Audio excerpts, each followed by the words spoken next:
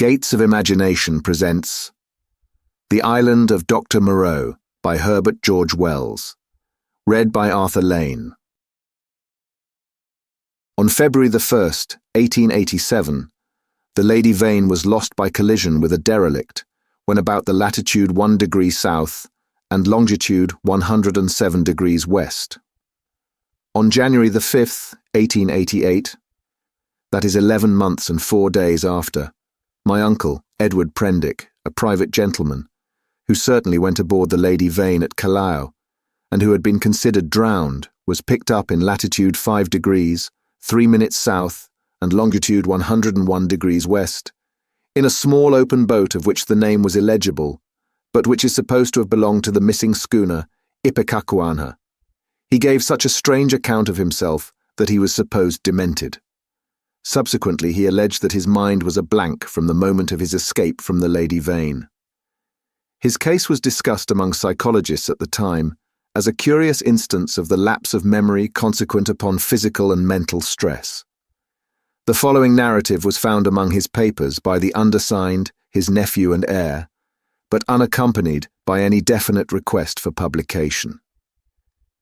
The only island known to exist in the region in which my uncle was picked up is Noble's Isle, a small volcanic islet and uninhabited. It was visited in 1891 by HMS Scorpion. A party of sailors then landed, but found nothing living thereon except certain curious white moths, some hogs and rabbits, and some rather peculiar rats, so that this narrative is without confirmation in its most essential particular. With that understood, there seems no harm in putting this strange story before the public in accordance, as I believe, with my uncle's intentions. There is at least this much in its behalf. My uncle passed out of human knowledge about latitude 5 degrees south and longitude 105 degrees east, and reappeared in the same part of the ocean after a space of 11 months. In some way he must have lived during the interval, and it seems that a schooner called the Ipecacuanha, with a drunken captain, John Davies, did start from Africa with a puma and certain other animals aboard in January 1887, that the vessel was well known at several ports in the South Pacific, and that it finally disappeared from those seas, with a considerable amount of copra aboard, sailing to its unknown fate from Baina in December 1887, a date that tallies entirely with my uncle's story. Charles Edward Pendrick. Chapter 1. In the Dingey of the Lady Vane. I do not propose to add anything to what has already been written concerning the loss of the Lady Vane. As everyone knows, she collided with a derelict when 10 days out from Callao. The longboat, with 7 of the crew, was picked up 18 days after by HM gunboat Myrtle, and the story of their terrible privations has become quite as well known as the far more horrible Medusa case. But I have to add to the published story of the Lady Vane another, possibly as horrible and far stranger. It has hitherto been supposed that the 4 men who were in the dinghy perished, but this is incorrect. I have the best of evidence for this assertion. I was one of the 4 men, but in the first place I must state that there never were 4 men in the dinghy. The number was 3. Constance, who was seen by the captain to jump into the gig, luckily for us and unluckily for himself, did not reach us. He came down out of the tangle of ropes under the stays of the smashed bowsprit. Some small rope caught his heel as he let go, and he hung for a moment head downward, and then fell and struck a block or spar floating in the water. We pulled towards him, but he never came up. I say luckily for us he did not reach us, and I might almost say luckily for himself, for we had only a small beaker of water and some sodden ship's biscuits with us. So sudden had been the alarm, so unprepared the ship for any disaster. We thought the people on the launch would be better provisioned, though it seems they were not, and we tried to hail them. They could not have heard us, and the next morning, when the drizzle cleared, which was not until past midday, we could see nothing of them. We could not stand up to look about us, because of the pitching of the boat. The 2 other men who had escaped so far with me were a man named Helmar, a passenger like myself, and a seaman whose name I don't know, a short, sturdy man with a stammer. We drifted famishing, and after our water had come to an end, tormented by an intolerable thirst, for 8 days altogether. After the second day, the sea subsided slowly to a glassy calm. It is quite impossible for the ordinary reader to imagine those 8 days. He has not, luckily for himself, anything in his memory to imagine with. After the first day we said little to one another, and lay in our places in the boat and stared at the horizon, or watched, with eyes that grew larger and more haggard every day, the misery and weakness gaining upon our companions. The sun became pitiless, the water ended on the 4th day, and we were already thinking strange things and saying them with our eyes. But it was, I think, the 6th before Helmar gave voice to the thing we had all been thinking. I remember our voices were dry and thin, so that we bent towards one another and spared our words. I stood out against it with all my might, was rather for scuttling the boat and perishing together among the sharks that followed us. But when Helmar said that if his proposal was accepted we should have drink, the sailor came round to him. I would not draw lots, however, and in the night the sailor whispered to Helmar again and again, and I sat in the bows with my clasp knife in my hand, though I doubt if I had the stuff in me to fight. And in the morning I agreed to Helmar's proposal, and we handed halfpence to find the odd man. The lot fell upon the sailor, but he was the strongest of us, and would not abide by it, and attacked Helmar with his hands. They grappled together and almost stood up. I crawled along the boat to them, intending to help Helmar by grasping the sailor's leg, but the sailor stumbled with the swaying of the boat, and the two fell upon the gunwale and rolled overboard together. They sank like stones. I remember laughing at that, and wondering why I laughed. The laugh caught me suddenly like a thing from without. I lay across one of the thwarts, for I know not how long, thinking that if I had the strength I would drink seawater and madden myself to die quickly. And even as I lay there I saw, with no more interest than if it had been a picture, a sail come up towards me over the skyline. My mind must have been wandering, and yet I remember all that happened, quite distinctly. I remember how my head swayed with the seas, and the horizon with the sail above it danced up and down. But I also remember as distinctly that I had a persuasion that I was dead, and that I thought what a jest it was that they should come too late, by such a little to catch me in my body. For an endless period, as it seemed to me, I lay with my head on the thwart, watching the schooner. She was a little ship, schooner rigged fore and aft, come up out of the sea. She kept tacking to and fro in a widening compass, for she was sailing dead into the wind. It never entered my head to attempt to attract attention, and I do not remember anything distinctly after the sight of her side until I found myself in a little cabin aft. There's a dim half-memory of being lifted up to the gangway, and of a big round countenance covered with freckles and surrounded with red hair staring at me over the bulwarks. I also had a disconnected impression of a dark face, with extraordinary eyes, close to mine, but that I thought was a nightmare, until I met it again. I fancy I recollect some stuff being poured in between my teeth, and that is all. What is Chapter 2? The Man Who Was Going Nowhere.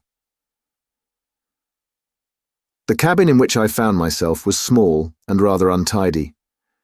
A youngish man with flaxen hair, a bristly straw-coloured moustache, and a dropping nether lip was sitting and holding my wrist. For a minute we stared at each other without speaking. He had watery grey eyes, oddly void of expression. Then just overhead came a sound like an iron bedstead being knocked about, and the low, angry growling of some large animal. At the same time the man spoke. He repeated his question. "How do you feel now?" I think I said I felt all right. I could not recollect how I had got there. He must have seen the question in my face, for my voice was inaccessible to me. "You were picked up in a boat, starving. The name on the boat was the Lady Vane, and there were spots of blood on the gunwale. At the same time my eye caught my hand, so thin that it looked like a dirty skin purse full of loose bones, and all the business of the boat came back to me. 'Have some of this,' said he, and gave me a dose of some scarlet stuff, iced. It tasted like blood, and made me feel stronger. You were in luck, said he, to get picked up by a ship with a medical man aboard. He spoke with a slobbering articulation, with the ghost of a lisp. What ship is this? I said slowly, hoarse from my long silence. It's a little trader from Arica and Callao. I never asked where she came from in the beginning. Out of the land of born fools, I guess. I'm a passenger myself from Arica, the silly ass who owns her. He's captain too, named Davies. He's lost his certificate or something. You know the kind of man, calls the thing the Ipecacuanha, of all silly infernal names. Though when there's much of a sea without any wind, she certainly acts according. Then the noise overhead began again, a snarling growl and the voice of a human being together. Then another voice, telling some heaven-forsaken idiot to desist. You were nearly dead, said my interlocutor. It was a very near thing indeed, but I've put some stuff into you now. Notice your arms sore? Injections. You've been insensible for nearly 30 hours. I thought slowly. I was distracted now by the yelping of a number of dogs. Am I eligible for solid food? I asked. Thanks to me, he said. Even now the mutton is boiling. Yes, I said with assurance. I could eat some mutton. But, said he with a momentary hesitation, you know I'm dying to hear of how you came to be alone in that boat. Damn that howling. I thought I detected a certain suspicion in his eyes. He suddenly left the cabin, and I heard him in violent controversy with someone who seemed to me to talk gibberish in response to him. The matter sounded as though it ended in blows, but in that I thought my ears were mistaken. Then he shouted at the dogs and returned to the cabin. Well, said he in the doorway, you were just beginning to tell me. I told him my name, Edward Pendrick, and how I had taken to natural history as a relief from the dullness of my comfortable independence. He seemed interested in this. I've done some science myself. I did my biology at University College. Getting out the ovary of the earthworm and the radula of the snail and all that. Lord, it's 10 years ago. But go on. Tell me about the boat. He was evidently satisfied with the frankness of my story, which I told in concise sentences enough, for I felt horribly weak, and when it was finished, he reverted at once to the topic of natural history and his own biological studies. He began to question me closely about Tottenham Court Road and Gower Street. Is Caplatzi still flourishing? What a shop that was. He had evidently been a very ordinary medical student, and drifted incontinently to the topic of the music halls. He told me some anecdotes. Left it all, he said, 10 years ago. How jolly it all used to be. But I made a young ass of myself, played myself out before I was 21. I dare say it's all different now, but I must look up that ass of a cook and see what he's done to your mutton. The growling overhead was renewed, so suddenly and with so much savage anger that it startled me. What's that? I called after him, but the door had closed. He came back again with the boiled mutton, and I was so excited by the appetizing smell of it that I forgot the noise of the beast that had troubled me. After a day of alternate sleep and feeding, I was so far recovered as to be able to get from my bunk to the scuttle, and see the green seas trying to keep pace with us. I judged the schooner was running before the wind. Montgomery, that was the name of the flaxen-haired man, came in again as I stood there, and I asked him for some clothes. He lent me some duck things of his own, for those I'd worn in the boat had been thrown overboard.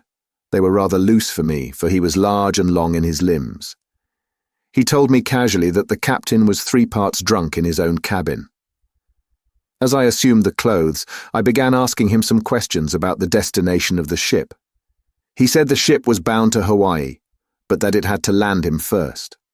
Where? Said I. It's an island, where I live. So far as I know, it hasn't got a name. He stared at me with his nether lip dropping, and looked so willfully stupid of a sudden that it came into my head that he desired to avoid my questions. I had the discretion to ask no more. Chapter 3. The Strange Face. We left the cabin and found a man at the companion obstructing our way. He was standing on the ladder with his back to us, peering over the combing of the hatchway. He was, I could see, a misshapen man, short, broad, and clumsy, with a crooked back, a hairy neck, and a head sunk between his shoulders. He was dressed in dark blue serge, and had peculiarly thick, coarse, black hair. I heard the unseen dogs growl furiously, and forthwith he ducked back, coming into contact with the hand I put out to fend him off from myself. He turned with animal swiftness. In some indefinable way, the black face thus flashed upon me shocked me profoundly. It was a singularly deformed one, the facial part projected, forming something dimly suggestive of a muzzle, and the huge half-open mouth showed as big white teeth as I'd ever seen in a human mouth. His eyes were bloodshot at the edges, with scarcely a rim of white round the hazel pupils. There was a curious glow of excitement in his face. "Confound you," said Montgomery. "Why the devil don't you get out of the way?" The black-faced man started aside without a word. I went on up the companion, staring at him instinctively as I did so. Montgomery stayed at the foot for a moment. "You have no business here, you know," he said in a deliberate tone. "Your place is forward." The black-faced man cowered. "They won't have me forward." He spoke slowly, with a queer, hoarse quality in his voice. "Won't have you forward," said Montgomery in a menacing voice. "But I tell you to go." He was on the brink of saying something further, then looked up at me suddenly and followed me up the ladder. I had paused halfway through the hatchway, looking back, still astonished beyond measure at the grotesque ugliness of this black-faced creature. I had never beheld such a repulsive and extraordinary face before, and yet, if the contradiction is credible, I experienced at the same time an odd feeling that in some way I had already encountered exactly the features and gestures that now amazed me. Afterwards it occurred to me that probably I had seen him as I was lifted aboard, and yet that scarcely satisfied my suspicion of a previous acquaintance. Yet how one could have set eyes on so singular a face, and yet have forgotten the precise occasion, passed my imagination. Montgomery's movement to follow me released my attention, and I turned and looked about me at the flush deck of the little schooner. I was already half prepared by the sounds I had heard for what I saw. Certainly I never beheld a deck so dirty. It was littered with scraps of carrot, shreds of green stuff, and indescribable filth. Fastened by chains to the mainmast were a number of grisly staghounds, who now began leaping and barking at me, and by the mizzen a huge puma was cramped in a little iron cage, far too small even to give it turning room. Farther under the starboard bulwark were some big hutches containing a number of rabbits, and a solitary llama was squeezed in a mere box of a cage forward. The dogs were muzzled by leather straps. The only human being on deck was a gaunt and silent sailor at the wheel. The patched and dirty spankers were tense before the wind, and up aloft the little ship seemed carrying every sail she had. The sky was clear, the sun midway down the western sky. Long waves, capped by the breeze with froth, were running with us. We went past the steersman to the taffrail and saw the water come foaming under the stern, and the bubbles go dancing and vanishing in her wake. I turned and surveyed the unsavoury length of the ship. "Is this an ocean menagerie?" said I. "Looks like it," said Montgomery. "What are these beasts for? Merchandise, curios? Does the captain think he's going to sell them somewhere in the South Seas?" "It looks like it, doesn't it?" said Montgomery, and turned towards the wake again. Suddenly we heard a yelp and a volley of furious blasphemy from the companion hatchway, and the deformed man with the black face came up hurriedly. He was immediately followed by a heavy, red-haired man in a white cap. At the sight of the former, the staghounds, who had all tired of barking at me by this time, became furiously excited, howling and leaping against their chains. The black hesitated before them, and this gave the red-haired man time to come up with him and deliver a tremendous blow between the shoulder blades. The poor devil went down like a felled ox, and rolled in the dirt among the furiously excited dogs. It was lucky for him that they were muzzled. The red-haired man gave a yawp of exultation and stood staggering, and as it seemed to me in serious danger of either going backwards down the companion hatchway or forwards upon his victim. So soon as the second man had appeared, Montgomery had started forward. "Steady on there," he cried, in a tone of remonstrance. A couple of sailors appeared on the forecastle. The black-faced man, howling in a singular voice, rolled about under the feet of the dogs. No one attempted to help him. The brutes did their best to worry him, butting their muzzles at him. There was a quick dance of their lithe, grey-figured bodies over the clumsy, prostrate figure. The sailors forward shouted as though it was admirable sport. Montgomery gave an angry exclamation and went striding down the deck, and I followed him. The black-faced man scrambled up and staggered forward, going and leaning over the bulwark by the main shrouds, where he remained, panting and glaring over his shoulder at the dogs. The red-haired man laughed a satisfied laugh. "Look here, Captain," said Montgomery, with his lisp a little accentuated, gripping the elbows of the red-haired man. "This won't do." I stood behind Montgomery. The captain came half round and regarded him with the dull and solemn eyes of a drunken man. "What won't do?" he said, and added, after looking sleepily into Montgomery's face for a minute, "Blasted sawbones." With a sudden movement, he shook his arms free, and after 2 ineffectual attempts stuck his freckled fists into his side pockets. "That man's a passenger," said Montgomery.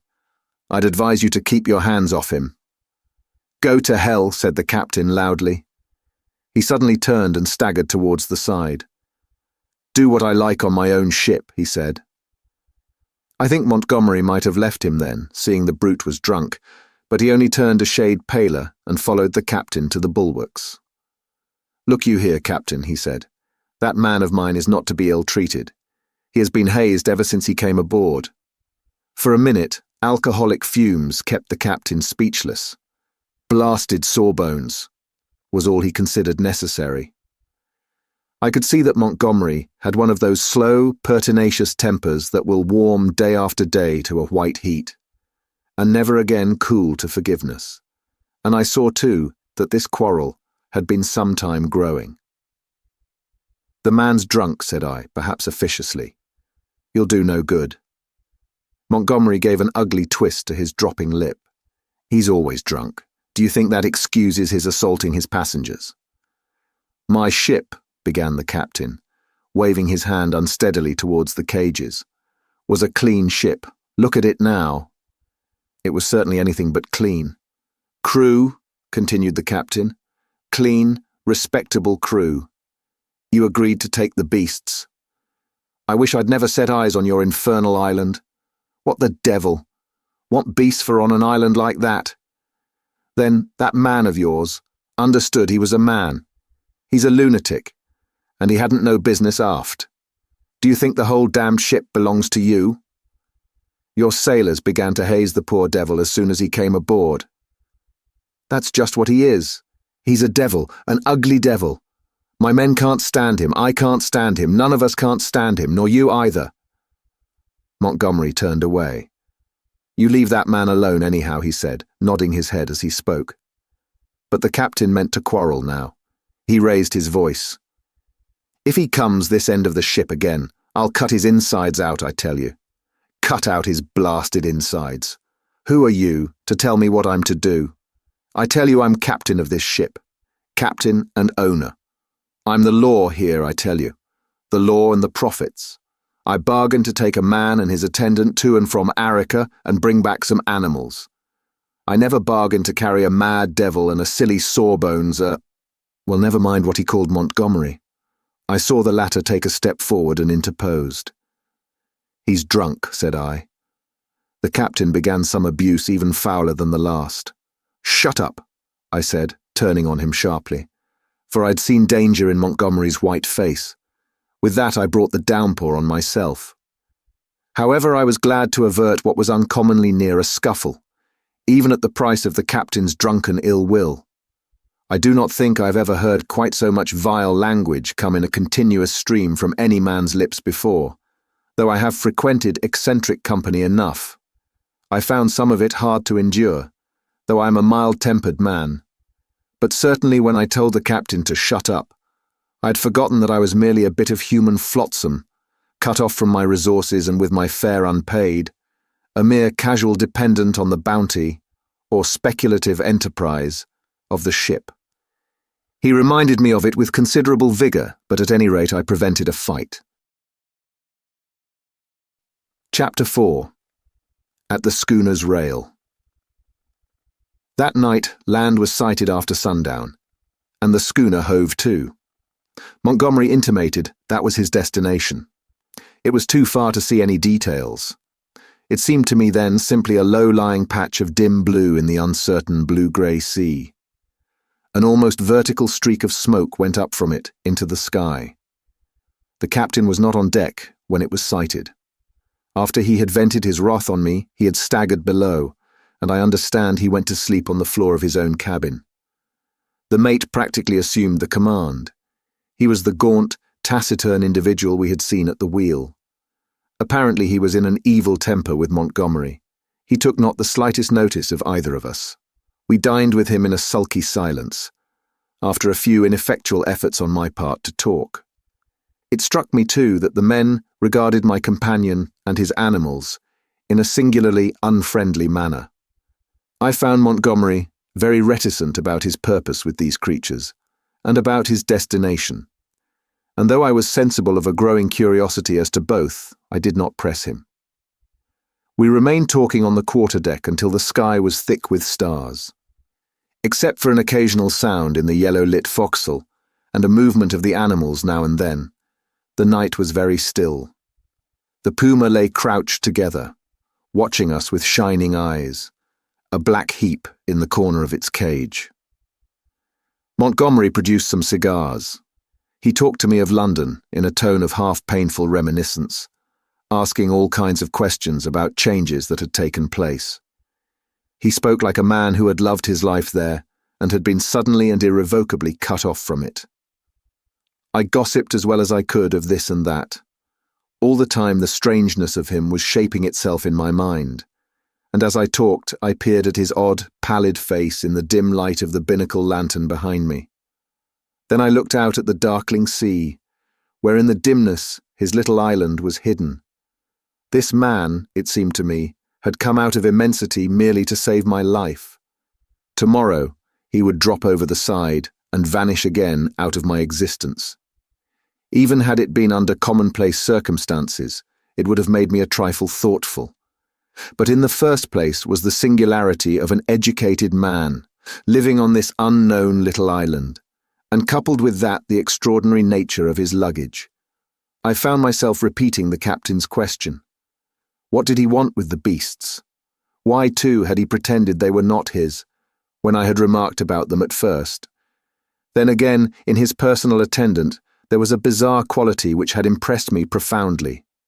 These circumstances threw a haze of mystery round the man. They laid hold of my imagination and hampered my tongue. Towards midnight our talk of London died away, and we stood side by side leaning over the bulwarks and staring dreamily over the silent, starlit sea, each pursuing his own thoughts. It was the atmosphere for sentiment, and I began upon my gratitude. "If I may say it," said I after a time, "you have saved my life." "Chance," he answered, "just chance. I prefer to make my thanks to the accessible agent. Thank no one. You had the need, and I had the knowledge, and I injected and fed you much as I might have collected a specimen. I was bored and wanted something to do. If I'd been jaded that day, or hadn't liked your face, well, it's a curious question where you would have been now." This damped my mood a little. "At any rate," I began. "It's a chance, I tell you," he interrupted. "As everything is in a man's life, only the asses won't see it. Why am I here now, an outcast from civilization, instead of being a happy man enjoying all the pleasures of London? Simply because 11 years ago, I lost my head for 10 minutes on a foggy night." He stopped. Yes, said I. That's all. We relapsed into silence. Presently he laughed. There's something in this starlight that loosens one's tongue. I'm an ass, and yet somehow I would like to tell you. Whatever you tell me, you may rely upon my keeping to myself, if that's it. He was on the point of beginning, and then shook his head, doubtfully. Don't, said I. It is all the same to me. After all, it is better to keep your secret. There's nothing gained but a little relief if I respect your confidence. If I don't, well, he grunted undecidedly. I felt I had him at a disadvantage, had caught him in the mood of indiscretion, and to tell the truth, I was not curious to learn what might have driven a young medical student out of London. I have an imagination. I shrugged my shoulders and turned away. Over the taffrail leant a silent black figure, watching the stars. It was Montgomery's strange attendant. It looked over its shoulder quickly with my movement, then looked away again. It may seem a little thing to you, perhaps, but it came like a sudden blow to me. The only light near us was a lantern at the wheel. The creature's face was turned for one brief instant out of the dimness of the stern towards this illumination, and I saw that the eyes that glanced at me shone with a pale green light. I did not know then that a reddish luminosity, at least, is not uncommon in human eyes. The thing came to me as stark inhumanity. That black figure with its eyes of fire struck down through all my adult thoughts and feelings, and for a moment, the forgotten horrors of childhood came back to my mind.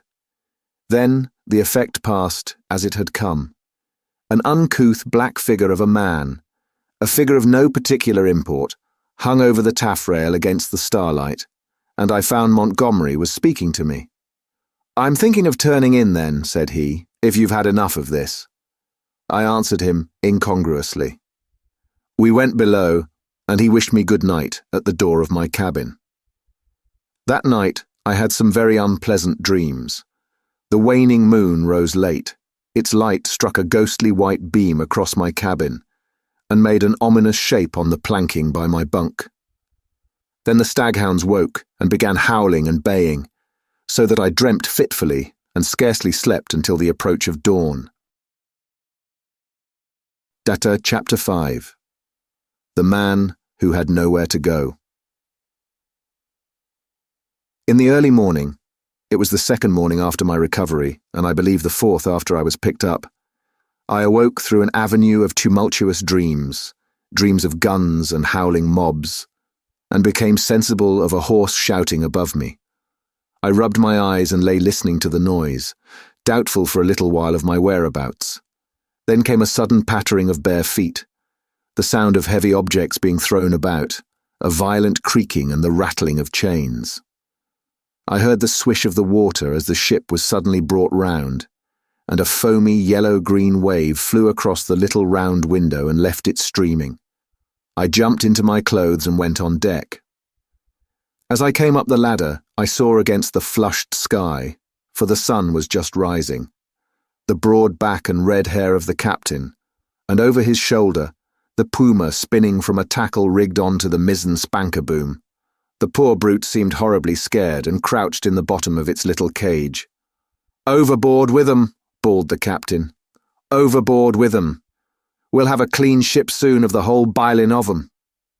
He stood in my way, so that I had perforce to tap his shoulder to come on deck. He came round with a start and staggered back a few paces to stare at me. It needed no expert eye to tell that the man was still drunk. "Hello," said he, stupidly, and then with a light coming into his eyes, "Why, it's Mr. "Pendrick," said I. "Pendrick be damned," said he. "Shut up, that's your name." "Mr. Shut up." It was no good answering the brute, but I certainly did not expect his next move. He held out his hand to the gangway by which Montgomery stood talking to a massive grey-haired man in dirty blue flannels, who had apparently just come aboard. "That way, Mr. Blasted Shut Up! That way!" roared the captain. Montgomery and his companion turned as he spoke. "What do you mean?" I said. "That way, Mr. Blasted Shut Up. That's what I mean. Overboard, Mr. Shut Up, and sharp. We're cleaning the ship out. cleaning the whole blessed ship out. And overboard you go." I stared at him dumbfounded. Then it occurred to me that it was exactly the thing I wanted. The lost prospect of a journey as sole passenger with this quarrelsome sot was not one to mourn over. I turned towards Montgomery. "Can't have you," said Montgomery's companion concisely. "You can't have me," said I, aghast. He had the squarest and most resolute face I ever set eyes upon. "Look here," I began, turning to the captain. "Overboard," said the captain. "This ship ain't for beasts and cannibals and worse than beasts any more. Overboard you go, Mr. Shut-Up. If they can't have you, you goes overboard. But anyhow you go with your friends. I've done with this blessed island forevermore, amen. I've had enough of it." "But Montgomery," I appealed. He distorted his lower lip and nodded his head hopelessly at the grey-haired man beside him, to indicate his powerlessness to help me. "I'll see to you presently," said the captain. Then began a curious three-cornered altercation. Alternately I appealed to one and another of the three men, first to the grey-haired man to let me land, and then to the drunken captain to keep me aboard. I even bawled entreaties to the sailors. Montgomery said never a word, only shook his head. "You're going overboard, I tell you," was the captain's refrain. "Law be damned, I'm king here." At last, I must confess, my voice suddenly broke in the middle of a vigorous threat. I felt a gust of hysterical petulance and went aft and stared dismally at nothing.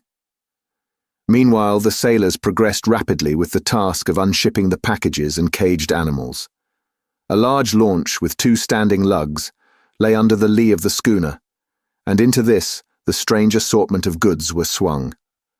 I did not then see the hands from the island that were receiving the packages, for the hull of the launch was hidden from me by the side of the schooner. Neither Montgomery nor his companion took the slightest notice of me, but busied themselves in assisting and directing the 4 or 5 sailors who were unloading the goods. The captain went forward interfering rather than assisting. I was alternately despairful and desperate. Once or twice, as I stood waiting there for things to accomplish themselves, I could not resist an impulse to laugh at my miserable quandary.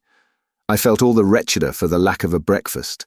Hunger and a lack of blood corpuscles take all the manhood from a man. I perceived pretty clearly that I had not the stamina either to resist what the captain chose to do to expel me, or to force myself upon Montgomery and his companion. So I waited passively upon fate, and the work of transferring Montgomery's possessions to the launch went on as if I did not exist. Presently that work was finished, and then came a struggle. I was hauled, resisting weakly enough, to the gangway. Even then I noticed the oddness of the brown faces of the men who were with Montgomery in the launch. But the launch was now fully laden and was shoved off hastily. A broadening gap of green water appeared under me, and I pushed back with all my strength to avoid falling headlong. The hands in the launch shouted derisively, and I heard Montgomery curse at them, and then the captain, the mate, and one of the seamen helping him ran me aft towards the stern. The dinghy of the Lady Vane had been towing behind. It was half full of water, had no oars, and was quite unvictualled. I refused to go aboard her and flung myself full length on the deck. In the end, they swung me into her by a rope, for they had no stern ladder, and then they cut me adrift. I drifted slowly from the schooner. In a kind of stupor, I watched all hands take Gad to the rigging, and slowly but surely she came round to the wind. The sails fluttered, and then bellied out as the wind came into them. I stared at her weather-beaten side heeling steeply towards me, and then she passed out of my range of view. I did not turn my head to follow her. At first I could scarcely believe what had happened.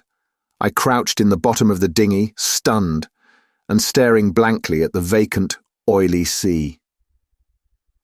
Then I realized that I was in that little hell of mine again, now half swamped, and looking back over the gunwale, I saw the schooner standing away from me, with the red-haired captain mocking at me over the taffrail, and turning towards the island saw the launch growing smaller as she approached the beach.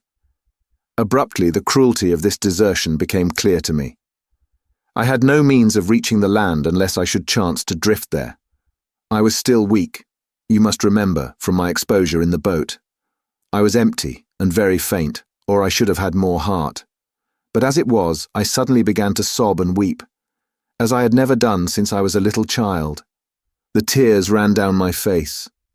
In a passion of despair, I struck with my fists at the water in the bottom of the boat and kicked savagely at the gunwale. I prayed aloud for God to let me die. Chapter 6. The Evil-Looking Boatmen.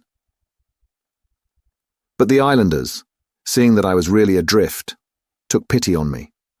I drifted very slowly to the eastward, approaching the island slantingly, and presently I saw, with hysterical relief, the launch come round and return towards me. She was heavily laden, and I could make out as she drew nearer Montgomery's white-haired, broad-shouldered companion sitting cramped up with the dogs and several packing cases in the stern sheets. This individual stared fixedly at me without moving or speaking. The black-faced cripple was glaring at me as fixedly in the bows near the Puma. There were 3 other men besides, 3 strange, brutish-looking fellows, at whom the staghounds were snarling savagely. Montgomery, who was steering, brought the boat by me, and rising, caught and fastened my painter to the tiller to tow me, for there was no room aboard. I had recovered from my hysterical phase by this time, and answered his hail, as he approached, bravely enough. I told him the dinghy was nearly swamped, and he reached me a piggin. I was jerked back as the rope tightened between the boats. For some time I was busy bailing. It was not until I had got the water under, for the water in the dinghy had been shipped, the boat was perfectly sound, that I had leisure to look at the people in the launch again. The white-haired man I found was still regarding me steadfastly, but with an expression, as I now fancied, of some perplexity. When my eyes met his, he looked down at the staghound that sat between his knees. He was a powerfully built man, as I have said, with a fine forehead and rather heavy features. But his eyes had that odd drooping of the skin above the lids, which often comes with advancing years, and the fall of his heavy mouth at the corners gave him an expression of pugnacious resolution. He talked to Montgomery in a tone too low for me to hear. From him my eyes travelled to his 3 men, and a strange crew they were. I saw only their faces, yet there was something in their faces, I knew not what. That gave me a queer spasm of disgust. I looked steadily at them, and the impression did not pass, though I failed to see what had occasioned it. They seemed to me then to be brown men, but their limbs were oddly swathed in some thin, dirty white stuff down even to the fingers and feet.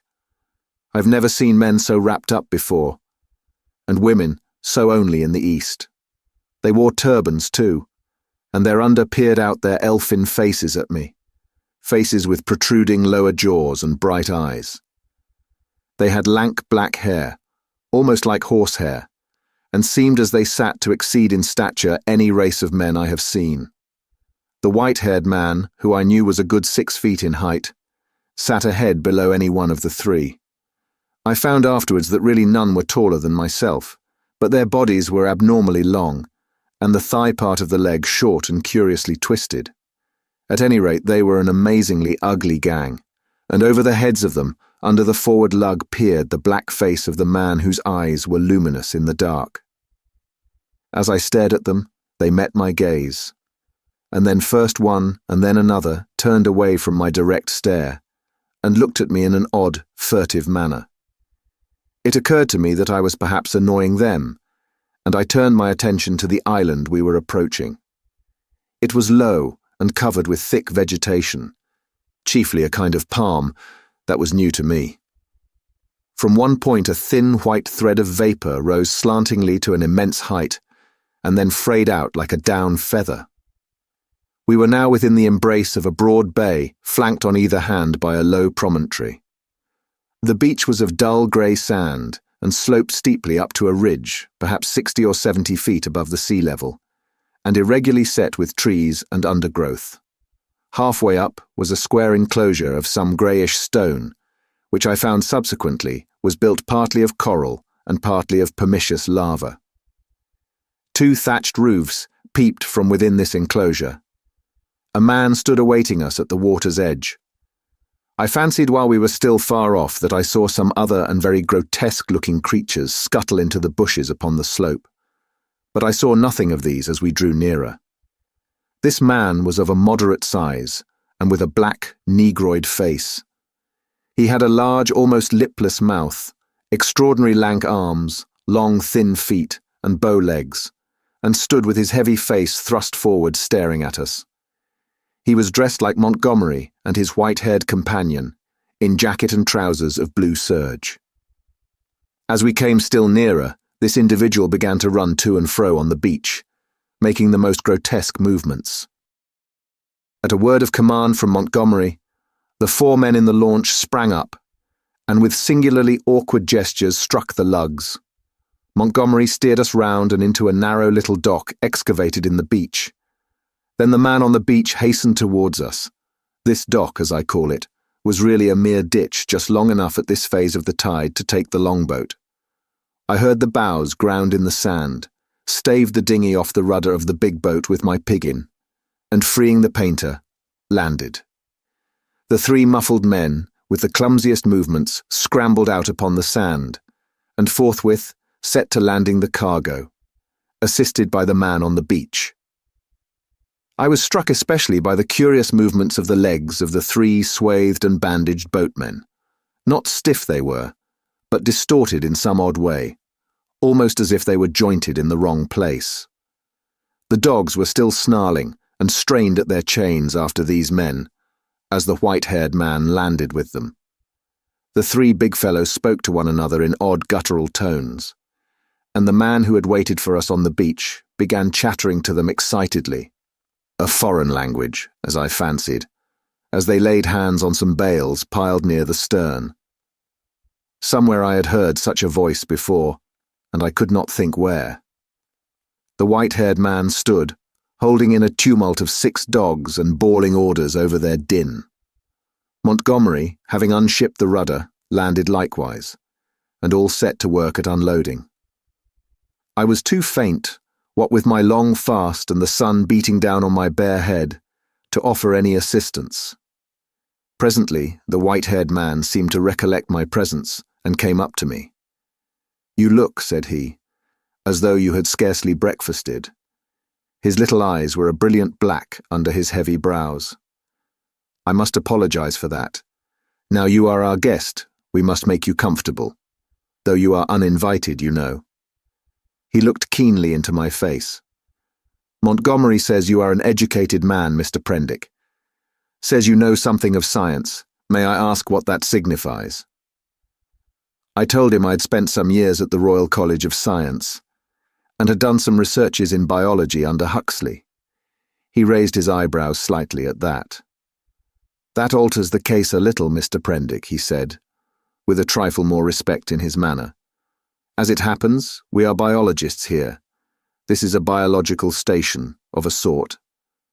His eye rested on the men in white who were busily hauling the Puma, on rollers, towards the walled yard. "I and Montgomery, at least," he added. Then, "When you will be able to get away, I can't say. We're off the track to anywhere. We see a ship once in a 12-month or so." He left me abruptly, and went up the beach past this group, and I think entered the enclosure. The other 2 men were with Montgomery, erecting a pile of smaller packages on a low-wheeled truck. The llama was still on the launch with the rabbit hutches. The staghounds were still lashed to the thwarts. The pile of things completed, all 3 men laid hold of the truck and began shoving the ton-weight or so upon it after the Puma. Presently Montgomery left them, and coming back to me, held out his hand. "I'm glad," said he, "for my own part.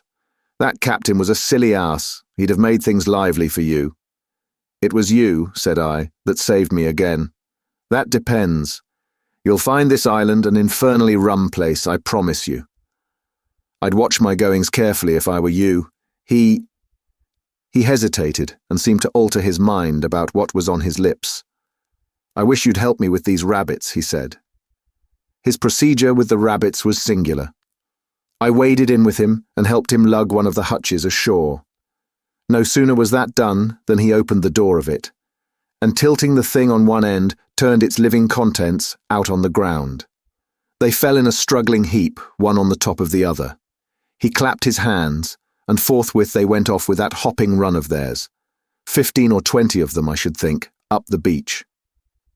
"Increase and multiply, my friends," said Montgomery. "Replenish the island. Hitherto we've had a certain lack of meat here." As I watched them disappearing, the white-haired man returned with a brandy flask and some biscuits. "Something to go on with, Pendrick," said he, in a far more familiar tone than before. I made no ado, but set to work on the biscuits at once, while the white-haired man helped Montgomery to release about a score more of the rabbits. 3 big hutches, however, went up to the house with the puma. The brandy I did not touch, for I have been an abstainer from my birth. Chapter 7. The Locked Door. The reader will perhaps understand that at first everything was so strange about me, and my position was the outcome of such unexpected adventures, that I had no discernment of the relative strangeness of this or that thing. I followed the llama up the beach and was overtaken by Montgomery, who asked me not to enter the stone enclosure. I noticed then that the puma in its cage and the pile of packages had been placed outside the entrance to this quadrangle. I turned and saw that the launch had now been unloaded, run out again, and was being beached, and the white-haired man was walking towards us. He addressed Montgomery. "And now comes the problem of this uninvited guest. What are we to do with him?" "He knows something of science," said Montgomery. "I'm itching to get to work again with this new stuff," said the white-haired man, nodding towards the enclosure. His eyes grew brighter. "I dare say you are," said Montgomery, in anything but a cordial tone. "We can't send him over there, and we can't spare the time to build him a new shanty, and we certainly can't take him into our confidence just yet." "I'm in your hands," said I. I had no idea of what he meant by over there.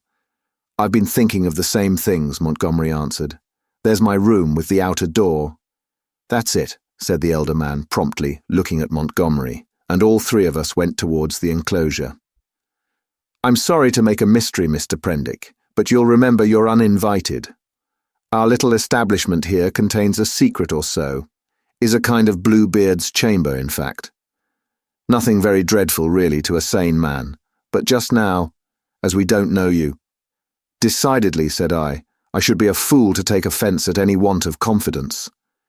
He twisted his heavy mouth into a faint smile. He was one of those saturnine people who smile with the corners of the mouth down, and bowed his acknowledgement of my complacence. The main entrance to the enclosure was past. It was a heavy wooden gate, framed in iron and locked, with the cargo of the launch piled outside it, and at the corner we came to a small doorway I had not previously observed. The white-haired man produced a bundle of keys from the pocket of his greasy blue jacket, opened this door, and entered. His keys, and the elaborate locking up of the place even while it was still under his eye, struck me as peculiar. I followed him and found myself in a small apartment, plainly but not uncomfortably furnished, and with its inner door, which was slightly ajar, opening into a paved courtyard. This inner door Montgomery at once closed. A hammock was slung across the darker corner of the room, and a small, unglazed window defended by an iron bar looked out towards the sea. This, the white-haired man told me, was to be my apartment, and the inner door, which, for fear of accidents, he said, he would lock on the other side, was my limit inward.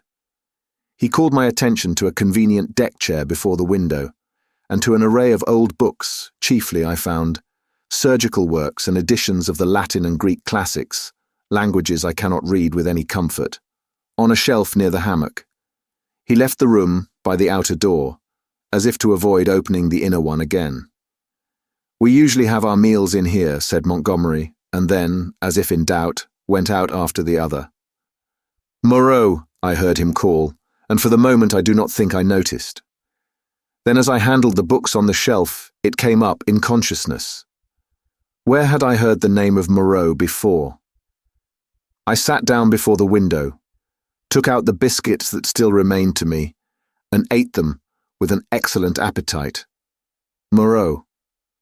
Through the window, I saw one of those unaccountable men in white, lugging a packing case along the beach. Presently, the window frame hid him. Then I heard a key inserted and turned in the lock behind me. After a little while, I heard through the locked door the noise of the staghounds that had now been brought up from the beach. They were not barking, but sniffing and growling in a curious fashion. I could hear the rapid patter of their feet, and Montgomery's voice soothing them. I was very much impressed by the elaborate secrecy of these two men regarding the contents of the place, and for some time I was thinking of that, and of the unaccountable familiarity of the name of Moreau. But so odd is the human memory that I could not then recall that well-known name in its proper connection. From that my thoughts went to the indefinable queerness of the deformed man on the beach. I never saw such a gait, such odd motions as he pulled at the box. I recalled that none of these men had spoken to me, though most of them I had found looking at me at one time or another, in a peculiarly furtive manner, quite unlike the frank stare of your unsophisticated savage. Indeed, they had all seemed remarkably taciturn, and when they did speak, endowed with very uncanny voices. What was wrong with them? Then I recalled the eyes of Montgomery's ungainly attendant. Just as I was thinking of him, he came in. He was now dressed in white and carried a little tray with some coffee and boiled vegetables thereon. I could hardly repress a shuddering recoil as he came, bending amiably, and placed the tray before me on the table. Then astonishment paralyzed me. Under his stringy black locks I saw his ear. It jumped upon me suddenly close to my face. The man had pointed ears, covered with a fine brown fur. "Your breakfast, sir," he said. I stared at his face without attempting to answer him. He turned and went towards the door, regarding me oddly over his shoulder. I followed him out with my eyes, and as I did so, by some odd trick of unconscious cerebration, there came surging into my head the phrase, "The Moreau Hollows." Was it? The Moreau... Ah, it sent my memory back 10 years. The Moreau Horrors. The phrase drifted loose in my mind for a moment, and then I saw it in red lettering on a little buff-coloured pamphlet, to read, which made one shiver and creep. Then I remembered distinctly all about it. That long-forgotten pamphlet came back with startling vividness to my mind. I had been a mere lad then, and Moreau was, I suppose, about 50, a prominent and masterful physiologist, well known in scientific circles for his extraordinary imagination and his brutal directness in discussion. Was this the same Moreau? He had published some very astonishing facts in connection with the transfusion of blood, and in addition was known to be doing valuable work on morbid growths. Then suddenly, his career was closed. He had to leave England. A journalist obtained access to his laboratory in the capacity of laboratory assistant, with the deliberate intention of making sensational exposures, and by the help of a shocking accident, if it was an accident, his gruesome pamphlet became notorious. On the day of its publication, a wretched dog, flayed and otherwise mutilated, escaped from Moreau's house. It was in the silly season, and a prominent editor, a cousin of the temporary laboratory assistant, appealed to the conscience of the nation. It was not the first time that conscience has turned against the methods of research. The doctor was simply howled out of the country. It may be that he deserved to be, but I still think that the tepid support of his fellow investigators and his desertion by the great body of scientific workers was a shameful thing. Yet some of his experiments, by the journalist's account, were wantonly cruel. He might perhaps have purchased his social peace by abandoning his investigations, but he apparently preferred the latter, as most men would who have once fallen under the overmastering spell of research. He was unmarried, and had indeed nothing but his own interest to consider. I felt convinced that this must be the same man. Everything pointed to it. It dawned upon me to what end the puma and the other animals, which had now been brought with other luggage into the enclosure behind the house, were destined, and a curious faint odour, the halitus of something familiar, an odour that had been in the background of my consciousness hitherto, suddenly came forward into the forefront of my thoughts. It was the antiseptic odour of the dissecting room. I heard the puma growling through the wall, and one of the dogs yelped as though it had been struck. Yet surely, and especially to another scientific man, there was nothing so horrible in vivisection as to account for this secrecy. And by some odd leap in my thoughts, the pointed ears and luminous eyes of Montgomery's attendant came back again before me with the sharpest definition. I stared before me out at the green sea, frothing under a freshening breeze, and let these and other strange memories of the last few days chase one another through my mind. What could it all mean? A locked enclosure on a lonely island, a notorious vivisector, and these crippled and distorted men.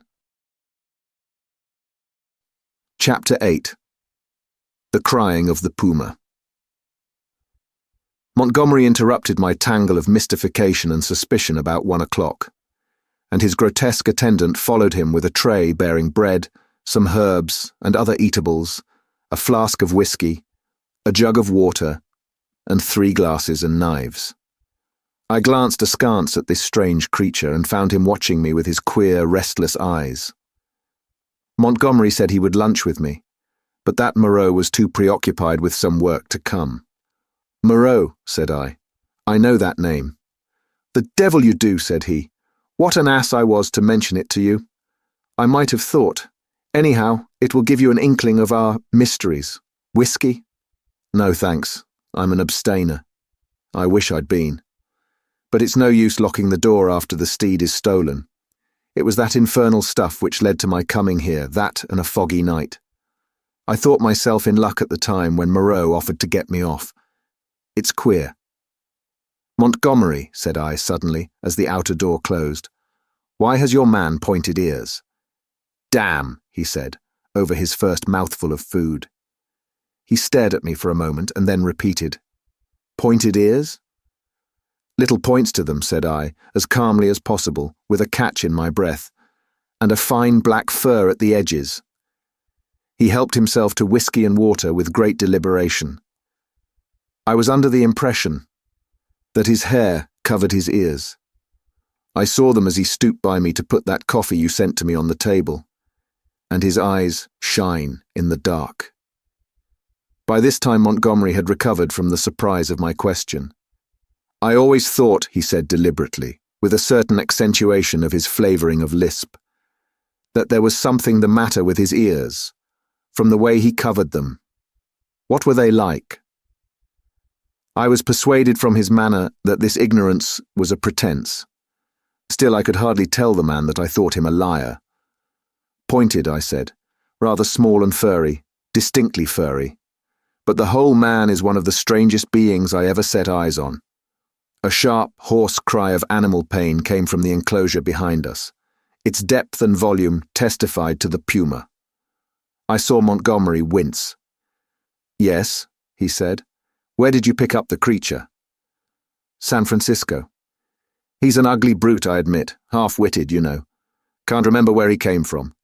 But I'm used to him, you know. We both are. How does he strike you?" "He's unnatural," I said. "There's something about him, don't think me fanciful, but it gives me a nasty little sensation, a tightening of my muscles when he comes near me. It's a touch, of the diabolical, in fact." Montgomery had stopped eating while I told him this. "Rum," he said. "I can't see it." He resumed his meal. "I had no idea of it," he said, and masticated. The crew of the schooner must have felt it the same, made a dead set at the poor devil. "You saw the captain?" Suddenly the puma howled again, this time more painfully. Montgomery swore under his breath. I had half a mind to attack him about the men on the beach. Then the poor brute within gave vent to a series of short, sharp cries. "Your men on the beach," said I. "What race are they?" "Excellent fellows, aren't they?" said he, absent-mindedly, knitting his brows as the animal yelled out sharply. I said no more. There was another outcry worse than the former. He looked at me with his dull grey eyes, and then took some more whiskey. He tried to draw me into a discussion about alcohol, professing to have saved my life with it. He seemed anxious to lay stress on the fact that I owed my life to him. I answered him distractedly. Presently our meal came to an end. The misshapen monster with the pointed ears cleared the remains away, and Montgomery left me alone in the room again. All the time he had been in a state of ill-concealed irritation at the noise of the vivisected puma. He had spoken of his odd want of nerve, and left me to the obvious application. I found myself that the cries were singularly irritating, and they grew in depth and intensity as the afternoon wore on. They were painful at first, but their constant resurgence at last altogether upset my balance. I flung aside a crib of Horace I had been reading, and began to clench my fists, to bite my lips, and to pace the room. Presently, I got to stopping my ears with my fingers. The emotional appeal of those yells grew upon me steadily, grew at last to such an exquisite expression of suffering that I could stand it in that confined room no longer. I stepped out of the door into the slumberous heat of the late afternoon, and walking past the main entrance, locked again, I noticed, turned the corner of the wall. The crying sounded even louder out of doors. It was as if all the pain in the world had found a voice. Yet had I known such pain was in the next room, and had it been dumb, I believe, I have thought since, I could have stood it well enough. It is when suffering finds a voice and sets our nerves quivering that this pity comes troubling us. But in spite of the brilliant sunlight and the green fans of the trees waving in the soothing sea breeze, the world was a confusion, blurred with drifting black and red phantasms, until I was out of earshot of the house in the checkered wall. Chapter 9. The Thing in the Forest. I strode through the undergrowth that clothed the ridge behind the house, scarcely heeding whither I went, passed on through the shadow of a thick cluster of straight-stemmed trees beyond it, and so presently found myself some way on the other side of the ridge and descending towards a streamlet that ran through a narrow valley. I paused and listened. The distance I had come, or the intervening masses of thicket, deadened any sound that might be coming from the enclosure. The air was still. Then with a rustle, a rabbit emerged, and went scampering up the slope before me. I hesitated, and sat down in the edge of the shade. The place was a pleasant one. The rivulet was hidden by the luxuriant vegetation of the banks save at one point, where I caught a triangular patch of its glittering water. On the farther side I saw through a bluish haze a tangle of trees and creepers, and above these again the luminous blue of the sky. Here and there a splash of white or crimson marked the blooming of some trailing epiphyte. I let my eyes wander over this scene for a while, and then began to turn over in my mind again the strange peculiarities of Montgomery's man, but it was too hot to think elaborately, and presently I fell into a tranquil state midway between dozing and waking. From this I was aroused, after I know not how long, by a rustling amidst the greenery on the other side of the stream.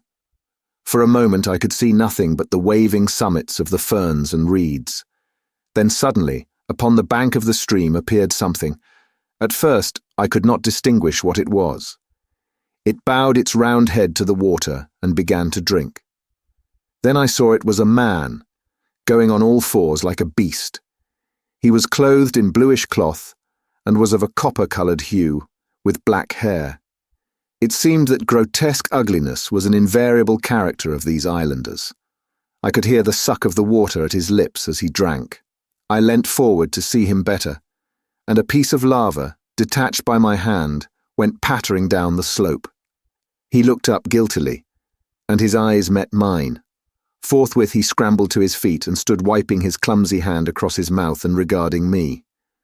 His legs were scarcely half the length of his body, so staring one another out of countenance, we remained for perhaps the space of a minute. Then, stopping to look back once or twice, he slunk off among the bushes to the right of me, and I heard the swish of the fronds grow faint in the distance and die away.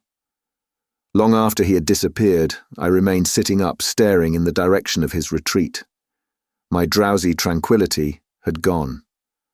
I was startled by a noise behind me, and turning suddenly saw the flapping white tail of a rabbit vanishing up the slope. I jumped to my feet. The apparition of this grotesque, half-bestial creature had suddenly populated the stillness of the afternoon for me. I looked around me rather nervously and regretted that I was unarmed. Then I thought that the man I had just seen had been clothed in bluish cloth, had not been naked as a savage would have been, and I tried to persuade myself from that fact that he was after all probably a peaceful character, that the dull ferocity of his countenance belied him. Yet I was greatly disturbed at the apparition. I walked to the left along the slope, turning my head about and peering this way and that among the straight stems of the trees. Why should a man go on all fours and drink with his lips? Presently, I heard an animal wailing again, and taking it to be the puma, I turned about and walked in a direction diametrically opposite to the sound. This led me down to the stream, across which I stepped and pushed my way up through the undergrowth beyond. I was startled by a great patch of vivid scarlet on the ground, and going up to it found it to be a peculiar fungus, branched and corrugated like a foliaceous lichen, but deliquescing into slime at the touch. And then, in the shadow of some luxuriant ferns, I came upon an unpleasant thing. The dead body of a rabbit covered with shining flies, but still warm and with the head torn off. I stopped aghast at the sight of the scattered blood. Here at least was one visitor to the island disposed of. There were no traces of other violence about it. It looked as though it had been suddenly snatched up and killed, and as I stared at the little furry body, came the difficulty of how the thing had been done. The vague dread that had been in my mind since I'd seen the inhuman face of the man at the stream grew distincter as I stood there. I began to realize the hardihood of my expedition among these unknown people. The thicket about me became altered to my imagination. Every shadow became something more than a shadow, became an ambush. Every rustle became a threat. Invisible things seemed watching me. I resolved to go back to the enclosure on the beach. I suddenly turned away and thrust myself violently, possibly even frantically, through the bushes, anxious to get a clear space about me again. I stopped just in time to prevent myself emerging upon an open space. It was a kind of glade in the forest, made by a fall. Seedlings were already starting up to struggle for the vacant space, and beyond, the dense growth of stems and twining vines and splashes of fungus and flowers closed in again. Before me, squatting together upon the fungoid ruins of a huge fallen tree, and still unaware of my approach, were three grotesque human figures. One was evidently a female. The other two were men. They were naked save for swathings of scarlet cloth about the middle, and their skins were of a dull, pinkish drab colour, such as I had seen in no savages before. They had fat, heavy, chinless faces, retreating foreheads, and a scant, bristly hair upon their heads. I never saw such bestial-looking creatures. They were talking, or at least one of the men was talking to the other two, and all three had been too closely interested to heed the rustling of my approach. They swayed their heads and shoulders from side to side. The speaker's words came thick and sloppy, and though I could hear them distinctly, I could not distinguish what he said. He seemed to me to be reciting some complicated gibberish. Presently, his articulation became shriller, and spreading his hands, he rose to his feet. At that, the others began to gibber in unison, also rising to their feet, spreading their hands and swaying their bodies in rhythm with their chant. I noticed then the abnormal shortness of their legs and their lank, clumsy feet. All three began slowly to circle round, raising and stamping their feet and waving their arms. A kind of tune crept into their rhythmic recitation and a refrain. Alula, or Balula, it sounded like. Their eyes began to sparkle, and their ugly faces to brighten, with an expression of strange pleasure. Saliva dripped from their lipless mouths. Suddenly, as I watched their grotesque and unaccountable gestures, I perceived clearly for the first time what it was that had offended me, what had given me the two inconsistent and conflicting impressions of utter strangeness, and yet of the strangest familiarity. The three creatures engaged in this mysterious rite were human in shape, and yet human beings with the strangest air about them of some familiar animal. Each of these creatures, despite its human form, its rag of clothing, and the rough humanity of its bodily form, had woven into it, into its movements, into the expression of its countenance, into its whole presence, some now irresistible suggestion of a hog, a swinish taint, the unmistakable mark of the beast. I stood overcome by this amazing realization, and then the most horrible questionings came rushing into my mind. They began leaping in the air, first one and then the other, whooping and grunting. Then one slipped, and for a moment was on all fours, to recover indeed forthwith.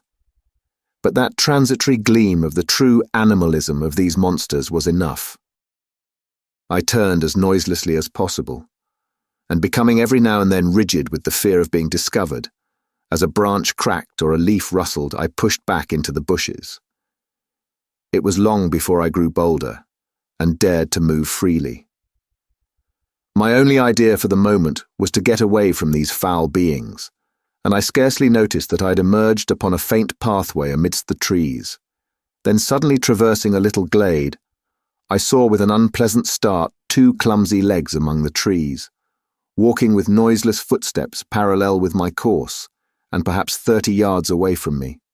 The head and upper part of the body were hidden by a tangle of creeper. I stopped abruptly, hoping the creature did not see me. The feet stopped as I did. So nervous was I that I controlled an impulse to headlong flight with the utmost difficulty.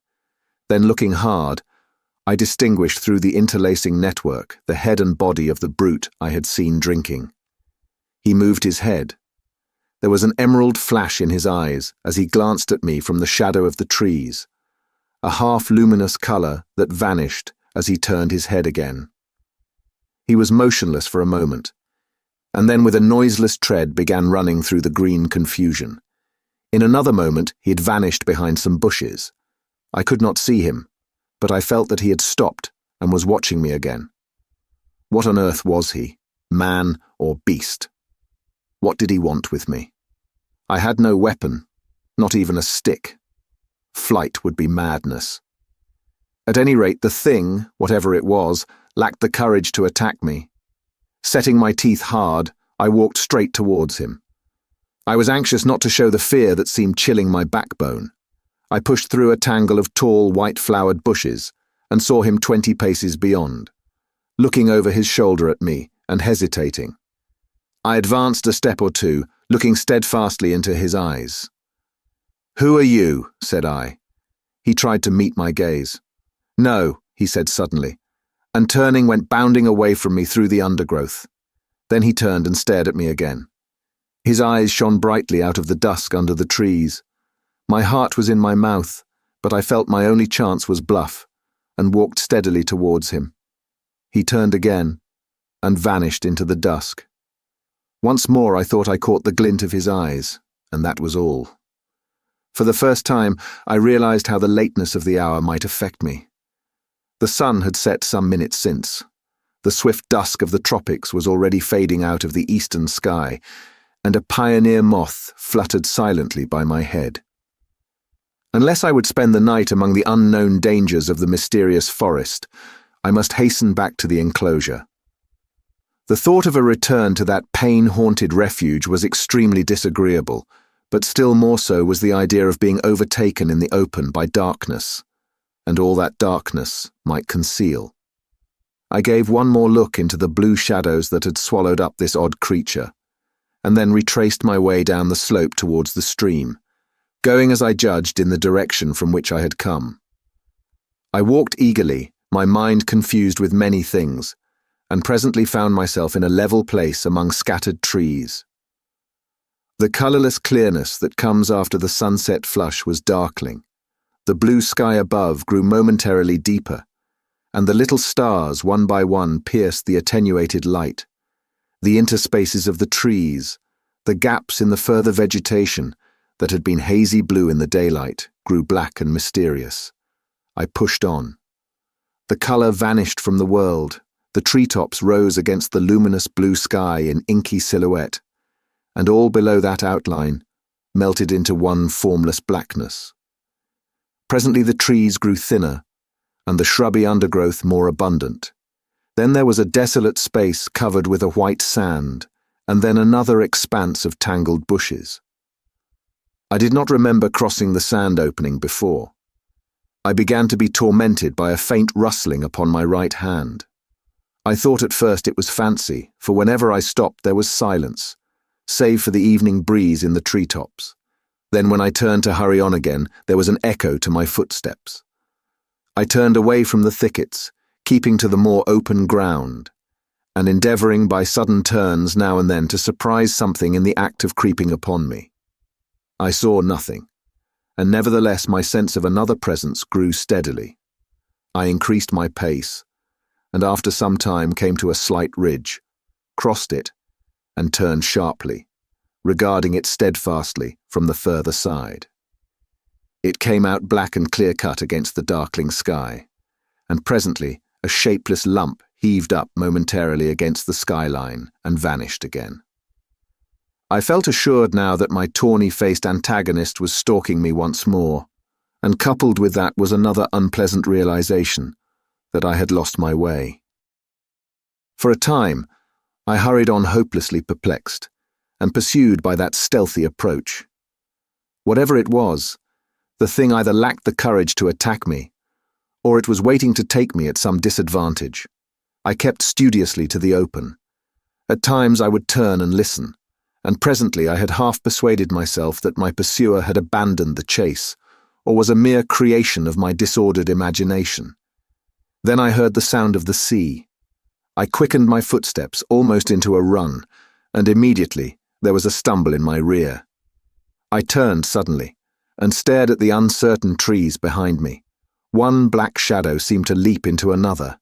I listened, rigid, and heard nothing but the creep of the blood in my ears. I thought that my nerves were unstrung, and that my imagination was tricking me, and turned resolutely towards the sound of the sea again. In a minute or so the trees grew thinner, and I emerged upon a bare, low headland running out into the sombre water. The night was calm and clear, and the reflection of the growing multitude of the stars shivered in the tranquil heaving of the sea. Some way out, the wash upon an irregular band of reef shone with a pallid light of its own. Westward I saw the zodiacal light mingling with the yellow brilliance of the evening star. The coast fell away from me to the east, and westward it was hidden by the shoulder of the cape. Then I recalled the fact that Moreau's beach lay to the west.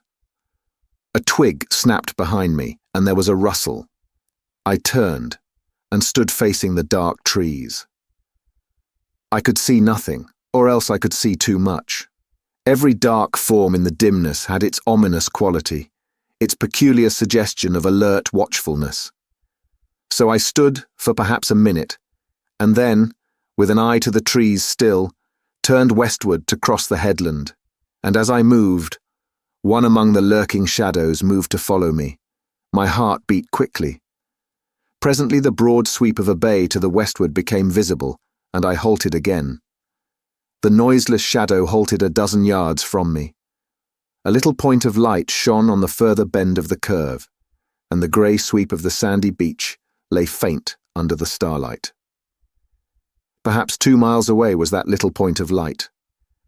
To get to the beach, I should have to go through the trees, where the shadows lurked, and down a bushy slope. I could see the thing rather more distinctly now. It was no animal, for it stood erect. At that I opened my mouth to speak, and found a hoarse phlegm choked my voice. I tried again and shouted, "Who is there?" There was no answer. I advanced a step.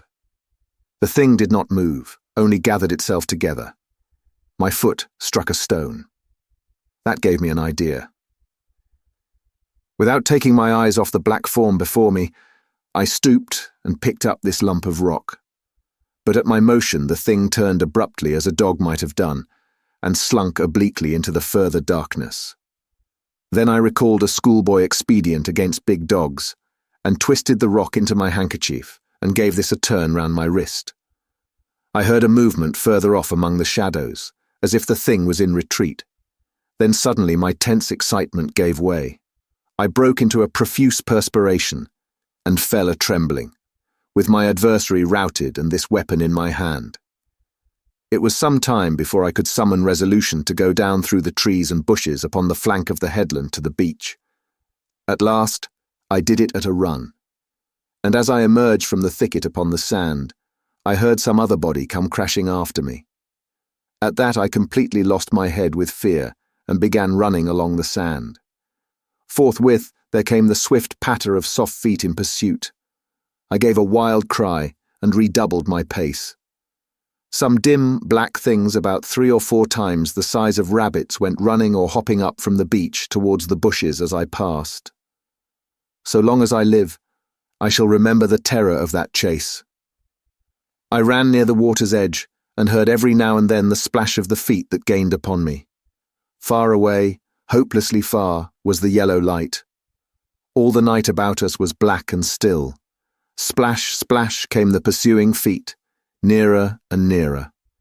I felt my breath going, for I was quite out of training. It whooped as I drew it, and I felt a pain like a knife at my side. I perceived the thing would come up with me long before I reached the enclosure, and desperate and sobbing for my breath, I wheeled round upon it and struck at it as it came up to me, struck with all my strength. The stone came out of the sling of the handkerchief as I did so. As I turned, the thing, which had been running on all fours, rose to its feet, and the missile fell fair on its left temple. The skull rang loud, and the animal man blundered into me, thrust me back with its hands, and went staggering past me to fall headlong upon the sand with its face in the water. And there it lay still. I could not bring myself to approach that black heap. I left it there, with the water rippling round it under the still stars, and giving it a wide berth, pursued my way towards the yellow glow of the house, and presently, with a positive effect of relief, came the pitiful moaning of the puma, the sound that had originally driven me out to explore this mysterious island. At that, though I was faint and horribly fatigued, I gathered together all my strength and began running again towards the light. I thought I heard a voice calling me. Chapter 10. The Crying of the Man. As I drew near the house, I saw that the light shone from the open door of my room, and then I heard coming from out of the darkness at the side of that orange oblong of light, the voice of Montgomery shouting, "Pendrick!" I continued running. Presently I heard him again. I replied by a feeble, "Hello," and in another moment had staggered up to him. "Where have you been?" said he, holding me at arm's length, so that the light from the door fell on my face. "We have both been so busy that we forgot you until about half an hour ago." He led me into the room and sat me down in the deck chair. For a while I was blinded by the light. "We did not think you would start to explore this island of ours without telling us," he said. And then, "I was afraid, but what? Hello." My last remaining strength slipped from me, and my head fell forward on my chest. I think he found a certain satisfaction in giving me brandy. "For God's sake," said I, "fasten that door." "You've been meeting some of our curiosities, eh?" said he. He locked the door and turned to me again. He asked me no questions, but gave me some more brandy and water, and pressed me to eat. I was in a state of collapse. He said something vague about his forgetting to warn me, and asked me briefly when I left the house and what I had seen. I answered him as briefly, in fragmentary sentences. "Tell me what it all means," said I, in a state bordering on hysterics. "It's nothing so very dreadful," said he, "but I think you have had about enough for one day." The puma suddenly gave a sharp yell of pain. At that, he swore under his breath. "I'm damned," said he, "if this place is not as bad as Gower Street with its cats." "Montgomery," said I. What was that thing that came after me? Was it a beast, or was it a man? If you don't sleep tonight, he said, you'll be off your head tomorrow. I stood up in front of him. What was that thing that came after me? I asked. He looked me squarely in the eyes and twisted his mouth askew. His eyes, which had seemed animated a minute before, went dull. From your account, said he, I'm thinking it was a bogle. I felt a gust of intense irritation, which passed as quickly as it came. I flung myself into the chair again and pressed my hands on my forehead. The puma began once more. Montgomery came round behind me and put his hand on my shoulder. Look here, Pendrick, he said. I had no business to let you drift out into this silly island of ours. But it's not so bad as you feel, man. Your nerves are worked to rags. Let me give you something that will make you sleep. That will keep on for hours yet. You must simply get to sleep, or I won't answer for it. I did not reply. I bowed forward and covered my face with my hands. Presently he returned with a small measure containing a dark liquid. This he gave me. I took it unresistingly, and he helped me into the hammock. When I awoke, it was broad day. For a little while I lay flat, staring at the roof above me. The rafters, I observed, were made out of the timbers of a ship. Then I turned my head and saw a meal prepared for me on the table. I perceived that I was hungry and prepared to clamber out of the hammock, which, very politely anticipating my intention, twisted round and deposited me upon all fours on the floor. I got up and sat down before the food. I had a heavy feeling in my head, and only the vaguest memory, at first, of the things that had happened overnight. The morning breeze blew very pleasantly through the unglazed window, and that and the food contributed to the sense of animal comfort which I experienced. Presently the door behind me, the door inward towards the yard of the enclosure, opened. I turned and saw Montgomery's face. All right, said he. I'm frightfully busy. And he shut the door. Afterwards I discovered that he forgot to relock it. Then I recalled the expression of his face the previous night, and with that, the memory of all I had experienced reconstructed itself before me. Even as that fear came back to me came a cry from within. But this time, it was not the cry of a puma.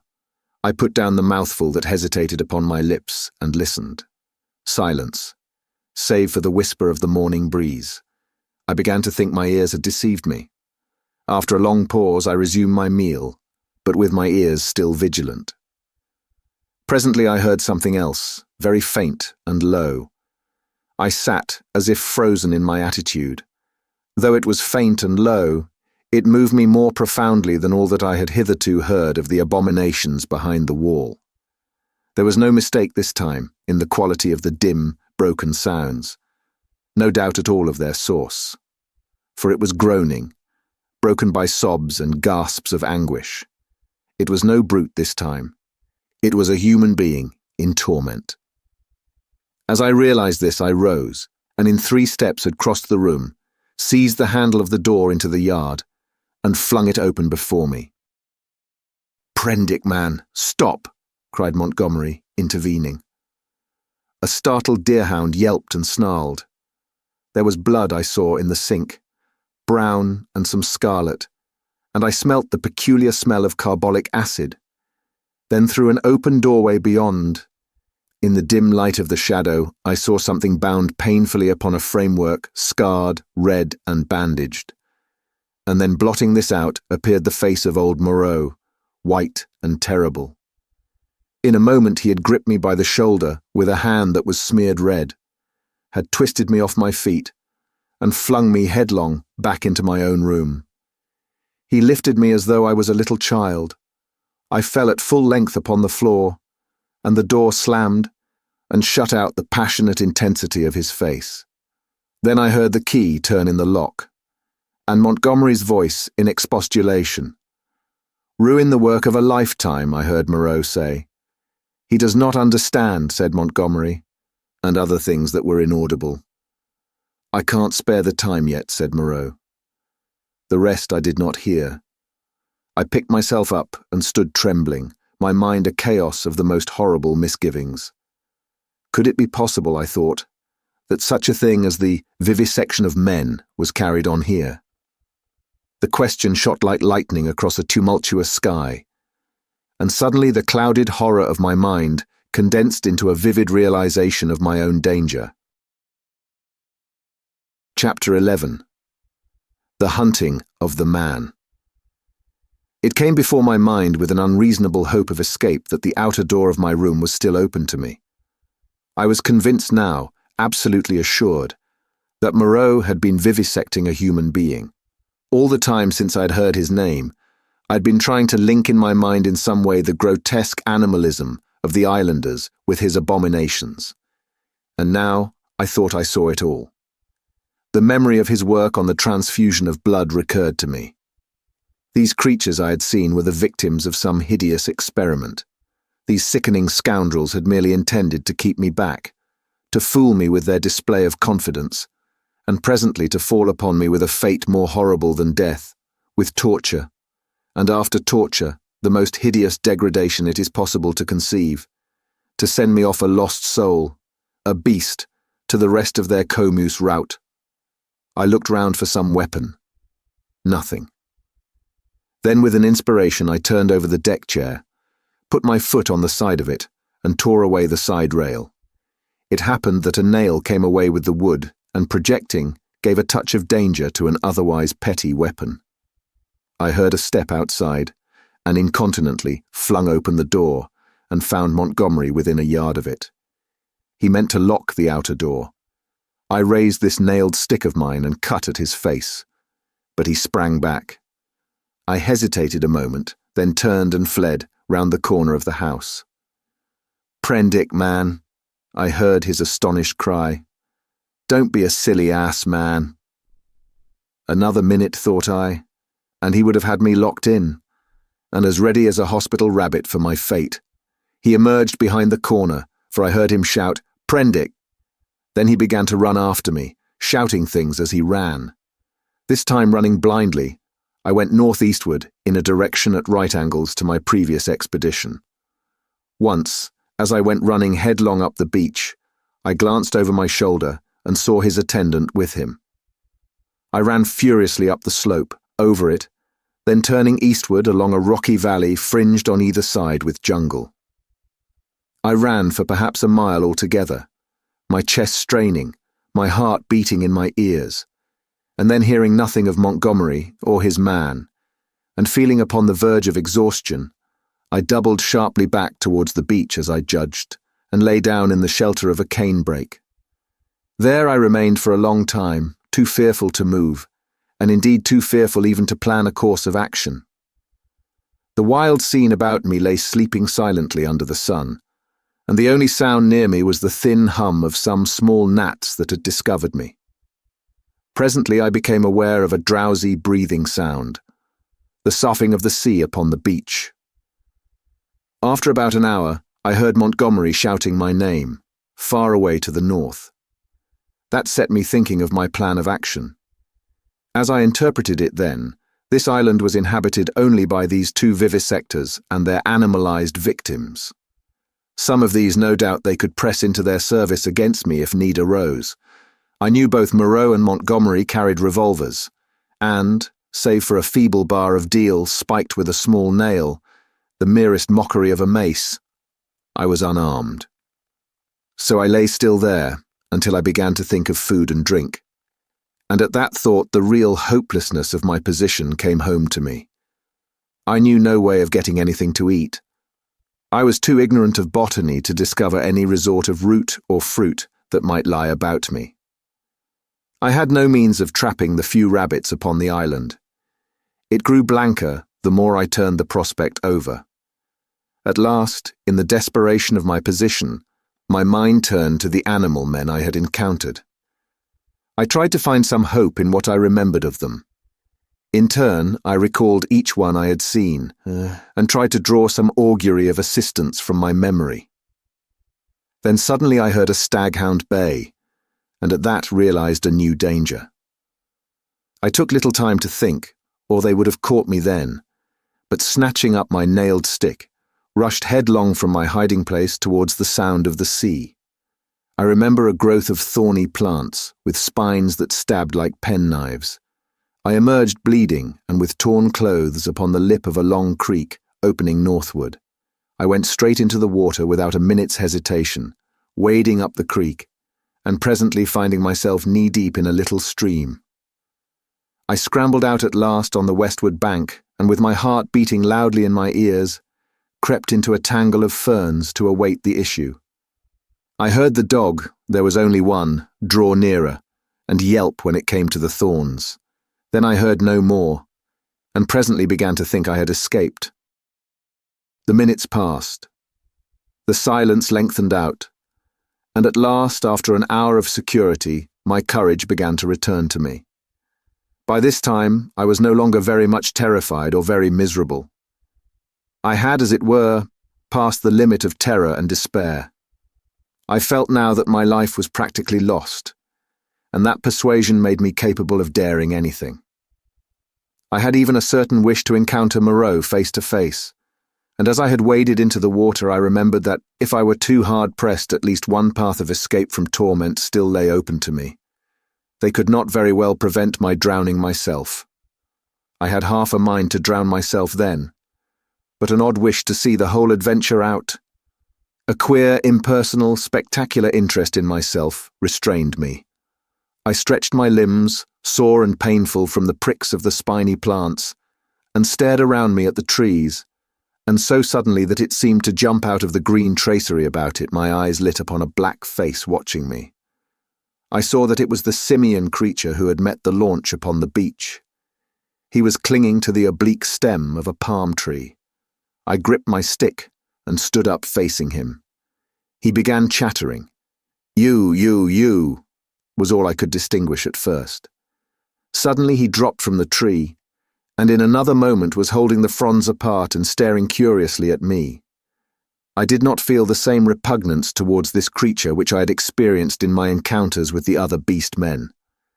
You, he said, in the boat. He was a man then, at least as much of a man as Montgomery's attendant, for he could talk. Yes, I said, I came in the boat, from the ship. Oh, he said, and his bright, restless eyes travelled over me, to my hands, to the stick I carried, to my feet, to the tattered places in my coat, and the cuts and scratches I'd received from the thorns. He seemed puzzled at something. His eyes came back to my hands. He held his own hand out and counted his digits slowly. 1, 2, 3, 4, 5, 8. I did not grasp his meaning then. Afterwards I was to find that a great proportion of these beast people had malformed hands, lacking sometimes even 3 digits, but guessing this was in some way a greeting, I did the same thing by way of reply. He grinned with immense satisfaction.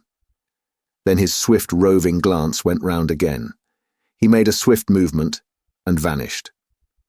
The fern fronds he had stood between came swishing together. I pushed out of the brake after him, and was astonished to find him swinging cheerfully by one lank arm from a rope of creepers that looped down from the foliage overhead. His back was to me. "Hello," said I. He came down with a twisting jump and stood facing me. "I say," said I, "where can I get something to eat?" "Eat," he said. "Eat man's food now." And his eye went back to the swing of ropes. "At the huts." "But where are the huts?" "Oh. I'm new, you know." At that he swung round and set off at a quick walk. All his motions were curiously rapid. "Come along," said he. I went with him to see the adventure out. I guessed the huts were some rough shelter where he and some more of these beast people lived. I might perhaps find them friendly, find some handle in their minds to take hold of. I did not know how far they had forgotten their human heritage. My ape-like companion trotted along by my side, with his hands hanging down and his jaw thrust forward. I wondered what memory he might have in him. "How long have you been on this island?" said I. "How long?" he asked, and after having the question repeated, he held up 3 fingers. The creature was little better than an idiot. I tried to make out what he meant by that, and it seems I bored him. After another question or two, he suddenly left my side and went leaping at some fruit that hung from a tree. He pulled down a handful of prickly husks and went on eating the contents. I noted this with satisfaction, for here at least was a hint for feeding. I tried him with some other questions, but his chattering, prompt responses were as often as not quite at cross purposes with my question. Some few were appropriate, others quite parrot-like. I was so intent upon these peculiarities that I scarcely noticed the path we followed. Presently we came to trees, all charred and brown, and so to a bare place covered with a yellow-white incrustation, across which a drifting smoke, pungent in whiffs to nose and eyes, went drifting. On our right, over a shoulder of bare rock, I saw the level blue of the sea. The path coiled down abruptly into a narrow ravine between two tumbled and knotty masses of blackish scoriae. Into this we plunged. It was extremely dark, this passage, after the blinding sunlight reflected from the sulphurous ground. Its walls grew steep and approached each other. Blotches of green and crimson drifted across my eyes. My conductor stopped suddenly. "Home," said he, and I stood in a floor of a chasm that was at first absolutely dark to me.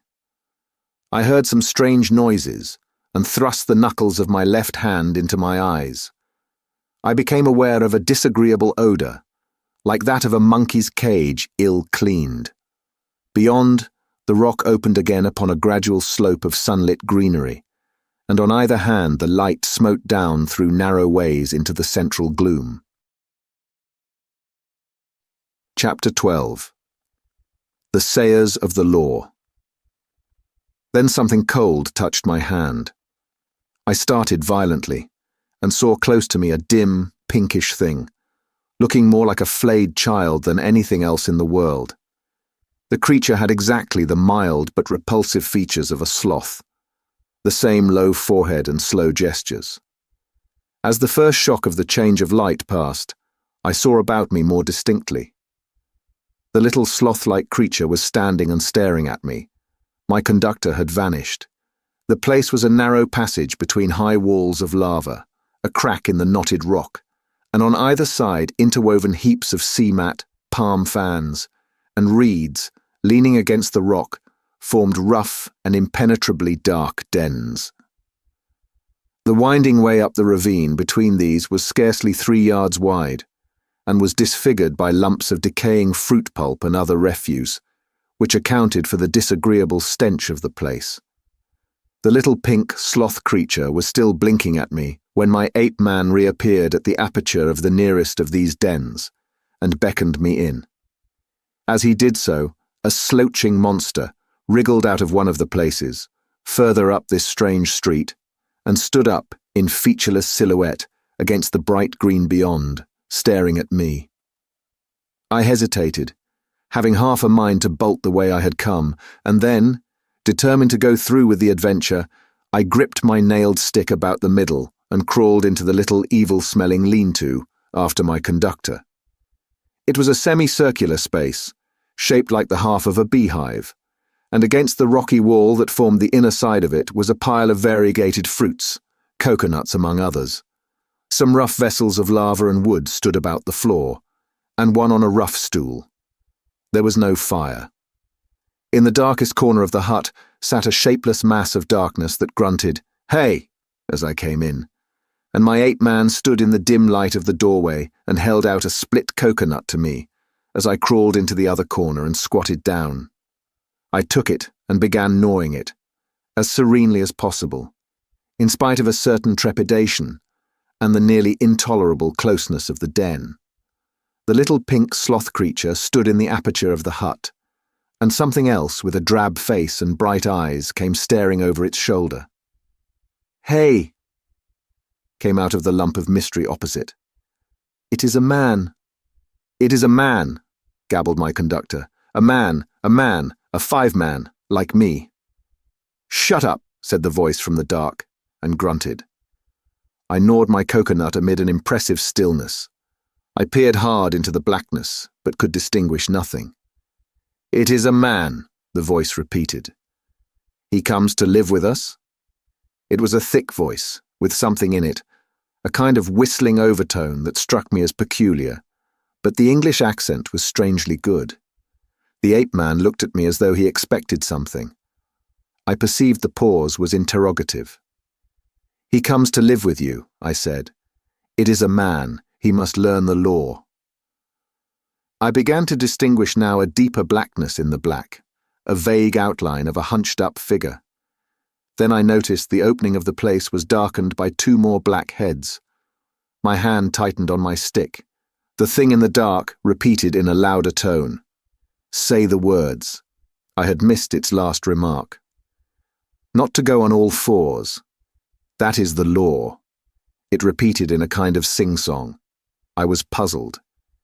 "Say the words," said the ape-man, repeating, and the figures in the doorway echoed this, with a threat in the tone of their voices. I realized that I had to repeat this idiotic formula, and then began the insanest ceremony. The voice in the dark began intoning a mad litany, line by line, and I and the rest to repeat it. As they did so, they swayed from side to side in the oddest way, and beat their hands upon their knees, and I followed their example. I could have imagined I was already dead and in another world. That dark hut, these grotesque dim figures, just flecked here and there by a glimmer of light, and all of them swaying in unison and chanting, "Not to go on all fours, that is the law. Are we not men? Not to suck up drink, that is the law. Are we not men? Not to eat fish or flesh, that is the law. Are we not men? Not to claw the bark of trees, that is the law. Are we not men? Not to chase other men, that is the law. Are we not men?" And so from the prohibition of these acts of folly, on to the prohibition of what I thought then were the maddest, most impossible, and most indecent things one could well imagine. A kind of rhythmic fervour fell on all of us. We gabbled and swayed faster and faster, repeating this amazing law. Superficially, the contagion of these brutes was upon me, but deep down within me, the laughter and disgust struggled together. We ran through a long list of prohibitions, and then the chant swung round to a new formula. His is the house of pain. His is the hand that makes. His is the hand that wounds. His is the hand that heals. And so on for another long series, mostly quite incomprehensible gibberish to me about him, whoever he might be. I could have fancied it was a dream, but never before have I heard chanting in a dream. His is the lightning flash, we sang. His is the deep, salt sea. A horrible fancy came into my head that Moreau, after animalizing these men, had infected their dwarfed brains with a kind of deification of himself. However, I was too keenly aware of white teeth and strong claws about me to stop my chanting on that account. His are the stars in the sky. At last, that song ended. I saw the ape-man's face shining with perspiration, and my eyes being now accustomed to the darkness, I saw more distinctly the figure in the corner from which the voice came. It was the size of a man, but it seemed covered with a dull grey hair, almost like a Skye terrier. What was it? What were they all? Imagine yourself surrounded by all the most horrible cripples and maniacs it is possible to conceive, and you may understand a little of my feelings with these grotesque caricatures of humanity about me. "He is a five-man, a five-man, a five-man, like me," said the ape-man. I held out my hands. The grey creature in the corner leant forward. "Not to run on all fours, that is the law. Are we not men?" he said. He put out a strangely distorted talon and gripped my fingers.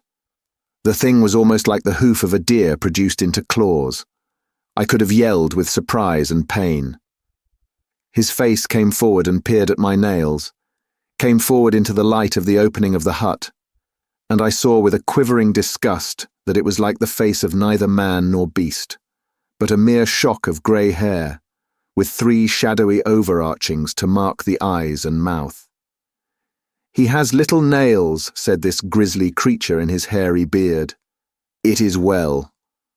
He threw my hand down, and instinctively I gripped my stick. "Eat roots and herbs, it is his will," said the ape-man. "I am the sayer of the law," said the grey figure. "Here come all that be new to learn the law. I sit in the darkness and say the law." "It is even so," said one of the beasts in the doorway. "Evil are the punishments of those who break the law. None escape." "None escape," said the beast folk, glancing furtively at one another. None, said the ape-man. "None escape. See? I did a little thing, a wrong thing once. I jabbered, stopped talking. None could understand. I am burnt, branded in the hand. He is great. He is good." "None escape," said the grey creature in the corner. "None escape," said the beast people, looking askance at one another. "For every one the want that is bad," said the grey sayer of the law. "What you will want, we do not know. We shall know. Some want to follow things that move, to watch and slink and wait and spring, to kill and bite deep and rich, sucking the blood. It is bad. Not to chase other men, that is the law. Are we not men? Not to eat flesh or fish, that is the law. Are we not men?" "None escape," said a dappled brute standing in the doorway. "For everyone the want is bad," said the grey sayer of the law. "Some want to go tearing with teeth and hands into the roots of things, snuffing into the earth. It is bad." "None escape," said the men in the door. "Some go clawing trees, some go scratching at the graves of the dead, some go fighting with foreheads or feet or claws, some bite suddenly, none giving occasion, some love uncleanness." "None escape," said the ape-man, scratching his calf. "None escape," said the little pink sloth creature. "Punishment is sharp and sure, therefore learn the law, say the words." And incontinently he began again the strange litany of the law. And again I and all these creatures began singing and swaying. My head reeled with this jabbering and the close stench of the place, but I kept on, trusting to find presently some chance of a new development. Not to go on all fours, that is the law. Are we not men? We were making such a noise that I noticed nothing of a tumult outside, until someone who I think was one of the two swine men I had seen, thrust his head over the little pink sloth creature and shouted something excitedly, something that I did not catch. Incontinently, those at the opening of the hut vanished. My ape-man rushed out. The thing that had sat in the dark followed him. I only observed that it was big and clumsy and covered with silvery hair, and I was left alone. Then before I reached the aperture, I heard the yelp of a staghound. In another moment, I was standing outside the hovel, my chair rail in my hand, every muscle of me quivering. Before me were the clumsy backs of perhaps a score of these beast people, their misshapen heads half hidden by their shoulder blades. They were gesticulating excitedly. Other half-animal faces glared interrogation out of the hovels. Looking in the direction in which they faced, I saw coming through the haze under the trees beyond the end of the passage of dens, the dark figure and awful white face of Moreau. He was holding the leaping staghound back, and close behind him came Montgomery, revolver in hand. For a moment I stood horror-struck. I turned and saw the passage behind me blocked by another heavy brute, with a huge grey face and twinkling little eyes, advancing towards me. I looked round and saw to the right of me, and a half-dozen yards in front of me, a narrow gap in the wall of rock, through which a ray of light slanted into the shadows. "Stop!" cried Moreau, as I strode towards this, and then, "Hold him!" At that, first one face turned towards me, and then others. Their bestial minds were happily slow. I dashed my shoulder into a clumsy monster who was turning to see what Moreau meant, and flung him forward into another. I felt his hands fly round, clutching at me and missing me. The little pink sloth creature dashed at me, and I gashed down its ugly face with the nail in my stick, and in another minute was scrambling up a steep side pathway, a kind of sloping chimney out of the ravine. I heard a howl behind me, and cries of, "Catch him! Hold him!" and the grey-faced creature appeared behind me and jammed his huge bulk into the cleft. Go on, they howled. I clambered up the narrow cleft in the rock and came out upon the sulphur on the westward side of the village of the beast men. That gap was altogether fortunate for me, for the narrow chimney, slanting obliquely upward, must have impeded the nearer pursuers. I ran over the white space and down a steep slope, through a scattered growth of trees, and came to a low-lying stretch of tall reeds, through which I pushed into a dark, thick undergrowth that was black and succulent underfoot. As I plunged into the reeds, my foremost pursuers emerged from the gap. I broke my way through this undergrowth for some minutes. The air behind me and about me was soon full of threatening cries. I heard the tumult of my pursuers in the gap up the slope, then the crashing of the reeds, and every now and then the crackling crash of a branch. Some of the creatures roared like excited beasts of prey. The staghound yelped to the left. I heard Moreau and Montgomery shouting in the same direction. I turned sharply to the right. It seemed to me even then that I heard Montgomery shouting for me to run for my life. Presently, the ground gave rich and oozy under my feet, but I was desperate and went headlong into it, struggled through knee-deep, and so came to a winding path among tall canes. The noise of my pursuers passed away to my left. In one place 3 strange, pink, hopping animals about the size of cats bolted before my footsteps. This pathway ran uphill, across another open space covered with white incrustation, and plunged into a canebrake again. Then suddenly it turned parallel with the edge of a steep-walled gap, which came without warning, like the ha-ha of an English park, turned with an unexpected abruptness. I was still running with all my might, and I never saw this drop until I was flying headlong through the air. I fell on my forearms and head, among thorns, and rose with a torn ear and bleeding face. I had fallen into a precipitous ravine, rocky and thorny, full of a hazy mist which drifted about me in wisps, and with a narrow streamlet from which this mist came meandering down the centre. I was astonished at this thin fog in the full blaze of daylight, but I had no time to stand wondering then. I turned to my right, downstream, hoping to come to the sea in that direction, and so have my way open to drown myself. It was only later I found that I'd dropped my nailed stick in my fall. Presently, the ravine grew narrower for a space, and carelessly I stepped into the stream. I jumped out again pretty quickly, for the water was almost boiling. I noticed too there was a thin sulphurous scum drifting upon its coiling water. Almost immediately came a turn in the ravine, and the indistinct blue horizon.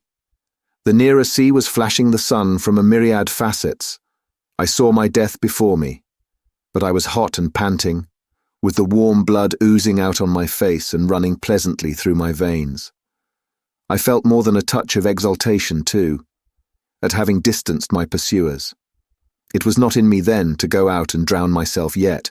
I stared back the way I'd come. I listened. Save for the hum of the gnats and the chirp of some small insects that hopped among the thorns, the air was absolutely still. Then came the yelp of a dog, very faint, and a chattering and gibbering, the snap of a whip, and voices. They grew louder, then fainter again. The noise receded up the stream and faded away. For a while the chase was over, but I knew now how much hope of help for me lay in the beast people. Chapter 13. A Parley. I turned again and went on down towards the sea. I found the hot stream broadened out to a shallow, weedy sand, in which an abundance of crabs and long-bodied, many-legged creatures started from my footfall. I walked to the very edge of the salt water, and then I felt I was safe. I turned and stared, arms akimbo, at the thick green behind me, into which the steamy ravine cut like a smoking gash. But as I say, I was too full of excitement and, a true saying, though those who have never known danger may doubt it, too desperate to die. Then it came into my head that there was one chance before me yet. while Moreau and Montgomery and their bestial rabble chased me through the island. Might I not go round the beach until I came to their enclosure? Make a flank march upon them, in fact, and then with a rock lugged out of their loosely built wall, perhaps smash in the lock of the smaller door and see what I could find, knife, pistol, or whatnot, to fight them with when they returned. It was at any rate something to try, so I turned to the westward and walked along by the water's edge. The setting sun flashed his blinding heat into my eyes. The slight Pacific tide was running in with a gentle ripple. Presently the shore fell away southward, and the sun came round upon my right hand. Then suddenly, far in front of me, I saw first one and then several figures emerging from the bushes. Moreau with his grey staghound, then Montgomery and two others. At that I stopped. They saw me, and began gesticulating and advancing. I stood watching them approach. The two beastmen came running forward to cut me off from the undergrowth, inland. Montgomery came, running also, but straight towards me. Moreau followed slower with the dog. At last I roused myself from my inaction, and turning seaward, walked straight into the water. The water was very shallow at first. I was 30 yards out before the waves reached to my waist. Dimly I could see the intertidal creatures darting away from my feet. "What are you doing, man?" cried Montgomery. I turned, standing waist-deep, and stared at them. Montgomery stood panting at the margin of the water. His face was bright red with exertion, his long, flaxen hair blown about his head, and his dropping nether lip showed his irregular teeth. Moreau was just coming up, his face pale and firm, and the dog at his hand barked at me. Both men had heavy whips. Farther up the beach stared the beastmen. "What am I doing?" "I'm going to drown myself," said I. Montgomery and Moreau looked at each other. "Why?" asked Moreau. "Because that is better than being tortured by you." "I told you so," said Montgomery, and Moreau said something in a low tone. "What makes you think I shall torture you?" asked Moreau. "What I saw," I said, "and those yonder." "Hush," said Moreau, and held up his hand. "I will not," said I. "They were men. What are they now? I at least will not be like them." I looked past my interlocutors. Up the beach were Meling, Montgomery's attendant, and one of the white-swathed brutes from the boat. Farther up, in the shadow of the trees, I saw my little ape-man, and behind him some other dim figures. "Who are these creatures?" said I, pointing to them and raising my voice more and more that it might reach them. "They were men, men like yourselves, whom you have infected with some bestial taint, men whom you have enslaved and whom you still fear. You who listen," I cried, pointing now to Moreau and shouting past him to the beastmen. "You who listen. Do you not see these men still fear you, go in dread of you? Why then do you fear them? You are many." "For God's sake," cried Montgomery, "stop that, Pendrick." "Pendrick," cried Moreau. They both shouted together, as if to drown my voice, and behind them lowered the staring faces of the beastmen, wondering, their deformed hands hanging down, their shoulders hunched up. They seemed, as I fancied, to be trying to understand me, to remember, I thought, something of their human past. I went on shouting, I scarcely remember what, that Moreau and Montgomery could be killed, that they were not to be feared. That was the burden of what I put into the heads of the beast people. I saw the green-eyed man in the dark rags, who had met me on the evening of my arrival, come out from among the trees, and others followed him, to hear me better. At last, for want of breath, I paused. "Listen to me for a moment," said the steady voice of Moreau, "and then say what you will." "Well?" said I. He coughed, thought, then shouted, "Latin, Pendrick, bad Latin, schoolboy Latin, but try and understand. He non sunt homines, sunt animalia qui nos habemus, vivisected. A humanizing process. I will explain. Come ashore." I laughed. "A pretty story," said I. "They talk, build houses, they were men. It's likely I'll come ashore." The water just beyond where you stand is deep and full of sharks." "That's my way," said I. "Short and sharp. Presently." "Wait a minute." He took something out of his pocket that flashed back the sun, and dropped the object at his feet. "That's a loaded revolver," said he. "Montgomery here will do the same. Now we are going up the beach until you are satisfied the distance is safe. Then come and take the revolvers." "Not I. You have a third between you." "I want you to think over things, Pendrick. In the first place, I never asked you to come upon this island. If we vivisected men, we should import men, not beasts. In the next, we had you drugged last night, had we wanted to work you any mischief. And in the next, now your first panic is over and you can think a little. Is Montgomery here quite up to the character you give him? We have chased you for your good. Because this island is full of inimical phenomena. Besides, why should we want to shoot you when you have just offered to drown yourself? Why did you set your people onto me when I was in the hut? We felt sure of catching you and bringing you out of danger. Afterwards we drew away from the scent, for your good. I mused. It seemed just possible. Then I remembered something again. "But I saw," said I, "in the enclosure. That was the puma." "Look here, Pendrick," said Montgomery. "You're a silly ass. Come out of the water and take these revolvers and talk. We can't do anything more than we could do now." I will confess that then, and indeed always, I distrusted and dreaded Moreau. But Montgomery was a man I felt I understood. "Go up the beach," said I, after thinking, and added, "holding your hands up." "Can't do that," said Montgomery, with an explanatory nod over his shoulder. "Undignified." "Go up to the trees then," said I, "as you please." "It's a damn silly ceremony," said Montgomery.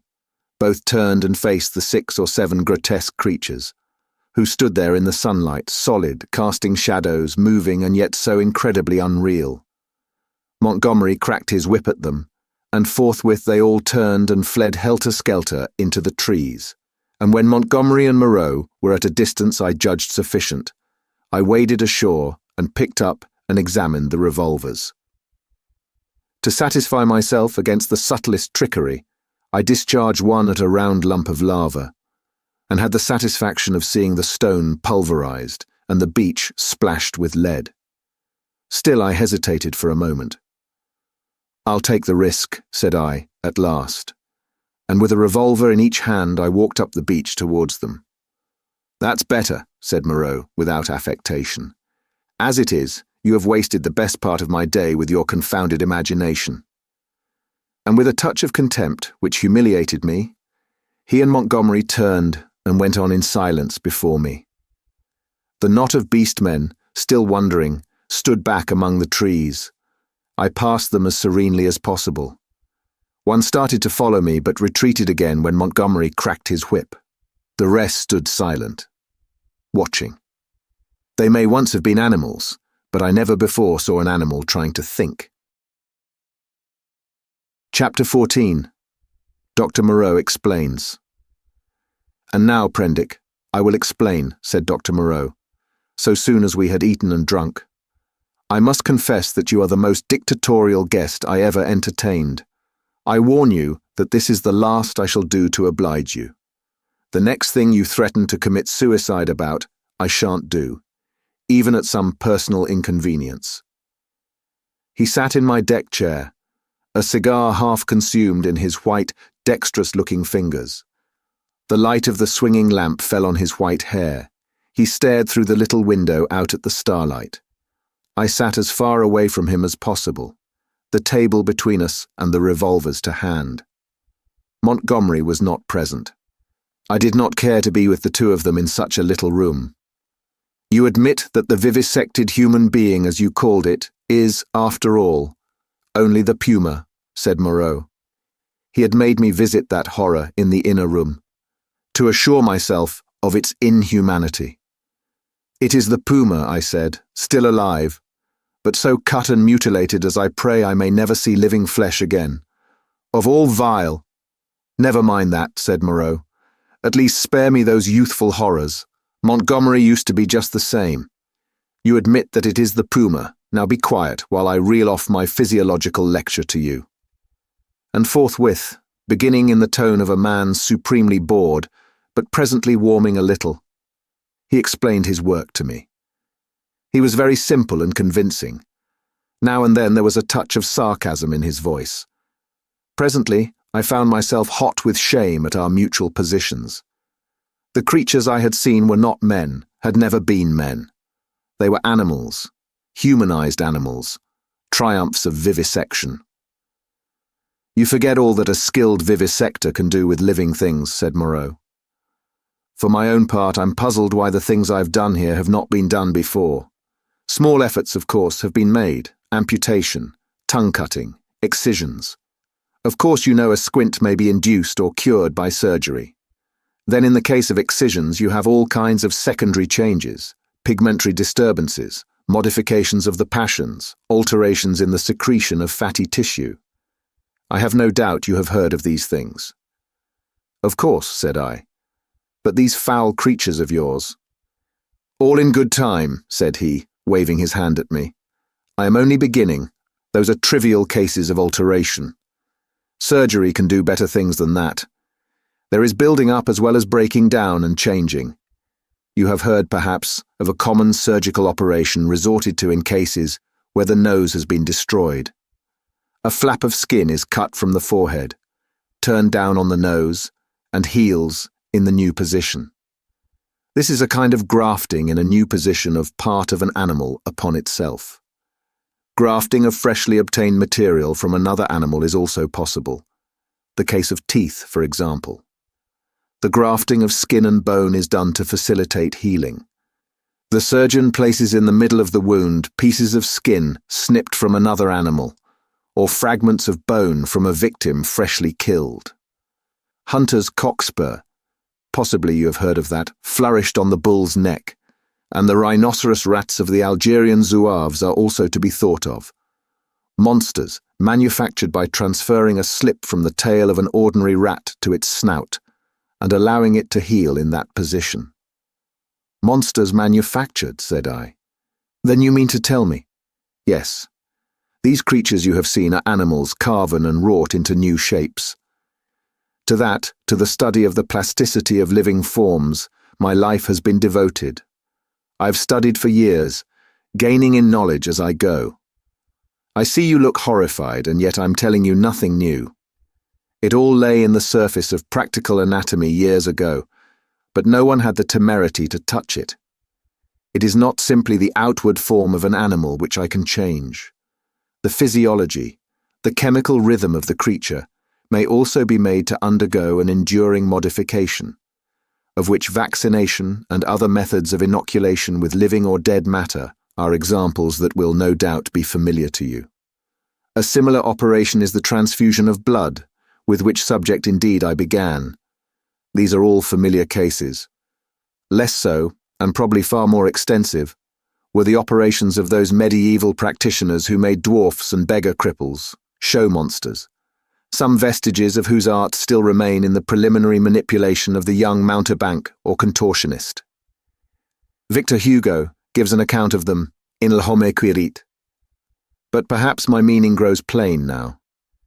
You begin to see that it is a possible thing to transplant tissue from one part of an animal to another, or from one animal to another, to alter its chemical reactions and methods of growth, to modify the articulations of its limbs, and indeed, to change it in its most intimate structure. And yet, this extraordinary branch of knowledge has never been sought as an end, and systematically, by modern investigators until I took it up. Some such things have been hit upon in the last resort of surgery.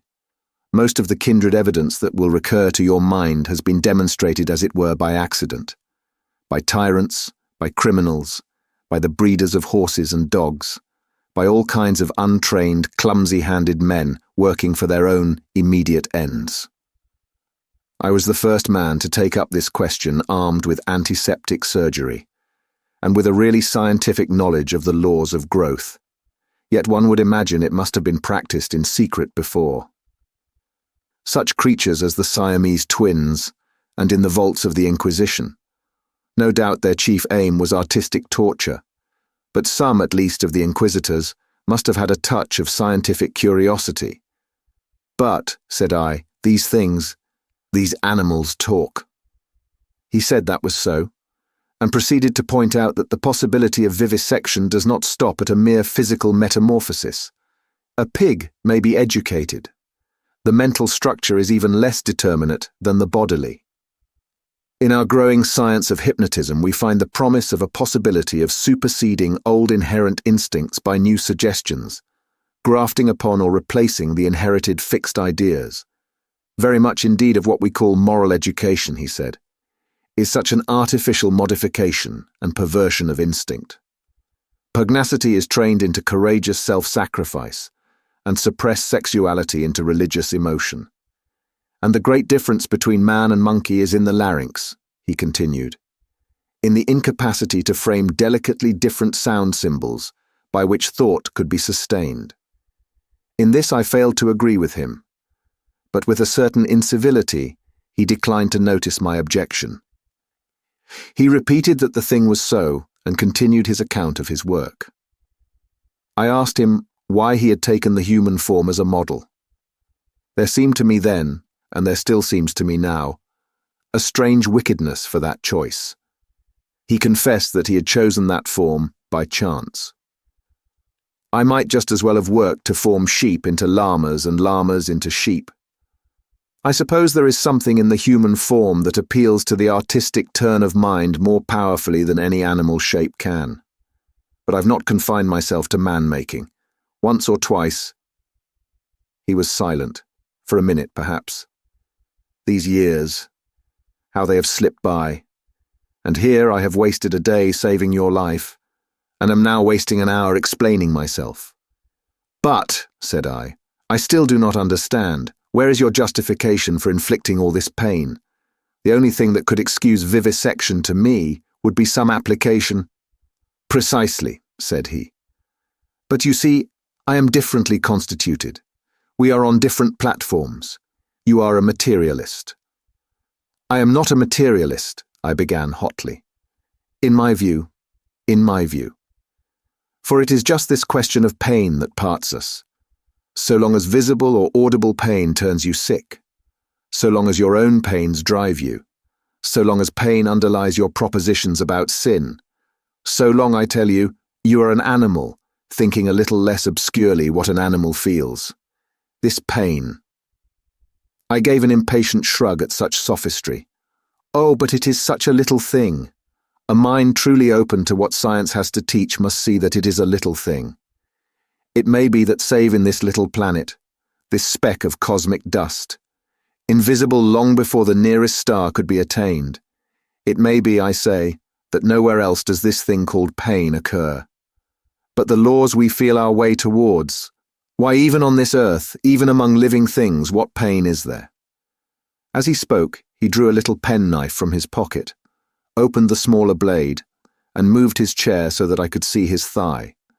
Then, choosing the place deliberately, he drove the blade into his leg and withdrew it. No doubt, he said, you've seen that before. It does not hurt a pinprick. But what does it show? The capacity for pain is not needed in the muscle, and it is not placed there, is but little needed in the skin, and only here and there over the thigh is a spot capable of feeling pain. Pain is simply our intrinsic medical advisor to warn us and stimulate us. Not all living flesh is painful, nor is all nerve, not even all sensory nerve. There's no taint of pain, real pain, in the sensations of the optic nerve. If you wound the optic nerve, you merely see flashes of light, just as disease of the auditory nerve merely means a humming in our ears. Plants do not feel pain, nor the lower animals. It's possible that such animals as the starfish and crayfish do not feel pain at all. Then with men, the more intelligent they become, the more intelligently they will see after their own welfare, and the less they will need the goad to keep them out of danger. I never yet heard of a useless thing that was not ground out of existence by evolution, sooner or later, did you? And pain gets needless.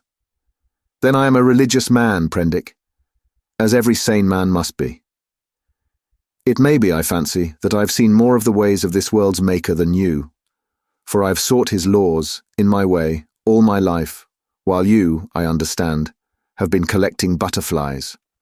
And I tell you, pleasure and pain have nothing to do with heaven or hell. Pleasure and pain, bah! What is your theologian's ecstasy but Mahomet's houri in the dark?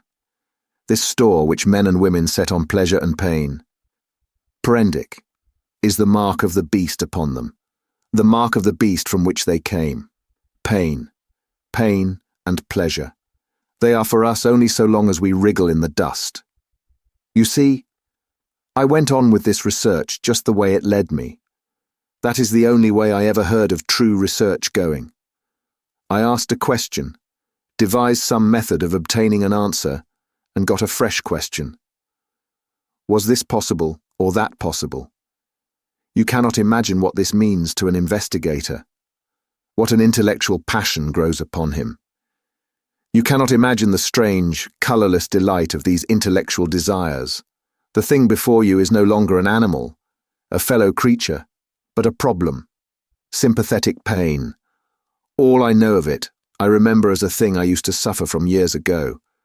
It was the one thing I wanted, to find out the extreme limit of plasticity in a living shape. But, said I, the thing is an abomination. To this day I have never troubled about the ethics of the matter, he continued. The study of nature makes a man at last as remorseless as nature.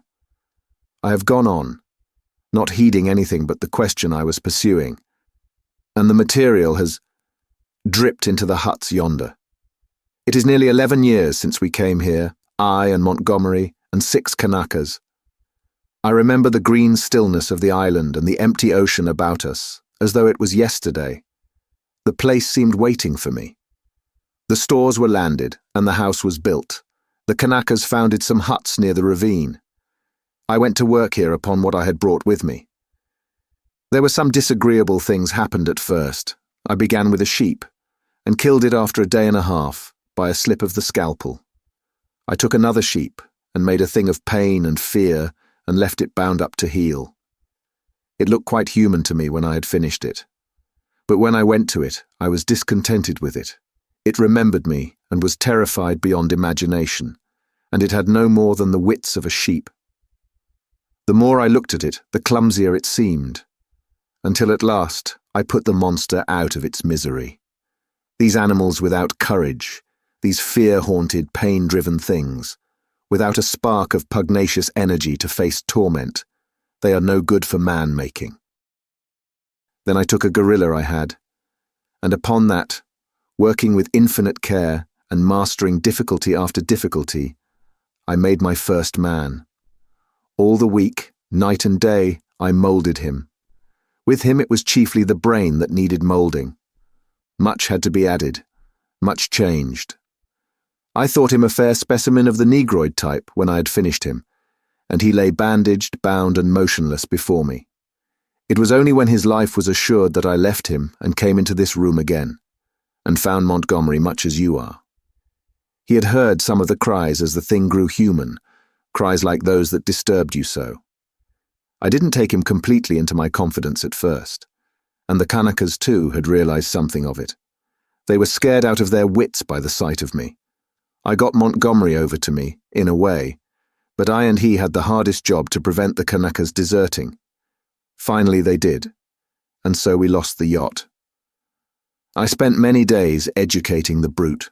Altogether I had him for 3 or 4 months. I taught him the rudiments of English, gave him ideas of counting, even made the thing read the alphabet. But at that he was slow, though I've met with idiots slower. He began with a clean sheet, mentally, had no memories left in his mind of what he had been. When his scars were quite healed, and he was no longer anything but painful and stiff, and able to converse a little, I took him yonder and introduced him to the Kanakas as an interesting stowaway. They were horribly afraid of him at first somehow, which offended me rather, for I was conceited about him, But his ways seemed so mild, and he was so abject, that after a time they received him and took his education in hand.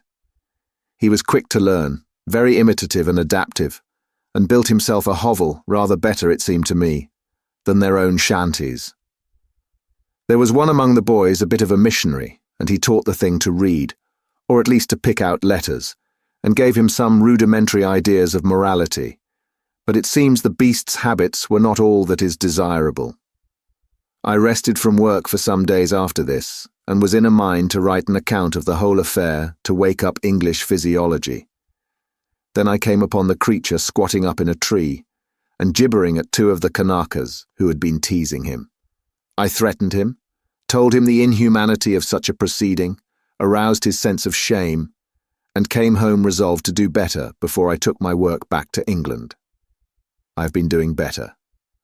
But somehow the things drift back again. The stubborn beast flesh grows day by day, back again. But I mean to do better things still. I mean to conquer that. This puma. But that's the story. All the Kanika boys are dead now. One fell overboard of the launch, and one died of a wounded heel that he poisoned in some way with plant juice. 3 went away in the yacht, and I suppose and hope were drowned. The other one was killed. Well, I've replaced them. Montgomery went on much as you are disposed to do at first, and then— What became of the other one? Said I, sharply. The other Kanaka who was killed. The fact is, after I'd made a number of human creatures, I made a thing. He hesitated. Yes, said I, it was killed. I don't understand, said I. Do you mean to say— It killed the Kanaka, yes. It killed several other things that it caught. We chased it for a couple of days. It only got loose by accident. I never meant it to get away. It wasn't finished. It was purely an experiment. It was a limbless thing, with a horrible face, that writhed along the ground in a serpentine fashion. It was immensely strong and in infuriating pain. It lurked in the woods for some days, until we hunted it. And then it wriggled into the northern part of the island, and we divided the party to close in upon it. Montgomery insisted upon coming with me. The man had a rifle, and when his body was found, one of the barrels was curved into the shape of an S, and very nearly bitten through. Montgomery shot the thing. After that I stuck to the ideal of humanity, except for little things. He became silent. I sat in silence, watching his face. So for 20 years altogether, counting 9 years in England, I have been going on. And there is still something in everything I do that defeats me, makes me dissatisfied, challenges me to further effort. Sometimes I rise above my level, sometimes I fall below it, but always I fall short of the things I dream. The human shape I can get now, almost with ease, so that it is lithe and graceful, or thick and strong. But often there is trouble with the hands and the claws, painful things that I dare not shape too freely. But it is in the subtle grafting and reshaping one must needs do to the brain that my trouble lies. The intelligence is often oddly low, with unaccountable blank ends, unexpected gaps. And least satisfactory of all is something that I cannot touch, somewhere. I cannot determine where, in the seat of the emotions. Cravings, instincts, desires that harm humanity. A strange hidden reservoir to burst forth suddenly and inundate the whole being of the creature with anger, hate, or fear. These creatures of mine seem strange and uncanny to you so soon as you began to observe them. But to me, just after I make them, they seem to be indisputably human beings. It's afterwards, as I observe them, that the persuasion fades. First one animal trait, then another, creeps to the surface and stares out at me. But I will conquer yet. Each time I dip a living creature into the bath of burning pain, I say, this time I will burn out all the animal. This time I will make a rational creature of my own. After all, what is 10 years? Men have been 100,000 in the making. He thought darkly. But I am drawing near the fastness. This puma of mine, after a silence, and they revert. As soon as my hand is taken from them, the beast begins to creep back, begins to assert itself again. Another long silence. Then you take the things you make into those dens, said I. They go. I turn them out when I begin to feel the beast in them, and presently they wander there. They all dread this house and me. There's a kind of travesty of humanity over there. Montgomery knows about it, for he interferes in their affairs. He has trained one or two of them to our service. He's ashamed of it, but I believe he half likes some of those beasts. It's his business, not mine. They only sicken me with a sense of failure. I take no interest in them. I fancy they follow in the lines the Kanaka missionary marked out and have a kind of mockery of a rational life. Poor beasts. There's something they call the law, sing hymns about all thine. They build themselves their dens, gather fruit and pull herbs, marry even. But I can see through it all, see into their very souls, and see they're nothing but the souls of beasts, beasts that perish, anger and the lusts to live and gratify themselves. Yet they're odd, complex, like everything else alive. There is a kind of upward striving in them, part vanity, part waste, sexual emotion, part waste curiosity. It only mocks me. I have some hope of this puma. I have worked hard at her head and brain. And now, said he, standing up after a long gap of silence, during which we had each pursued our own thoughts, what do you think? Are you in fear of me still? I looked at him and saw but a white-faced, white-haired man with calm eyes. Save for his serenity, the touch almost of beauty that resulted from his set tranquillity and his magnificent build, he might have passed muster among 100 other comfortable old gentlemen. Then I shivered. By way of answer to his second question, I handed him a revolver with either hand. Keep them, he said, and snatched at a yawn. He stood up, stared at me for a moment, and smiled. You have had 2 eventful days, said he. I should advise some sleep. I'm glad it's all clear. Good night. He thought me over for a moment, then went out by the inner door. I immediately turned the key in the outer one. I sat down again, sat for a time in a kind of stagnant mood, so weary, emotionally, mentally, and physically, that I could not think beyond the point at which he had left me. The black window stared at me like an eye. At last, with an effort, I put out the light and got into the hammock. Very soon I was asleep. Chapter 15. Concerning the Beast Folk. I woke early. Moreau's explanation stood before my mind, clear and definite, from the moment of my awakening. I got out of the hammock and went to the door to assure myself that the key was turned. Then I tried the window bar and found it firmly fixed. That these man-like creatures were in truth only bestial monsters, mere grotesque travesties of men, filled me with a vague uncertainty of their possibilities, which was far worse than any definite fear. A tapping came at the door, and I heard the glutinous accents of Maling speaking. I pocketed one of the revolvers, keeping one hand upon it, and opened to him. "Good morning, sir," he said, bringing in addition to the customary herb breakfast, an ill-cooked rabbit. Montgomery followed him. His roving eye caught the position of my arm, and he smiled askew. The puma was resting to heal that day, but Moreau, who was singularly solitary in his habits, did not join us. I talked with Montgomery to clear my ideas of the way in which the beast folk lived. In particular, I was urgent to know how these inhuman monsters were kept from falling upon Moreau and Montgomery and from rending one another. He explained to me that the comparative safety of Moreau and himself was due to the limited mental scope of these monsters. In spite of their increased intelligence and the tendency of their animal instincts to reawaken, they had certain fixed ideas implanted by Moreau in their minds, which absolutely bounded their imaginations.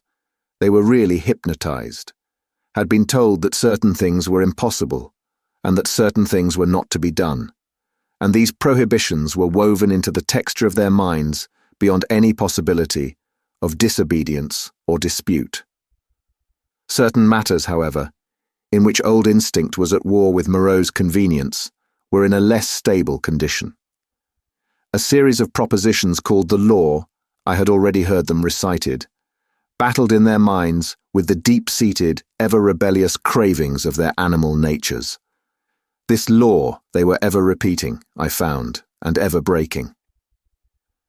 Both Montgomery and Moreau displayed particular solicitude to keep them ignorant of the taste of blood. They feared the inevitable suggestions of that flavour. Montgomery told me that the law, especially among the feline beast people, became oddly weakened about nightfall, that then the animal was at its strongest, that a spirit of adventure sprang up in them at the dusk, when they would dare things they never seemed to dream about by day. To that I owed my stalking by the leopard man on the night of my arrival. But during these earlier days of my stay they broke the law only furtively and after dark. In the daylight there was a general atmosphere of respect for its multifarious prohibitions. And here perhaps I may give a few general facts about the island and the beast people. The island, which was of irregular outline and lay low upon the wide sea, had a total area, I suppose, of 7 or 8 square miles. It was volcanic in origin, and was now fringed on 3 sides by coral reefs, some fumaroles to the northward, and a hot spring were the only vestiges of the forces that had long since originated it. Now and then a faint quiver of earthquake would be sensible, and sometimes the ascent of the spire of smoke would be rendered tumultuous by gusts of steam, but that was all. The population of the island, Montgomery informed me, now numbered rather more than 60 of these strange creations of Moreau's art, not counting the smaller monstrosities which lived in the undergrowth and were without human form. Altogether, he had made nearly 120, but many had died, and others, like the writhing, footless thing of which he had told me, had come by violent ends. In answer to my question, Montgomery said that they actually bore offspring, but that these generally died. When they lived, Moreau took them and stamped the human form upon them. There was no evidence of the inheritance of their acquired human characteristics. The females were less numerous than the males, and liable to much furtive persecution in spite of the monogamy the law enjoined. It would be impossible for me to describe these beast people in detail. My eye has had no training in details, and unhappily, I cannot sketch. Most striking, perhaps, in their general appearance, was the disproportion between the legs of these creatures and the length of their bodies. And yet, so relative is our idea of grace, my eye became habituated to their forms, and at last I even fell in with their persuasion that my own long thighs were ungainly. Another point was the forward carriage of the head and the clumsy and inhuman curvature of the spine. Even the ape-man lacked that inward sinuous curve of the back which makes the human figure so graceful. Most had their shoulders hunched clumsily, and their short forearms hung weakly at their sides. Few of them were conspicuously hairy, at least until the end of my time upon the island. The next most obvious deformity was in their faces, almost all of which were prognathous, malformed about the ears, with large and protuberant noses, very furry or very bristly hair, and often strangely coloured or strangely placed eyes. None could laugh, though the ape-man had a chattering titter. Beyond these general characters their heads had little in common. Each preserved the quality of its particular species. The human mark distorted but did not hide the leopard, the ox, or the sow, or other animal, or animals from which the creature had been moulded. The voices, too, varied exceedingly. The hands were always malformed, and though some surprised me by their unexpected human appearance, almost all were deficient in the number of the digits, clumsy about the fingernails, and lacking any tactile sensibility. The 2 most formidable animal men were my leopard man and a creature made of hyena and swine. Larger than these were the 3 bull creatures who pulled in the boat. Then came the silvery hairy man, who was also the sayer of the law, Maling, and a satyr-like creature of ape and goat. There were 3 swine men and a swine woman, a mare rhinoceros creature, and several other females whose sources I did not ascertain. There were several wolf creatures, a bear bull, and a St. Bernard man. I've already described the ape man, and there was a particularly hateful and evil-smelling old woman made of vixen and bear, whom I hated from the beginning. She was said to be a passionate votary of the law. Smaller creatures were certain dappled youths and my little sloth creature. But enough of this catalogue. At first I had a shivering horror of the brutes, felt all too keenly that they were still brutes, but insensibly I became a little habituated to the idea of them, and moreover, I was affected by Montgomery's attitude towards them.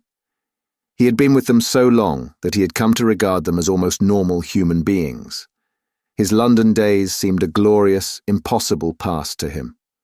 Only once in a year or so did he go to Arica to deal with Moreau's agent, a trader in animals there.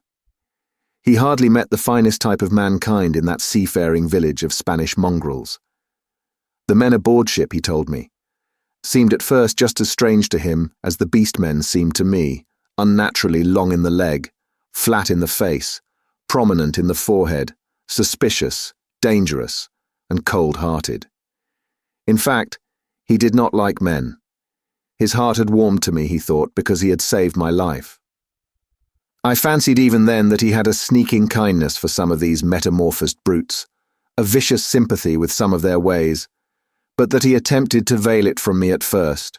Maling, the black-faced man, Montgomery's attendant, the first of the beast folk I had encountered, did not live with the others across the island, but in a small kennel at the back of the enclosure. The creature was scarcely so intelligent as the ape man, but far more docile and the most human-looking of all the beast folk. And Montgomery had trained it to prepare food, and indeed to discharge all the trivial domestic offices that were required. It was a complex trophy of Moreau's horrible skill, a bear, tainted with dog and ox, and one of the most elaborately made of all his creatures. It treated Montgomery with a strange tenderness and devotion. Sometimes he would notice it, pat it, call it half-mocking, half-jocular names, and so make it caper with extraordinary delight. Sometimes he would ill-treat it, especially after he had been at the whiskey, kicking it, beating it, pelting it with stones or lighted fusees.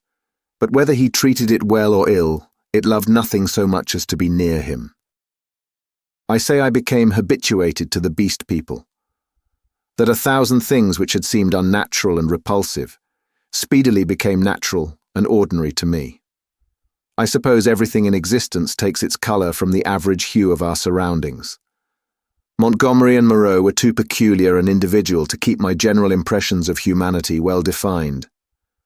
I would see one of the clumsy, bovine creatures who worked the launch treading heavily through the undergrowth, and find myself asking, trying hard to recall, how he differed from some really human yokel trudging home from his mechanical labours. Or I would meet the fox-bear woman's vulpine, shifty face, strangely human in its speculative cunning, and even imagine I had met it before in some city byway. Yet every now and then the beast would flash out upon me beyond doubt or denial. An ugly-looking man, a hunchbacked human savage to all appearance, squatting in the aperture of one of the dens, would stretch his arms and yawn, showing with startling suddenness scissor-edged incisors and sabre-like canines, keen and brilliant as knives.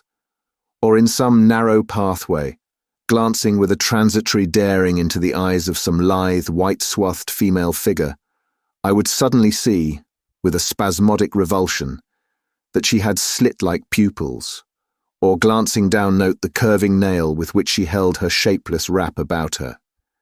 It is a curious thing, by the by, for which I am quite unable to account, that these weird creatures, the females I mean, had in the earlier days of my stay an instinctive sense of their own repulsive clumsiness, and displayed in consequence a more than human regard for the decency and decorum of extensive costume. Chapter 16. How the Beast Folk Taste Blood. My inexperience as a writer betrays me, and I wander from the thread of my story. After I had breakfasted with Montgomery, he took me across the island to see the fumarole and the source of the hot spring into whose scalding waters I had blundered on the previous day. Both of us carried whips and loaded revolvers. While going through a leafy jungle on our road thither, we heard a rabbit squealing. We stopped and listened, but we heard no more. And presently we went on our way, and the incident dropped out of our minds. Montgomery called my attention to certain little pink animals with long hind legs that went leaping through the undergrowth. He told me they were creatures made of the offspring of the beast people that Moreau had invented. He had fancied they might serve for meat, but a rabbit-like habit of devouring their young had defeated this intention.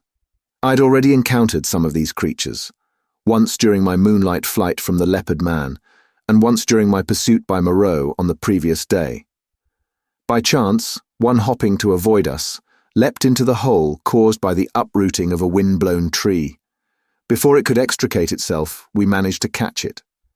It spat like a cat, scratched and kicked vigorously with its hind legs, and made an attempt to bite. But its teeth were too feeble to inflict more than a painless pinch. It seemed to me rather a pretty little creature, and as Montgomery stated that it never destroyed the turf by burrowing, and was very cleanly in its habits, I should imagine it might prove a convenient substitute for the common rabbit in gentlemen's parks. We also saw on our way the trunk of a tree barked in long strips and splintered deeply. Montgomery called my attention to this. Not to claw bark of trees, that is the law, he said. Much some of them care for it.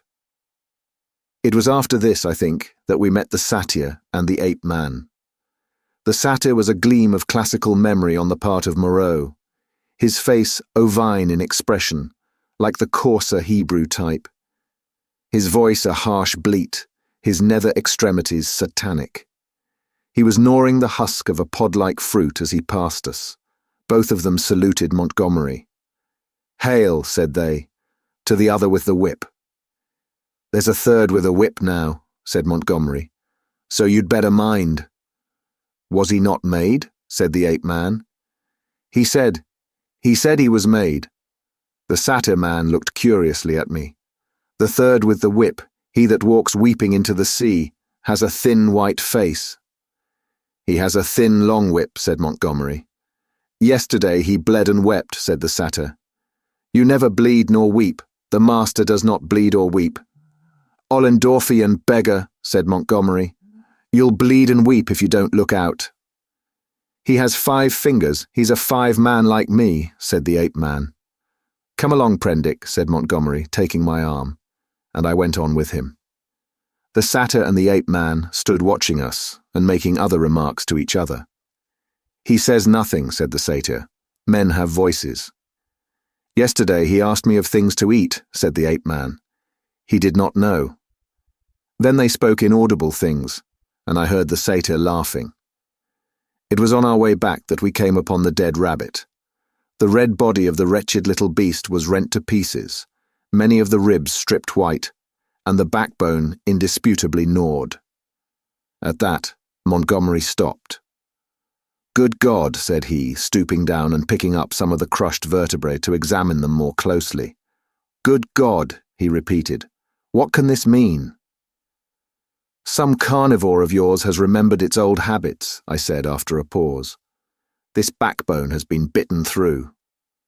He stood staring, with his face white and his lip pulled askew. "I don't like this," he said slowly. "I saw something of the same kind," said I.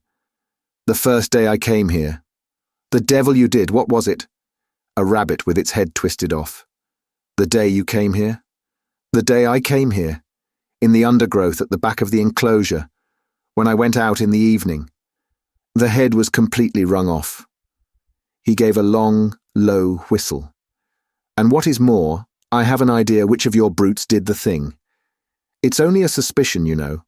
Before I came on the rabbit, I saw one of your monsters drinking in the stream." "Sucking his drink?"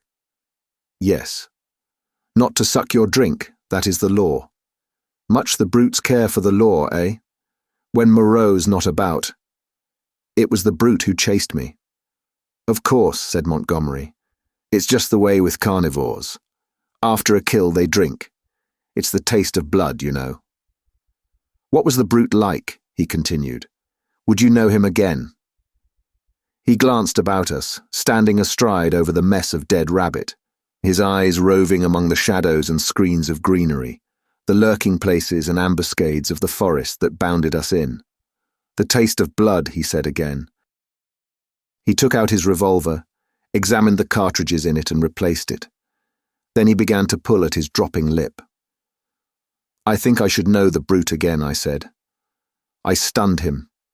He ought to have a handsome bruise on the forehead of him. But then we have to prove that he killed the rabbit, said Montgomery. I wish I'd never brought the things here. I should have gone on, but he stayed there thinking over the mangled rabbit in a puzzle-headed way. As it was, I went to such a distance that the rabbit's remains were hidden. Come on, I said. Presently, he woke up and came towards me. You see, he said, almost in a whisper, they are all supposed to have a fixed idea against eating anything that runs on land. If some brute has by any accident tasted blood, we went on some way in silence. I wonder what can have happened, he said to himself. Then after a pause again, I did a foolish thing the other day. That servant of mine, I showed him how to skin and cook a rabbit. It's odd. I saw him licking his hands. It never occurred to me. Then, we must put a stop to this. I must tell Moreau. He could think of nothing else on our homeward journey. Moreau took the matter even more seriously than Montgomery, and I need scarcely say that I was affected by their evident consternation. We must make an example, said Moreau. I've no doubt in my own mind that the leopard man was the sinner, but how can we prove it? I wish, Montgomery, you had kept your taste for meat in hand and gone without these exciting novelties. We may find ourselves in a mess yet, through it. I was a silly ass, said Montgomery. But the thing's done now, and you said I might have them, you know. We must see to the thing at once, said Moreau. I suppose if anything should turn up, Maling can take care of himself? I'm not so sure of Maling, said Montgomery. I think I ought to know him.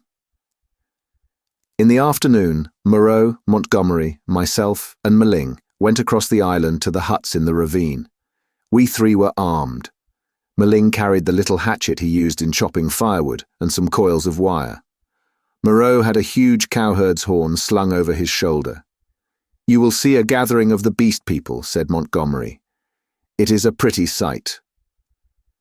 Moreau said not a word on the way, but the expression of his heavy, white-fringed face was grimly set. We crossed the ravine down which smoked the stream of hot water, and followed the winding pathway through the canebrakes until we reached a wide area covered over with a thick, powdery yellow substance which I believe was sulphur. Above the shoulder of a weedy bank, the sea glittered. We came to a kind of shallow, natural amphitheatre, and here the four of us halted. Then Moreau sounded the horn and broke the sleeping stillness of the tropical afternoon. He must have had strong lungs. The hooting note rose and rose amidst its echoes, to at last an ear-penetrating intensity. Ah, said Moreau, letting the curved instrument fall to his side again. Immediately there was a crashing through the yellow canes, and a sound of voices from the dense green jungle that marked the morass through which I had run on the previous day. Then at 3 or 4 points on the edge of the sulphurous area appeared the grotesque forms of the beast people hurrying towards us. I could not help a creeping horror, as I perceived first one and then another trot out from the trees or reeds and come shambling along over the hot dust.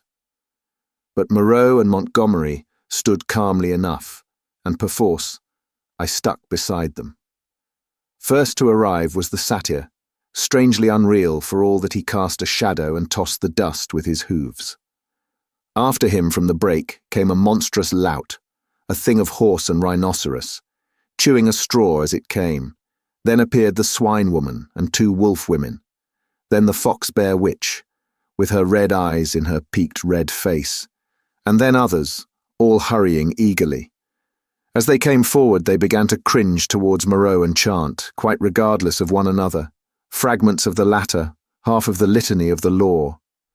His is the hand that wounds, his is the hand that heals, and so forth. As soon as they had approached within a distance of perhaps 30 yards, they halted, and bowing on knees and elbows began flinging the white dust upon their heads. Imagine the scene if you can. We three blue-clad men, with our misshapen black-faced attendant, standing in a wide expanse of sunlit yellow dust under the blazing blue sky, and surrounded by this circle of crouching and gesticulating monstrosities. Some almost human save in their subtle expression and gestures, some like cripples, some so strangely distorted as to resemble nothing but the denizens of our wildest dreams, and beyond, the reedy lines of a canebrake in one direction, a dense tangle of palm trees on the other, separating us from the ravine with the huts, and to the north, the hazy horizon of the Pacific Ocean. 62, 63, counted Moreau. There are 4 more. I do not see the leopard man, said I. Presently Moreau sounded the great horn again, and at the sound of it all, the beast people writhed and grovelled in the dust. Then slinking out of the canebrake, stooping near the ground and trying to join the dust-throwing circle behind Moreau's back, came the leopard man. The last of the beast people to arrive was the little ape man. The earlier animals, hot and weary with their grovelling, shot vicious glances at him. "Cease," said Moreau, in his firm, loud voice, and the beast people sat back upon their hams and rested from their worshipping. "Where is the sayer of the law?" said Moreau, and the hairy grey monster bowed his face in the dust. "Say the words," said Moreau. Forthwith all in the kneeling assembly, swaying from side to side and dashing up the sulphur with their hands, first the right hand in a puff of dust, and then the left, began once more to chant their strange litany. When they reached, "Not to eat flesh or fish, that is the law," Moreau held up his lank white hand. "Stop!" he cried, and there fell absolute silence upon them all. I think they all knew and dreaded what was coming. I looked round at their strange faces. When I saw their wincing attitudes and the furtive dread in their bright eyes, I wondered that I had ever believed them to be men. "That law has been broken," said Moreau. "None escape." From the faceless creature with the silvery hair. "None escape," repeated the kneeling circle of beast people. "Who is he?" cried Moreau, and looked round at their faces, cracking his whip. I fancied the hyena swine looked dejected. So too did the leopard man. Moreau stopped, facing this creature, who cringed towards him with the memory and dread of infinite torment. "Who is he?" repeated Moreau in a voice of thunder. "Evil is he who breaks the law," chanted the sayer of the law. Moreau looked into the eyes of the leopard man and seemed to be dragging the very soul out of the creature. "Who breaks the law?" said Moreau, taking his eyes off his victim and turning towards us. It seemed to me there was a touch of exultation in his voice. "Goes back to the house of pain," they all clamoured. "Goes back to the house of pain, O master." "Back to the house of pain, back to the house of pain," gabbled the ape man, as though the idea was sweet to him. "Do you hear?" said Moreau, turning back to the criminal. "My friend, hullo." For the leopard man, released from Moreau's eye, had risen straight from his knees, and now, with eyes aflame and his huge feline tusks flashing out from under his curling lips, leapt towards his tormentor. I am convinced that only the madness of unendurable fear could have prompted this attack. The whole circle of 80 monsters seemed to rise about us. I drew my revolver. The 2 figures collided. I saw Moreau reeling back from the leopard man's blow. There was a furious yelling and howling all about us. Everyone was moving rapidly. For a moment, I thought it was a general revolt. The furious face of the leopard man flashed by mine, with Maling close in pursuit. I saw the yellow eyes of the hyena swine blazing with excitement. His attitude, as if he were half resolved to attack me. The satyr, too, glared at me over the hyena swine's hunched shoulders. I heard the crack of Moreau's pistol and saw the pink flash dart across the tumult. The whole crowd seemed to swing round in the direction of the glint of fire, and I too was swung round by the magnetism of the movement. In another second I was running, one of a tumultuous shouting crowd, in pursuit of the escaping leopard man. That is all I can tell definitely. I saw the leopard man strike Moreau, and then everything spun about me until I was running headlong. Meling was ahead, close in pursuit of the fugitive. Behind, their tongues already lolling out, ran the wolf women in great leaping strides. The swine folk followed, squealing with excitement, and the two bullmen in their swathings of white. Then came Moreau, in a cluster of the beast people, his wide-brimmed straw hat blown off, his revolver in hand, and his lank white hair streaming out. The hyena swine ran beside me, keeping pace with me and glancing furtively at me out of his feline eyes, and the others came pattering and shouting behind us. The leopard man went bursting his way through the long canes, which sprang back as he passed, and rattled in Meling's face. We others in the rear found a trampled path for us when we reached the break. The chase lay through the break for perhaps a quarter of a mile, and then plunged into a dense thicket, which retarded our movements exceedingly, though we went through it in a crowd together, fronds flicking into our faces, ropey creepers catching us under the chin or gripping our ankles, thorny plants hooking into and tearing cloth and flesh together. "He has gone on all fours through this," panted Moreau, now just ahead of me. "None escape," said the wolf bear, laughing into my face with the exultation of hunting. We burst out again among rocks, and saw the quarry ahead running lightly on all fours and snarling at us over his shoulder. At that, the wolf folk howled with delight. The thing was still clothed, and at a distance its face still seemed human, but the carriage of its four limbs was feline, and the furtive droop of its shoulder was distinctly that of a hunted animal. It leapt over some thorny yellow-flowering bushes and was hidden. Meling was halfway across the space. Most of us now had lost the first speed of the chase, and had fallen into a longer and steadier stride. I saw as we traversed the open that the pursuit was now spreading from a column into a line. The hyena swine still ran close to me, watching me as it ran, every now and then puckering its muzzle with a snarling laugh. At the edge of the rocks, the leopard man, realizing that he was making for the projecting cape upon which he had stalked me on the night of my arrival, had doubled in the undergrowth. But Montgomery had seen the maneuver and turned him again. So, panting, tumbling against rocks, torn by brambles, impeded by ferns and reeds, I helped to pursue the leopard man who had broken the law, and the hyena swine ran, laughing savagely, by my side. I staggered on, my head reeling and my heart beating against my ribs, tired almost to death, and yet not daring to lose sight of the chase lest I should be left alone with this horrible companion. I staggered on in spite of infinite fatigue and the dense heat of the tropical afternoon. At last the fury of the hunt slackened. We had pinned the wretched brute into a corner of the island. Moreau, whip in hand, marshalled us all into an irregular line, and we advanced now slowly, shouting to one another as we advanced and tightening the cordon about our victim. He lurked noiseless and invisible in the bushes, through which I had run from him during that midnight pursuit. "Steady!" cried Moreau. "Steady!" as the ends of the line crept round the tangle of undergrowth and hemmed the brute in. "Where a rush!" came the voice of Montgomery from beyond the thicket. I was on the slope above the bushes. Montgomery and Moreau beat along the beach beneath.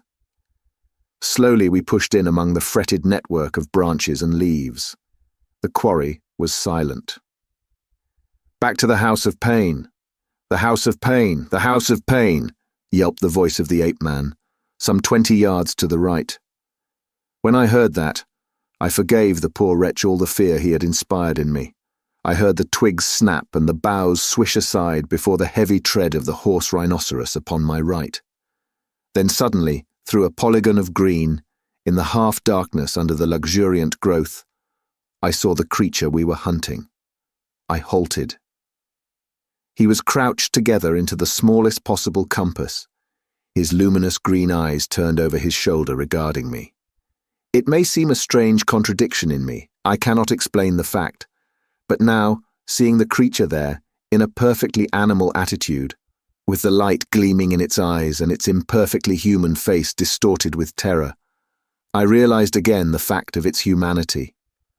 In another moment other of its pursuers would see it, and it would be overpowered and captured, to experience once more the horrible tortures of the enclosure. Abruptly I slipped out my revolver, aimed between its terror-struck eyes and fired. As I did so, the hyena swine saw the thing, and flung itself upon it with an eager cry, thrusting thirsty teeth into its neck. All about me the green masses of the thicket were swaying and cracking as the beast people came rushing together. One face and then another appeared. "Don't kill it, Pendrick," cried Moreau. "Don't kill it!" And I saw him stooping as he pushed through under the fronds of the big ferns. In another moment he had beaten off the hyena swine with the handle of his whip, and he and Montgomery were keeping away the excited carnivorous beast people, and particularly Meling, from the still quivering body. The hairy grey thing came sniffing at the corpse under my arm. The other animals, in their animal ardour, jostled me to get a nearer view. "Confound you, Pendrick," said Moreau. "I wanted him." "I'm sorry," said I, though I was not. It was the impulse of the moment. I felt sick with exertion and excitement. Turning, I pushed my way out of the crowding beast people and went on alone up the slope towards the higher part of the headland. Under the shouted directions of Moreau, I heard the 3 white-swathed bullmen begin dragging the victim down towards the water. It was easy now for me to be alone. The beast people manifested a quite human curiosity about the dead body, and followed it in a thick knot, sniffing and growling at it as the bullmen dragged it down the beach. I went to the headland and watched the bullmen, black against the evening sky as they carried the weighted dead body out to sea. And like a wave across my mind came the realization of the unspeakable aimlessness of things upon the island. Upon the beach, among the rocks beneath me, were the ape-man, the hyena swine, and several other of the beast people standing about Montgomery and Moreau. They were all still intensely excited, and all overflowing with noisy expressions of their loyalty to the law. Yet I felt an absolute assurance in my own mind that the hyena swine was implicated in the rabbit killing. A strange persuasion came upon me, that save for the grossness of the line, the grotesqueness of the forms, I had here before me the whole balance of human life in miniature, the whole interplay of instinct, reason, and fate in its simplest form. The leopard man had happened to go under. That was all the difference. Poor brute. Poor brutes. I began to see the viler aspect of Moreau's cruelty. I had not thought before of the pain and trouble that came to these poor victims after they had passed from Moreau's hands. I had shivered only at the days of actual torment in the enclosure. But now that seemed to me the lesser part. Before they had been beasts, their instincts fitly adapted to their surroundings, and happy as living things may be. Now they stumbled in the shackles of humanity, lived in a fear that never died, fretted by a law they could not understand. Their mock-human existence, begun in an agony, was one long internal struggle, one long dread of Moreau, and for what? It was the wantonness of it that stirred me. Had Moreau had any intelligible object, I could have sympathized at least a little with him. I'm not so squeamish about pain as that. I could have forgiven him a little even, had his motive been only hate. But he was so irresponsible, so utterly careless. His curiosity, his mad, aimless investigations drove him on, and the things were thrown out to live a year or so, to struggle and blunder and suffer and at last to die painfully. They were wretched in themselves. The old animal hate moved them to trouble one another. the law held them back from a brief hot struggle and a decisive end to their natural animosities. In those days, my fear of the beast people went the way of my personal fear for Moreau. I fell indeed into a morbid state, deep and enduring, and alien to fear, which has left permanent scars upon my mind. I must confess that I lost faith in the sanity of the world when I saw it suffering the painful disorder of this island. A blind fate, a vast pitiless mechanism, seemed to cut and shape the fabric of existence, and I, Moreau, by his passion for research, Montgomery, by his passion for drink. The beast people with their instincts and mental restrictions were torn and crushed, ruthlessly, inevitably, amid the infinite complexity of its incessant wheels. But this condition did not come all at once. I think indeed that I anticipate a little in speaking of it now. Chapter 17. A Catastrophe. Scarcely 6 weeks passed before I had lost every feeling but dislike and abhorrence for this infamous experiment of Moreau's. My one idea was to get away from these horrible caricatures of my Maker's image, back to the sweet and wholesome intercourse of men. My fellow creatures, from whom I was thus separated, began to assume idyllic virtue and beauty in my memory. My first friendship with Montgomery did not increase. His long separation from humanity, his secret vice of drunkenness, his evident sympathy with the beast people tainted him to me. Several times I let him go alone among them. I avoided intercourse with them in every possible way. I spent an increasing proportion of my time upon the beach, looking for some liberating sail that never appeared, until one day there fell upon us an appalling disaster, which put an altogether different aspect upon my strange surroundings. It was about 7 or 8 weeks after my landing, rather more, I think, though I had not troubled to keep account of the time, when this catastrophe occurred. It happened in the early morning, I should think about 6. I had risen and breakfasted early, having been aroused by the noise of 3 beastmen carrying wood into the enclosure. After breakfast, I went to the open gateway of the enclosure and stood there smoking a cigarette and enjoying the freshness of the early morning. Moreau presently came round the corner of the enclosure and greeted me. He passed by me, and I heard him behind me unlock and enter his laboratory. So indurated was I at that time to the abomination of the place, that I heard without a touch of emotion the puma victim begin another day of torture. It met its persecutor with a shriek, almost exactly like that of an angry virago. Then suddenly something happened. I do not know what to this day. I heard a short, sharp cry behind me, a fall, and turning saw an awful face rushing upon me. Not human, not animal, but hellish, brown, seamed with red branching scars, red drops starting out upon it, and the lidless eyes ablaze. I threw up my arm to defend myself from the blow that flung me headlong with a broken forearm, and the great monster, swathed in lint and with red-stained bandages fluttering about it, leapt over me and passed. I rolled over and over down the beach, tried to sit up, and collapsed upon my broken arm.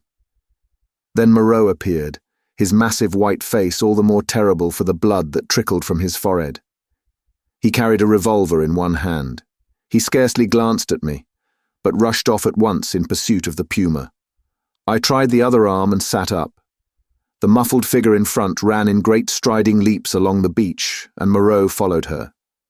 She turned her head and saw him, then doubling abruptly made for the bushes. She gained upon him at every stride. I saw her plunge into them, and Moreau, running slantingly to intercept her, fired and missed as she disappeared. Then he too vanished in the green confusion. I stared after them, and then the pain in my arm flamed up, and with a groan I staggered to my feet.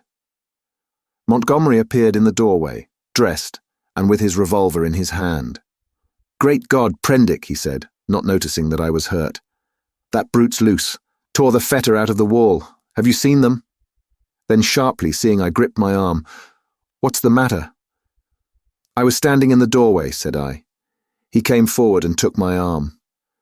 "Blood on the sleeve," said he, and rolled back the flannel. He pocketed his weapon, felt my arm about painfully, and led me inside.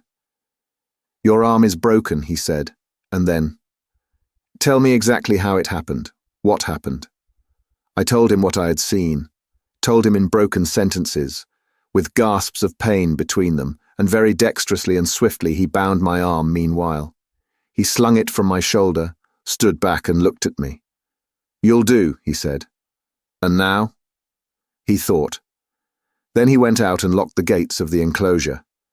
He was absent some time. I was chiefly concerned about my arm. The incident seemed merely one more of many horrible things. I sat down in the deck chair, and I must admit, swore heartily at the island. The first dull feeling of injury in my arm had already given way to a burning pain when Montgomery reappeared. His face was rather pale, and he showed more of his lower gums than ever. "I can neither see nor hear anything of him," he said. "I've been thinking he may want my help." He stared at me with his expressionless eyes. "That was a strong brute," he said. "It simply wrenched its fetter out of the wall." He went to the window, then to the door, and there turned to me. "I shall go after him," he said. "There's another revolver I can leave with you. To tell you the truth, I feel anxious somehow." He obtained the weapon and put it ready to my hand on the table, then went out, leaving a restless contagion in the air. I did not sit long after he left, but took the revolver in hand and went to the doorway. The morning was as still as death. Not a whisper of wind was stirring. The sea was like polished glass, the sky empty, the beach desolate. In my half-excited, half-feverish state, this stillness of things oppressed me. I tried to whistle, and the tune died away. I swore again, the second time that morning. Then I went to the corner of the enclosure and stared inland at the green bush that had swallowed up Moreau and Montgomery. When would they return? And how?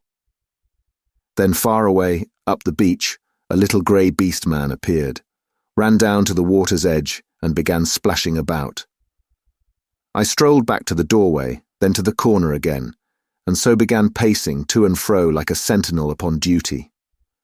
Once I was arrested by the distant voice of Montgomery bawling, "Cooey, Moreau!" My arm became less painful, but very hot. I got feverish and thirsty. My shadow grew shorter. I watched the distant figure until it went away again. Would Moreau and Montgomery never return? 3 seabirds began fighting for some stranded treasure. Then from far away behind the enclosure, I heard a pistol shot. A long silence, and then came another. Then a yelling cry nearer, and another dismal gap of silence. My unfortunate imagination set to work to torment me. Then suddenly, a shot close by. I went to the corner, startled, and saw Montgomery, his face scarlet, his hair disordered, and the knee of his trousers torn. His face expressed profound consternation. Behind him slouched the beast man, Maling, and round Maling's jaws were some queer dark stains. "Has he come?" said Montgomery. "Moreau," said I. "No." "My God!" The man was panting, almost sobbing. "Go back in," he said, taking my arm. "They're mad. They're all rushing about mad. What can have happened? I don't know. I'll tell you, when my breath comes. Where's some brandy?" Montgomery limped before me into the room and sat down in the deck chair. Maling flung himself down just outside the doorway and began panting like a dog. I got Montgomery some brandy and water. He sat staring in front of him at nothing, recovering his breath. After some minutes he began to tell me what had happened. He had followed their track for some way. It was plain enough at first on account of the crushed and broken bushes, white rags torn from the puma's bandages, and occasional smears of blood on the leaves of the shrubs and undergrowth. He lost the track, however, on the stony ground beyond the stream where I had seen the beast man drinking, and went wandering aimlessly westward shouting Moreau's name. Then Maling had come to him carrying a light hatchet. Maling had seen nothing of the puma affair, had been felling wood, and heard him calling. They went on shouting together. 2 beastmen came crouching and peering at them through the undergrowth, with gestures and a furtive carriage that alarmed Montgomery by their strangeness. He hailed them, and they fled guiltily. He stopped shouting after that, and after wandering some time farther in an undecided way, determined to visit the huts, he found the ravine deserted. Growing more alarmed every minute, he began to retrace his steps. Then it was he encountered the 2 swine men I had seen dancing on the night of my arrival. Blood-stained, they were about the mouth, and intensely excited. They came crashing through the ferns, and stopped with fierce faces when they saw him. He cracked his whip in some trepidation, and forthwith they rushed at him. Never before had a beastman dared to do that. One he shot through the head. Meling flung himself upon the other, and the 2 rolled grappling. Meling got his brute under and with his teeth in its throat, and Montgomery shot that too as it struggled in Meling's grip. He had some difficulty in inducing Meling to come on with him. Thence they had hurried back to me. On the way, Meling had suddenly rushed into a thicket and driven out an undersized ocelot man, also blood-stained and lame through a wound in the foot. This brute had run a little way and then turned savagely at bay, and Montgomery, with a certain wantonness, I thought, had shot him. "What does it all mean?" said I. He shook his head and turned once more to the brandy. Chapter 18. The Finding of Moreau. When I saw Montgomery swallow a 3rd dose of brandy, I took it upon myself to interfere. He was already more than half fuddled. I told him that some serious thing must have happened to Moreau by this time, or he would have returned before this, and that it behoved us to ascertain what that catastrophe was. Montgomery raised some feeble objections, and at last agreed. We had some food, and then all 3 of us started. It is possibly due to the tension of my mind at the time, but even now that start into the hot stillness of the tropical afternoon is a singularly vivid impression. Meling went first, his shoulder hunched, his strange black head moving with quick starts as he peered first on this side of the way and then on that. He was unarmed. His axe he had dropped when he encountered the swine man. Teeth were his weapons when it came to fighting. Montgomery followed with stumbling footsteps, his hands in his pockets, his face downcast. He was in a state of muddled sullenness with me on account of the brandy. My left arm was in a sling. It was lucky it was my left, and I carried my revolver in my right. Soon we traced a narrow path through the wild luxuriance of the island, going northwestward, and presently Meling stopped and became rigid with watchfulness. Montgomery almost staggered into him and then stopped too. Then, listening intently, we heard coming through the trees the sound of voices and footsteps approaching us. "He is dead," said a deep, vibrating voice. "He is not dead, he is not dead," jabbered another. We saw," said several voices. "Hullo," suddenly shouted Montgomery. "Hullo there." "Confound you," said I, and gripped my pistol. There was a silence, then a crashing among the interlacing vegetation. First here, then there, and then 6 faces appeared. Strange faces, lit by a strange light. Meling made a growling noise in his throat. I recognized the ape-man. I had indeed already identified his voice, and 2 of the white-swathed, brown-featured creatures I had seen in Montgomery's boat. With these were the 2 dappled brutes, and that grey, horribly crooked creature, who said the law, with grey hair streaming down its cheeks, heavy grey eyebrows, and grey locks pouring off from a central parting upon its sloping forehead. A heavy, faceless thing, with strange red eyes, looking at us curiously from amidst the green. For a space, no one spoke. Then Montgomery hiccoughed. "Who? Said he was dead?" The monkey man looked guiltily at the hairy grey thing. "He is dead," said this monster. "They saw." There was nothing threatening about this detachment, at any rate. They seemed awe-stricken and puzzled.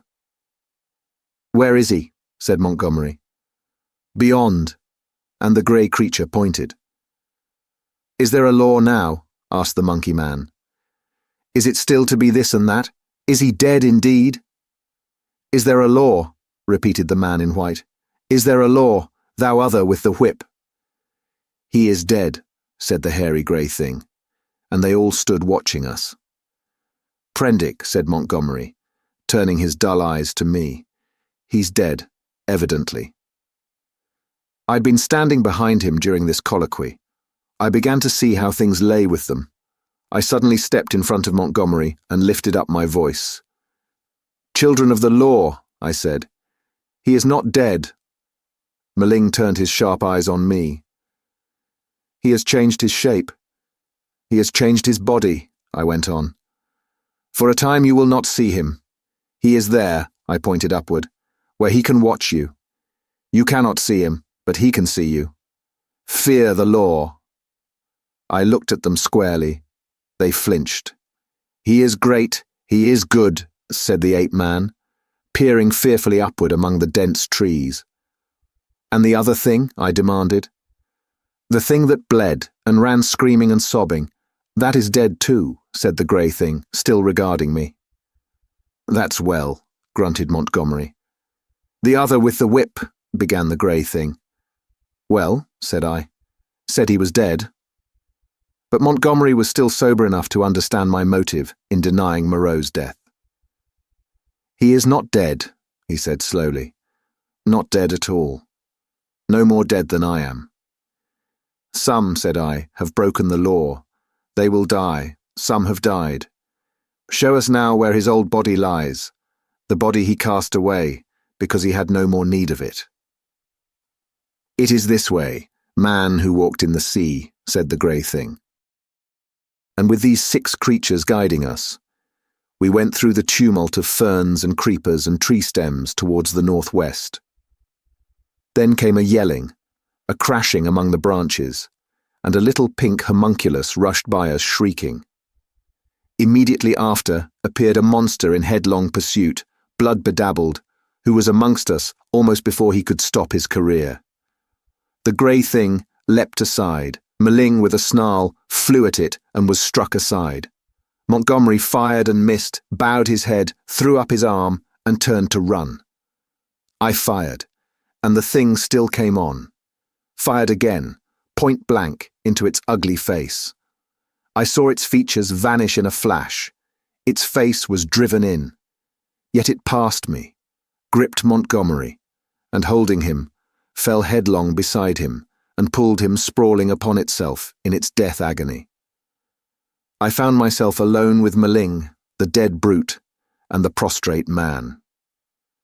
Montgomery raised himself slowly, and stared in a muddled way at the shattered beast-man beside him.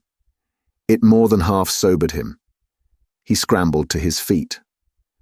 Then I saw the grey thing returning cautiously through the trees. "See," said I, pointing to the dead brute. "Is the law not alive?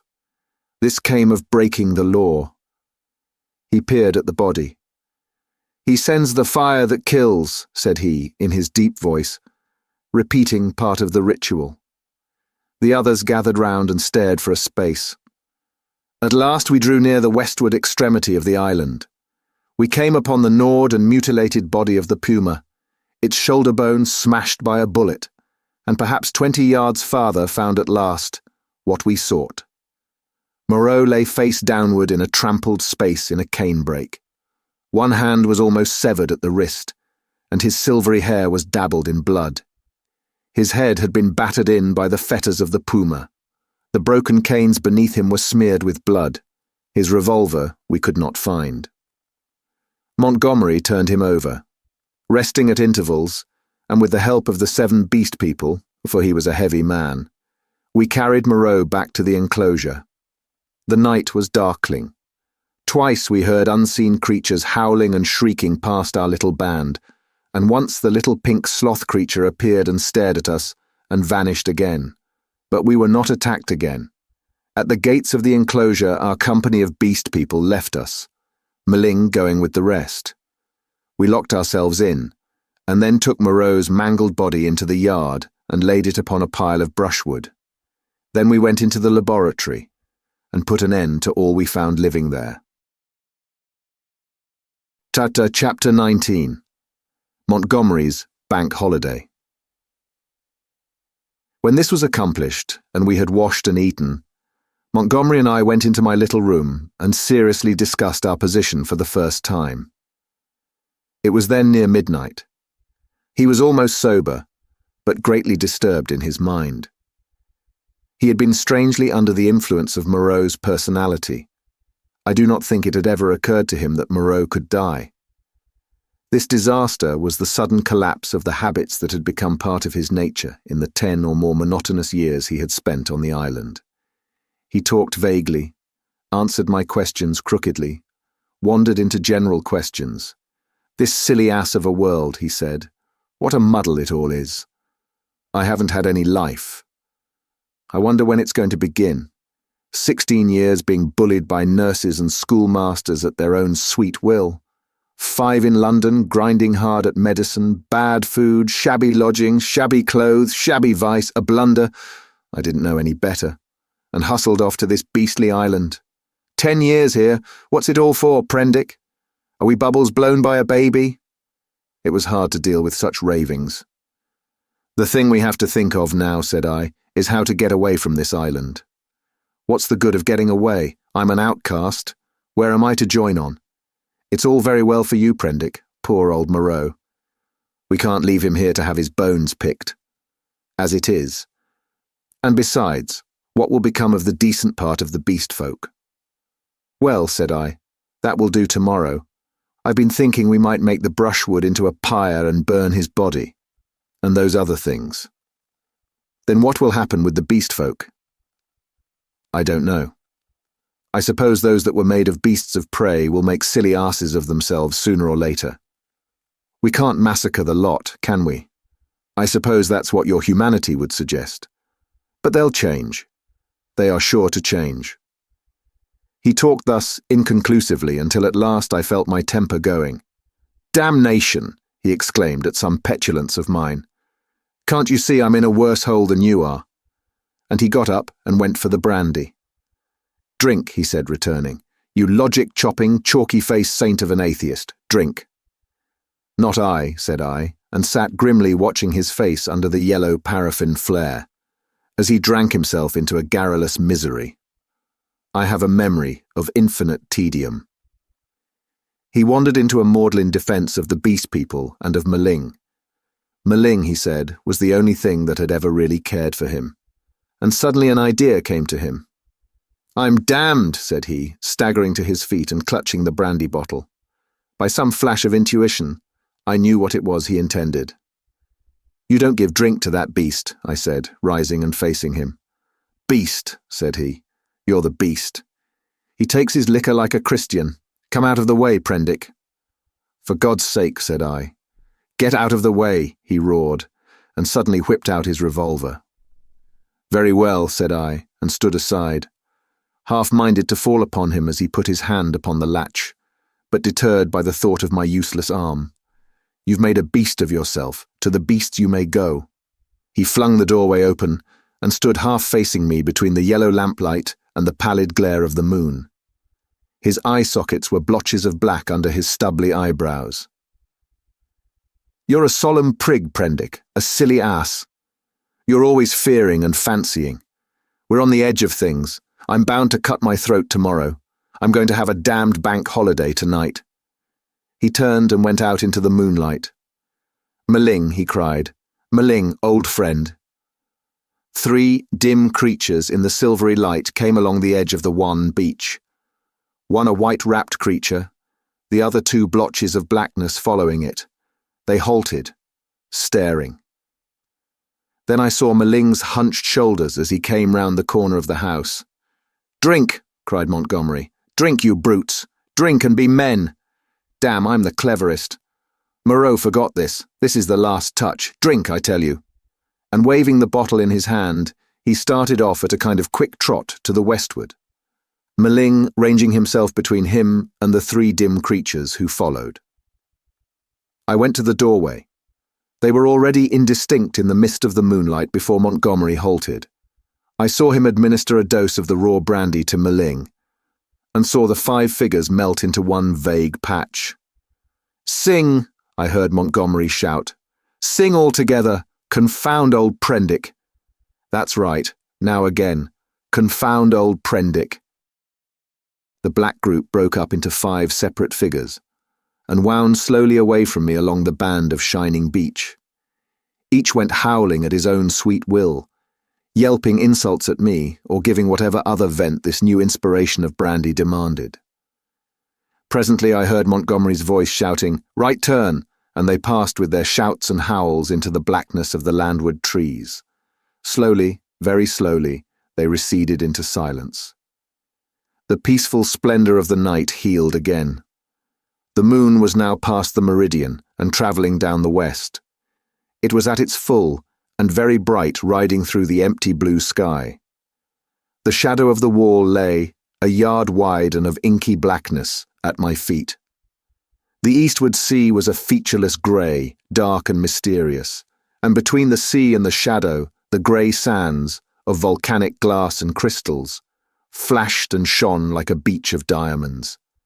Behind me, the paraffin lamp flared hot and ruddy.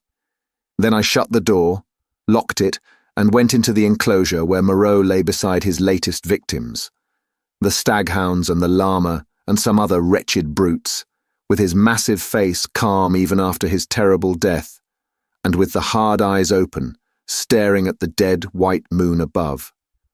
I sat down upon the edge of the sink, and with my eyes upon that ghastly pile of silvery light and ominous shadows, began to turn over my plans.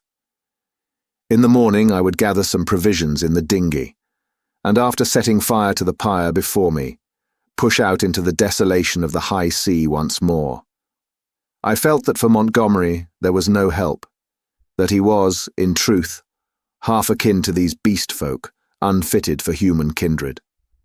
I do not know how long I sat there scheming. It must have been an hour or so. Then my planning was interrupted by the return of Montgomery to my neighborhood. I heard a yelling from many throats, a tumult of exultant cries passing down towards the beach, whooping and howling and excited shrieks that seemed to come to a stop near the water's edge. The riot rose and fell. I heard heavy blows and the splintering smash of wood, but it did not trouble me then. A discordant chanting began. My thoughts went back to my means of escape. I got up, brought the lamp, and went into a shed to look at some kegs I had seen there. Then I became interested in the contents of some biscuit tins, and opened one. I saw something out of the tail of my eye, a red figure, and turned sharply. Behind me lay the yard, vividly black and white in the moonlight, and the pile of wood and faggots on which Moreau and his mutilated victims lay, one over another. They seemed to be gripping one another in one last revengeful grapple. His wounds gaped, black as night, and the blood that had dripped lay in black patches upon the sand. Then I saw, without understanding, the cause of my phantom. A ruddy glow that came and danced and went upon the wall opposite. I misinterpreted this, fancied it was a reflection of my flickering lamp, and turned again to the stores in the shed. I went on rummaging among them, as well as a one-armed man could, finding this convenient thing and that, and putting them aside for tomorrow's launch. My movements were slow, and the time passed quickly. Insensibly the daylight crept upon me. The chanting died down, giving place to a clamour. Then it began again, and suddenly broke into a tumult. I heard cries of, "More! More!" a sound like quarrelling, and a sudden wild shriek. The quality of the sounds changed so greatly that it arrested my attention. I went out into the yard and listened. Then, cutting like a knife across the confusion, came the crack of a revolver. I rushed at once through my room to the little doorway. As I did so, I heard some of the packing cases behind me go sliding down and smash together with a clatter of glass on the floor of the shed. But I did not heed these. I flung the door open and looked out. Up the beach by the boathouse a bonfire was burning, raining up sparks into the indistinctness of the dawn. Around this struggled a mass of black figures. I heard Montgomery call my name. I began to run at once towards this fire, revolver in hand. I saw the pink tongue of Montgomery's pistol lick out once, close to the ground. He was down. I shouted with all my strength and fired into the air. I heard someone cry, "The Master!" The knotted black struggle broke into scattering units. The fire leapt and sank down. The crowd of beast people fled in sudden panic before me, up the beach. In my excitement, I fired at their retreating backs as they disappeared among the bushes. Then I turned to the black heaps upon the ground. Montgomery lay on his back, with the hairy grey beast man sprawling across his body. The brute was dead, but still gripping Montgomery's throat with its curving claws. Nearby lay Maling on his face and quite still, his neck bitten open and the upper part of the smashed brandy bottle in his hand. Two other figures lay near the fire, the one motionless, the other groaning fitfully, every now and then raising its head slowly, then dropping it again. I caught hold of the grey man and pulled him off Montgomery's body. His claws drew down the torn coat reluctantly as I dragged him away. Montgomery was dark in the face and scarcely breathing. I splashed seawater on his face and pillowed his head on my rolled-up coat. Maling was dead. The wounded creature by the fire, it was a wolf brute with a bearded grey face, lay, I found, with the forepart of its body upon the still glowing timber. The wretched thing was injured so dreadfully that in mercy I blew its brains out at once. The other brute was one of the bullmen swathed in white. He too was dead. The rest of the beast people had vanished from the beach. I went to Montgomery again and knelt beside him, cursing my ignorance of medicine. The fire beside me had sunk down, and only charred beams of timber glowing at the central ends and mixed with a grey ash of brushwood remained. I wondered casually where Montgomery had got his wood. Then I saw that the dawn was upon us. The sky had grown brighter. The setting moon was becoming pale and opaque in the luminous blue of the day. The sky to the eastward was rimmed with red. Suddenly I heard a thud and a hissing behind me, and looking round, sprang to my feet with a cry of horror. Against the warm dawn, great tumultuous masses of black smoke were boiling up out of the enclosure, and through their stormy darkness shot flickering threads of blood-red flame. Then the thatched roof caught. I saw the curving charge of the flames across the sloping straw. A spurt of fire jetted from the window of my room. I knew at once what had happened. I remembered the crash I had heard. When I had rushed out to Montgomery's assistance, I had overturned the lamp. The hopelessness of saving any of the contents of the enclosure stared me in the face. My mind came back to my plan of flight, and turning swiftly I looked to see where the two boats lay upon the beach. They were gone. Two axes lay upon the sands beside me. Chips and splinters were scattered broadcast, and the ashes of the bonfire were blackening and smoking under the dawn. Montgomery had burnt the boats to revenge himself upon me and prevent our return to mankind. A sudden convulsion of rage shook me. I was almost moved to batter his foolish head in as he lay there helpless at my feet. Then suddenly his hand moved, so feebly, so pitifully, that my wrath vanished. He groaned and opened his eyes for a minute. I knelt down beside him and raised his head. He opened his eyes again, staring silently at the dawn, and then they met mine. The lids fell. "Sorry," he said presently, with an effort. He seemed trying to think. "The last," he murmured. "The last of this silly universe. What a mess." I listened. His head fell helplessly to one side. I thought some drink might revive him, but there was neither drink nor vessel in which to bring drink at hand. He seemed suddenly heavier. My heart went cold. I bent down to his face, put my hand through the rent in his blouse. He was dead. And even as he died, a line of white heat, the limb of the sun, rose eastward beyond the projection of the bay, splashing its radiance across the sky and turning the dark sea into a weltering tumult of dazzling light. It fell like a glory upon his death-shrunken face. I let his head fall gently upon the rough pillow I had made for him, and stood up. Before me was the glittering desolation of the sea, the awful solitude upon which I had already suffered so much. Behind me the island, hushed under the dawn, its beast people silent and unseen. The enclosure, with all its provisions and ammunition, burnt noisily, with sudden gusts of flame, a fitful crackling, and now and then a crash. The heavy smoke drove up the beach away from me, rolling low over the distant treetops towards the huts in the ravine. Beside me were the charred vestiges of the boats and these 5 dead bodies. Then out of the bushes came 3 beast people, with hunched shoulders, protruding heads, misshapen hands awkwardly held, and inquisitive, unfriendly eyes, and advanced towards me with hesitating gestures. Chapter 20. Alone with the beast folk. I faced these people, facing my fate in them, single-handed now. Literally single-handed, for I had a broken arm. In my pocket was a revolver with 2 empty chambers. Among the chips scattered about the beach lay the 2 axes that had been used to chop up the boats. The tide was creeping in behind me. There was nothing for it but courage.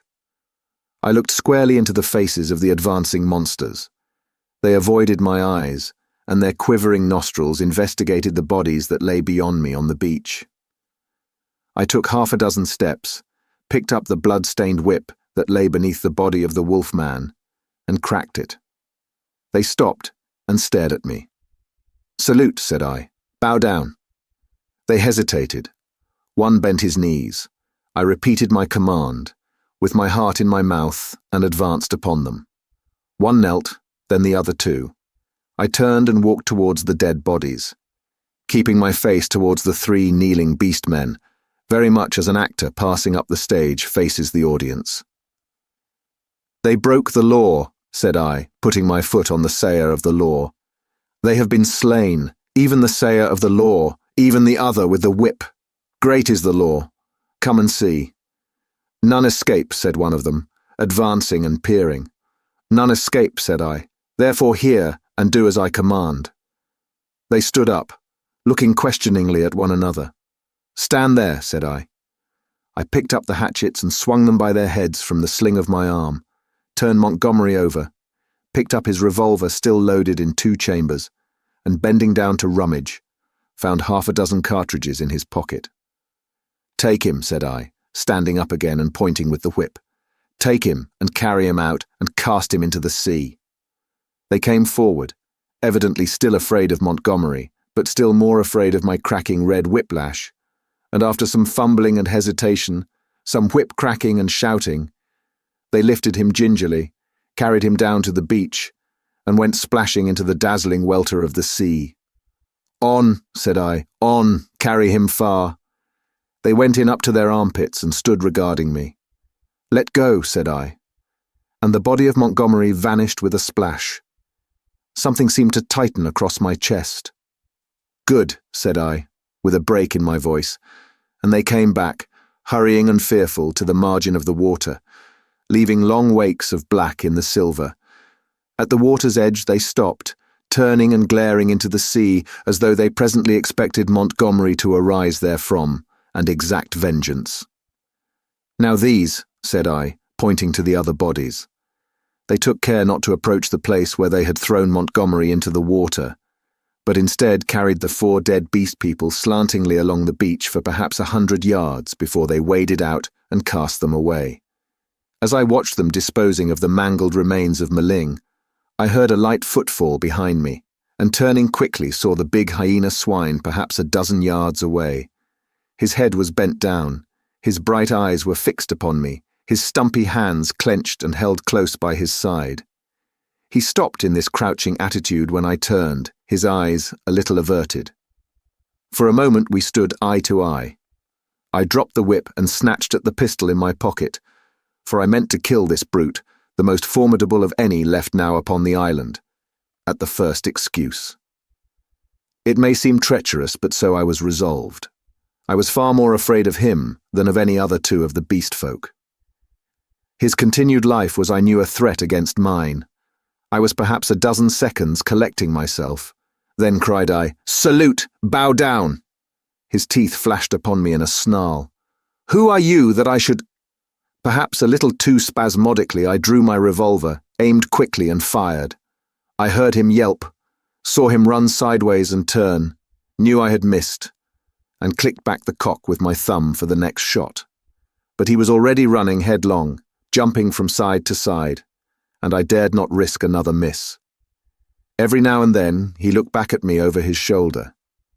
He went slanting along the beach and vanished beneath the driving masses of dense smoke that were still pouring out from the burning enclosure. For some time I stood staring after him.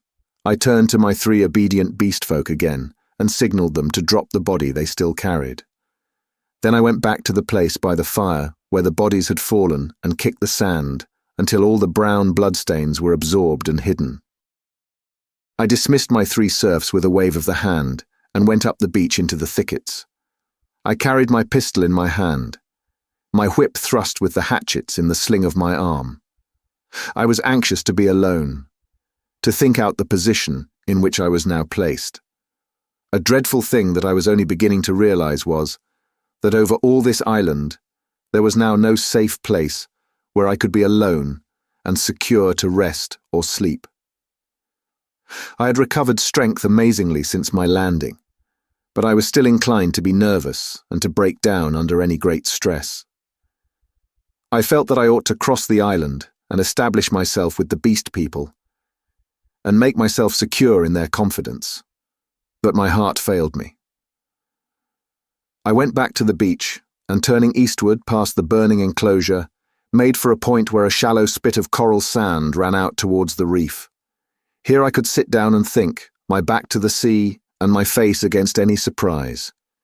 And there I sat, chin on knees, the sun beating down upon my head, an unspeakable dread in my mind, plotting how I could live on against the hour of my rescue, if ever rescue came. I tried to review the whole situation as calmly as I could, but it was difficult to clear the thing of emotion. I began turning over in my mind the reason of Montgomery's despair. "They will change," he said. "They are sure to change." And Moreau, what was it that Moreau had said? The stubborn beast flesh grows day by day back again. Then I came round to the hyena swine. I felt sure that if I did not kill that brute, he would kill me. The sayer of the law was dead. Worse luck. They knew now that we of the whips could be killed even as they themselves were killed. Were they peering at me already out of the green masses of ferns and palms over yonder, watching until I came within their spring? Were they plotting against me? What was the hyena swine telling them? My imagination was running away with me into a morass of unsubstantial fears. My thoughts were disturbed by a crying of seabirds hurrying towards some black object that had been stranded by the waves on the beach near the enclosure. I knew what that object was, but I had not the heart to go back and drive them off. I began walking along the beach in the opposite direction, designing to come round the eastward corner of the island and so approach the ravine of the huts, without traversing the possible ambuscades of the thickets. Perhaps half a mile along the beach, I became aware of one of my three beast folk advancing out of the landward bushes towards me. I was now so nervous with my own imaginings that I immediately drew my revolver. Even the propitiatory gestures of the creature failed to disarm me. He hesitated as he approached. "Go away," cried I. There was something very suggestive of a dog in the cringing attitude of the creature. It retreated a little way, very like a dog being sent home, and stopped, looking at me imploringly with canine brown eyes. "Go away," said I. "Do not come near me." "May I not come near you?" it said. "No, go away," I insisted, and snapped my whip. Then, putting my whip in my teeth, I stooped for a stone, and with that threat drove the creature away. So in solitude I came round by the ravine of the beast people, and hiding among the weeds and reeds that separated this crevice from the sea, I watched such of them as appeared, trying to judge from their gestures and appearance how the death of Moreau and Montgomery and the destruction of the House of Pain had affected them. I know now the folly of my cowardice. Had I kept my courage up to the level of the dawn, had I not allowed it to ebb away in solitary thought, I might have grasped the vacant sceptre of Moreau and ruled over the beast people. As it was, I lost the opportunity, and sank to the position of a mere leader among my fellows. Towards noon, certain of them came and squatted basking in the hot sand. The imperious voices of hunger and thirst prevailed over my dread. I came out of the bushes, and revolver in hand, walked down towards these seated figures. One, a wolf woman, turned her head and stared at me, and then the others. None attempted to rise or salute me. I felt too faint and weary to insist, and I let the moment pass. "I want food," said I, almost apologetically, and drawing near. "There is food in the huts," said an ox-boar man, drowsily, and looking away from me. I passed them, and went down into the shadow and odours of the almost deserted ravine. In an empty hut, I feasted on some specked and half-decayed fruit, and then after I had propped some branches and sticks about the opening, and placed myself with my face towards it and my hand upon my revolver, the exhaustion of the last 30 hours claimed its own, and I fell into a light slumber, hoping that the flimsy barricade I had erected would cause sufficient noise in its removal to save me from surprise. Chapter 21. The Reversion of the Beast Folk. In this way, I became one among the beast people in the island of Doctor Moreau. When I awoke, it was dark about me. My arm ached in its bandages. I sat up, wondering at first where I might be. I heard coarse voices talking outside. Then I saw that my barricade had gone, and that the opening of the hut stood clear. My revolver was still in my hand. I heard something breathing, saw something crouched together close beside me. I held my breath, trying to see what it was. It began to move slowly, interminably. Then something soft and warm and moist passed across my hand. All my muscles contracted. I snatched my hand away. A cry of alarm began and was stifled in my throat. Then I just realized what had happened sufficiently to stay my fingers on the revolver. "Who is that?" I said in a hoarse whisper, the revolver still pointed. "I, Master." "Who are you?" "They say there is no master now, but I know, I carried the bodies into the sea, O walker in the sea, the bodies of those you slew. I am your slave, Master." "Are you the one I met on the beach?" I asked. "The same, Master." The thing was evidently faithful enough, for it might have fallen upon me as I slept. "It is well," I said, extending my hand for another licking kiss. I began to realize what its presence meant, and the tide of my courage flowed. "Where are the others?" I asked. "They are mad. They are fools," said the dogman. "Even now they talk together beyond there. They say, 'The master is dead. The other, with the whip, is dead. That other who walked in the sea is as we are. We have no master, no whips, no house of pain, any more. There is an end. We love the law, and will keep it, but there is no pain, no master, no whips forever again.' So they say, but I know, Master. I know." I felt in the darkness and patted the dogman's head. "It is well," I said again. "Presently you will slay them all," said the dogman. "Presently," I answered, "I will slay them all. After certain days and certain things have come to pass. Every one of them save those you spare, every one of them shall be slain. What the master wishes to kill, the master kills," said the dogman with a certain satisfaction in his voice. "And that their sins may grow," I said. "Let them live in their folly until their time is ripe. Let them not know that I am the master." "The master's will is sweet," said the dogman, with the ready tact of his canine blood. "But one has sinned," said I. "Him I will kill, whenever I may meet him. When I say to you, that is he. See that you fall upon him. And now I will go to the men and women who are assembled together."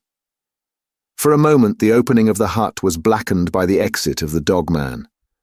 Then I followed and stood up, almost in the exact spot where I had been when I had heard Moreau and his staghound pursuing me.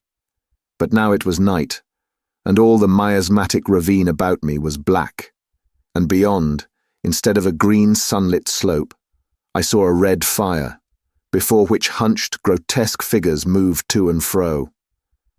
Farther were the thick trees, a bank of darkness, fringed above with the black lace of the upper branches. The moon was just riding up on the edge of the ravine, and like a bar across its face drove the spire of vapour that was forever streaming from the fumaroles of the island.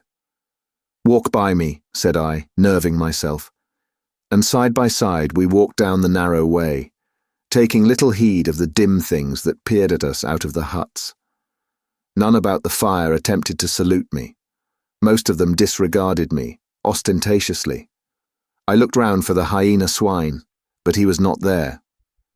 Altogether, perhaps 20 of the beast folk squatted, staring into the fire or talking to one another. "He is dead. He is dead. The master is dead," said the voice of the ape-man to the right of me. "The house of pain. There is no house of pain." "He is not dead," said I in a loud voice. "Even now he watches us." This startled them. 20 pairs of eyes regarded me. "The house of pain is gone," said I. "It will come again. The master you cannot see. Yet even now he listens among you." "True, true," said the dogman. They were staggered at my assurance. An animal may be ferocious and cunning enough, but it takes a real man to tell a lie. "The man with the bandaged arm speaks a strange thing," said one of the beast folk. "I tell you it is so," I said. "The master and the house of pain will come again. Woe be to him who breaks the law." They looked curiously at one another. With an affectation of indifference, I began to chop idly at the ground in front of me with my hatchet. They looked, I noticed, at the deep cuts I made in the turf. Then the satyr raised a doubt. I answered him. Then one of the dappled things objected, and an animated discussion sprang up round the fire. Every moment I began to feel more convinced of my present security. I talked now without the catching in my breath, due to the intensity of my excitement that had troubled me at first. In the course of about an hour, I had really convinced several of the beast folk of the truth of my assertions, and talked most of the others into a dubious state. I kept a sharp eye for my enemy, the hyena swine, but he never appeared. Every now and then a suspicious movement would startle me, but my confidence grew rapidly. Then as the moon crept down from the zenith, one by one, the listeners began to yawn, showing the oddest teeth in the light of the sinking fire, and first one, and then another, retired towards the dens in the ravine, and I, dreading the silence and darkness, went with them, knowing I was safer with several of them than with one alone. In this manner began the longer part of my sojourn upon this island of Dr. Moreau. But from that night, until the end came, there was but one thing happened to tell save a series of innumerable small, unpleasant details, and the fretting of an incessant uneasiness. So that I prefer to make no chronicle for that gap of time. To tell only one cardinal incident of the 10 months I spent as an intimate of these half-humanized brutes. There is much that sticks in my memory that I could write, things that I would cheerfully give my right hand to forget, but they do not help the telling of the story. In the retrospect, it is strange to remember how soon I fell in with these monsters' ways, and gained my confidence again. I had my quarrels with them, of course, and could show some of their teeth marks still, but they soon gained a wholesome respect for my trick of throwing stones and for the bite of my hatchet. And my St. Bernard man's loyalty was of infinite service to me. I found their simple scale of honour was based mainly on the capacity for inflicting trenchant wounds. Indeed, I may say, without vanity I hope, that I held something like preeminence among them.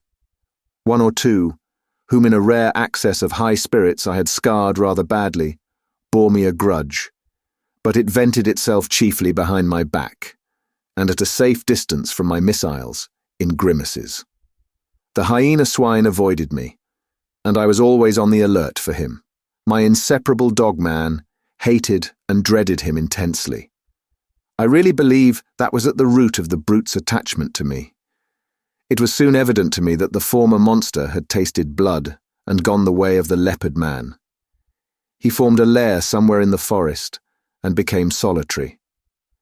Once I tried to induce the beast folk to hunt him, but I lacked the authority to make them cooperate for one end. Again and again I tried to approach his den and come upon him unaware, but always he was too acute for me, and saw or winded me and got away. He too made every forest pathway dangerous to me and my ally with his lurking ambuscades. The dog-man scarcely dared to leave my side. In the first month or so, the beast folk, compared with their latter condition, were human enough, and for one or two besides my canine friend, I even conceived a friendly tolerance. The little pink sloth creature displayed an odd affection for me and took to following me about. The monkey man bored me, however. He assumed, on the strength of his 5 digits, that he was my equal and was forever jabbering at me, jabbering the most arrant nonsense. One thing about him entertained me a little. He had a fantastic trick of coining new words. He had an idea, I believe, that to gabble about names that meant nothing was the proper use of speech. He called it big thinks, to distinguish it from little thinks, the sane, everyday interests of life. If ever I made a remark he did not understand, he would praise it very much, ask me to say it again, learn it by heart, and go off repeating it, with a word wrong here or there, to all the milder of the beast people. He thought nothing of what was plain and comprehensible. I invented some very curious big thinks for his especial use. I think now that he was the silliest creature I ever met. He had developed in the most wonderful way the distinctive silliness of man, without losing one jot of the natural folly of a monkey. This, I say, was in the earlier weeks of my solitude among these brutes. During that time, they respected the usage established by the law and behaved with general decorum. Once I found another rabbit torn to pieces, by the hyena swine, I'm assured, but that was all. It was about May when I first distinctly perceived a growing difference in their speech and carriage, a growing coarseness of articulation, a growing disinclination to talk. My monkey man's jabber multiplied in volume but grew less and less comprehensible, more and more simian. Some of the others seemed altogether slipping their hold upon speech, though they still understood what I said to them at that time. Can you imagine language, once clear-cut and exact, softening and guttering, losing shape and import, becoming mere lumps of sound again? And they walked erect with an increasing difficulty. Though they evidently felt ashamed of themselves, every now and then I would come upon one or another running on toes and fingertips, and quite unable to recover the vertical attitude. They held things more clumsily. Drinking by suction, feeding by gnawing, grew commoner every day. I realized more keenly than ever what Moreau had told me about the stubborn beast flesh. They were reverting, and reverting very rapidly. Some of them, the pioneers in this I noticed with some surprise, were all females, began to disregard the injunction of decency, deliberately for the most part. Others even attempted public outrages upon the institution of monogamy. The tradition of the law was clearly losing its force. I cannot pursue this disagreeable subject. My dog-man imperceptibly slipped back to the dog again. Day by day he became dumb, quadrupedal, hairy. I scarcely noticed the transition from the companion on my right hand to the lurching dog at my side. As the carelessness and disorganization increased from day to day, the lane of dwelling places, at no time very sweet, became so loathsome that I left it, and going across the island, made myself a hovel of boughs amid the black ruins of Moreau's enclosure. Some memory of pain, I found, still made that place the safest from the beast folk. It would be impossible to detail every step of the lapsing of these monsters, to tell how, day by day, the human semblance left them. How they gave up bandagings and wrappings, abandoned at last every stitch of clothing. How the hair began to spread over the exposed limbs. How their foreheads fell away and their faces projected. How the quasi-human intimacy I had permitted myself with some of them in the first month of my loneliness became a shuddering horror to recall. The change was slow and inevitable. For them and for me, it came without any definite shock. I still went among them in safety, because no jolt in the downward glide had released the increasing charge of explosive animalism that ousted the human day by day. But I began to fear that soon, now that shock must come. My Saint Bernard brute followed me to the enclosure every night, and his vigilance enabled me to sleep at times in something like peace. The little pink sloth thing became shy and left me to crawl back to its natural life once more among the tree branches. We were in just the state of equilibrium that would remain in one of those happy family cages which animal tamers exhibit, if the tamer were to leave it forever. Of course, these creatures did not decline into such beasts as the reader has seen in zoological gardens, into ordinary bears, wolves, tigers, oxen, swine, and apes. There was still something strange about each. In each, Moreau had blended this animal with that. One perhaps was ursine chiefly, another feline chiefly, another bovine chiefly, but each was tainted with other creatures, a kind of generalized animalism appearing through the specific dispositions. And the dwindling shreds of the humanity still startled me every now and then. A momentary recrudescence of speech, perhaps, an unexpected dexterity of the forefeet, a pitiful attempt to walk erect. I too must have undergone strange changes. My clothes hung about me as yellow rags, through whose rents showed the tanned skin. My hair grew long and became matted together. I'm told that even now my eyes have a strange brightness, a swift alertness of movement. At first I spent the daylight hours on the southward beach watching for a ship, hoping and praying for a ship. I counted on the Ipecacuanha returning as the year wore on, but she never came. 5 times I saw sails and thrice smoke, but nothing ever touched the island. I always had a bonfire ready, but no doubt the volcanic reputation of the island was taken to account for that. It was only about September or October that I began to think of making a raft. By that time my arm had healed, and both my hands were at my service again. At first, I found my helplessness appalling. I'd never done any carpentry or such-like work in my life, and I spent day after day in experimental chopping and binding among the trees. I had no ropes, and could hit on nothing wherewith to make ropes. None of the abundant creepers seemed limber or strong enough, and with all my litter of scientific education, I could not devise any way of making them so. I spent more than a fortnight grubbing among the black ruins of the enclosure and on the beach where the boats had been burnt, looking for nails and other stray pieces of metal that might prove of service. Now and then some beast creature would watch me and go leaping off when I called to it. There came a season of thunderstorms and heavy rain, which greatly retarded my work. But at last the raft was completed. I was delighted with it. But with a certain lack of practical sense which has always been my bane, I had made it a mile or more from the sea, and before I had dragged it down to the beach, the thing had fallen to pieces. Perhaps it is as well that I was saved from launching it, but at the time, my misery at my failure was so acute that for some days I simply moped on the beach and stared at the water and thought of death. I did not, however, mean to die, and an incident occurred that warned me unmistakably of the folly of letting the days pass so, for each fresh day was fraught with increasing danger from the beast people.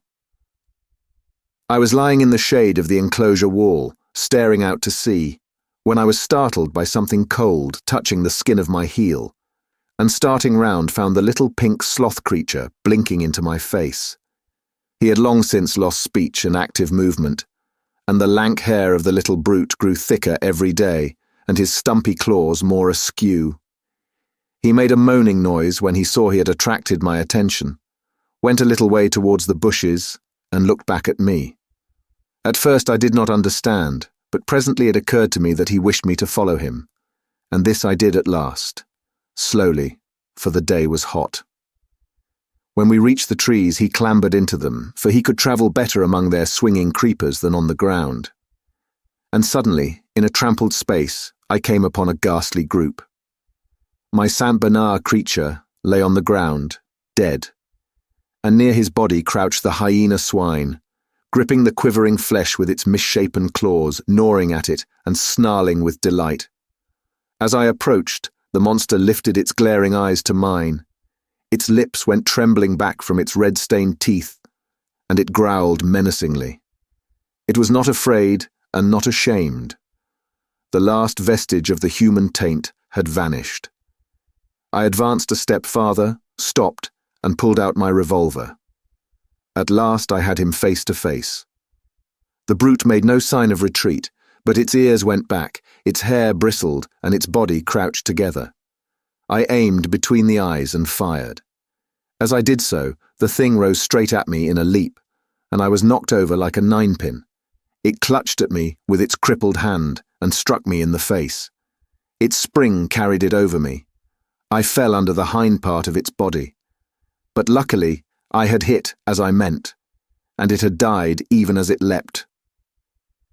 I crawled out from under its unclean weight and stood up trembling, staring at its quivering body.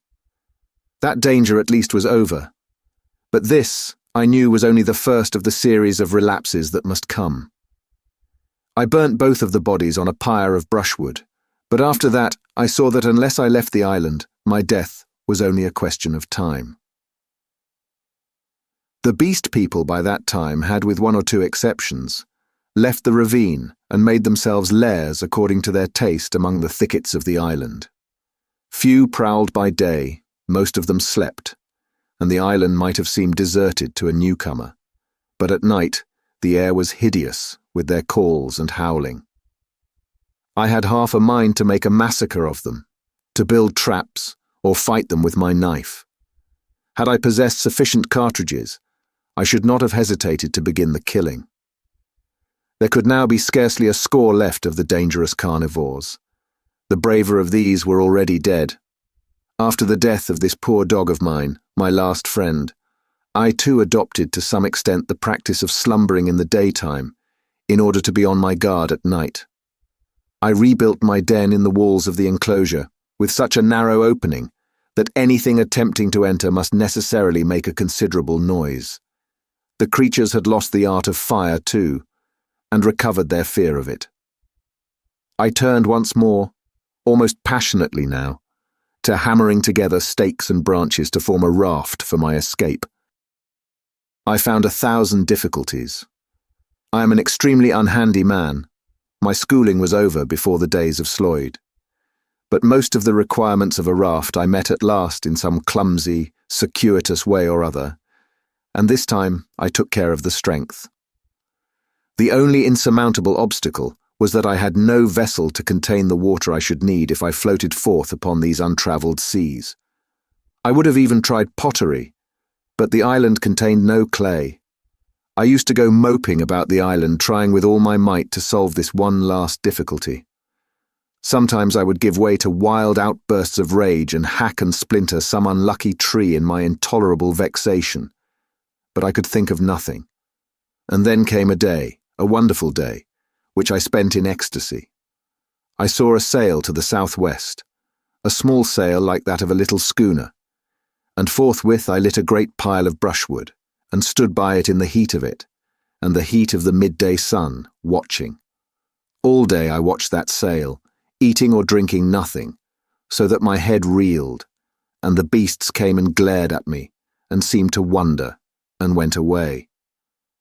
It was still distant when night came and swallowed it up, and all night I toiled to keep my blaze bright and high, and the eyes of the beasts shone out of the darkness, marvelling. In the dawn the sail was nearer, and I saw it was the dirty lug sail of a small boat. But it sailed strangely. My eyes were weary with watching, and I peered and could not believe them. 2 men were in the boat, sitting low down, one by the bows, the other at the rudder. The head was not kept to the wind. It yawed and fell away. As the day grew brighter, I began waving the last rag of my jacket to them. But they did not notice me, and sat still, facing each other. I went to the lowest point of the low headland, and gesticulated and shouted. There was no response, and the boat kept on her aimless course, making slowly, very slowly, for the bay. Suddenly a great white bird flew up out of the boat, and neither of the men stirred nor noticed it. It circled round, and then came sweeping overhead with its strong wings outspread. Then I stopped shouting, and sat down on the headland, and rested my chin on my hands and stared. Slowly, slowly, the boat drove past towards the west. I would have swum out to it, but something, a cold, vague fear, kept me back. In the afternoon the tide stranded the boat, and left it 100 yards or so to the westward of the ruins of the enclosure. The men in it were dead, had been dead so long that they fell to pieces when I tilted the boat on its side and dragged them out. One had a shock of red hair, like the captain of the Ipecacuanha, and a dirty white cap lay in the bottom of the boat. As I stood beside the boat, 3 of the beasts came slinking out of the bushes and sniffing towards me. One of my spasms of disgust came upon me. I thrust the little boat down the beach and clambered on board her. 2 of the brutes were wolf beasts, and came forward with quivering nostrils and glittering eyes. The 3rd was the horrible nondescript of bear and bull. When I saw them approaching those wretched remains, heard them snarling at one another and caught the gleam of their teeth, a frantic horror succeeded my repulsion. I turned my back upon them, struck the lug and began paddling out to sea. I could not bring myself to look behind me. I lay, however, between the reef and the island that night, and the next morning went round to the stream and filled the empty keg aboard with water. Then, with such patience as I could command, I collected a quantity of fruit, and waylaid and killed 2 rabbits with my last 3 cartridges. While I was doing this, I left the boat moored to an inward projection of the reef, for fear of the beast people. Chapter 22. The Man Alone. In the evening I started, and drove out to sea before a gentle wind from the southwest. Slowly, steadily, and the island grew smaller and smaller, and the lank spire of smoke dwindled to a finer and finer line against the hot sunset. The ocean rose up around me, hiding that low, dark patch from my eyes. The daylight, the trailing glory of the sun, went streaming out of the sky, was drawn aside like some luminous curtain, and at last I looked into the blue gulf of immensity, which the sunshine hides, and saw the floating hosts of the stars. The sea was silent, the sky was silent. I was alone with the night and silence. So I drifted for 3 days, eating and drinking sparingly, and meditating upon all that had happened to me, not desiring very greatly then to see men again. One unclean rag was about me, my hair a black tangle. No doubt my discoverers thought me a madman. It is strange, but I felt no desire to return to mankind. I was only glad to be quit of the foulness of the beast people, and on the 3rd day I was picked up by a brig from Apia to San Francisco. Neither the captain nor the mate would believe my story, judging that solitude and danger had made me mad, and fearing their opinion might be that of others, I refrained from telling my adventure further, and professed to recall nothing that had happened to me between the loss of the Lady Vane and the time when I was picked up again, the space of a year. I had to act with the utmost circumspection to save myself from the suspicion of insanity. My memory of the law, of the 2 dead sailors, of the ambuscades of the darkness, of the body in the canebrake, haunted me. And, unnatural as it seems, with my return to mankind came, instead of that confidence and sympathy I had expected, a strange enhancement of the uncertainty and dread I had experienced during my stay upon the island. No one would believe me. I was almost as queer to men as I had been to the beast people. I may have caught something of the natural wildness of my companions, They say that terror is a disease. And anyhow, I can witness that for several years now, a restless fear has dwelt in my mind. Such a restless fear as a half-tamed lion cub may feel. My trouble took the strangest form. I could not persuade myself that the men and women I met were not also another beast people, animals half-wrought into the outward image of human souls, and that they would presently begin to revert, to show first this bestial mark and then that.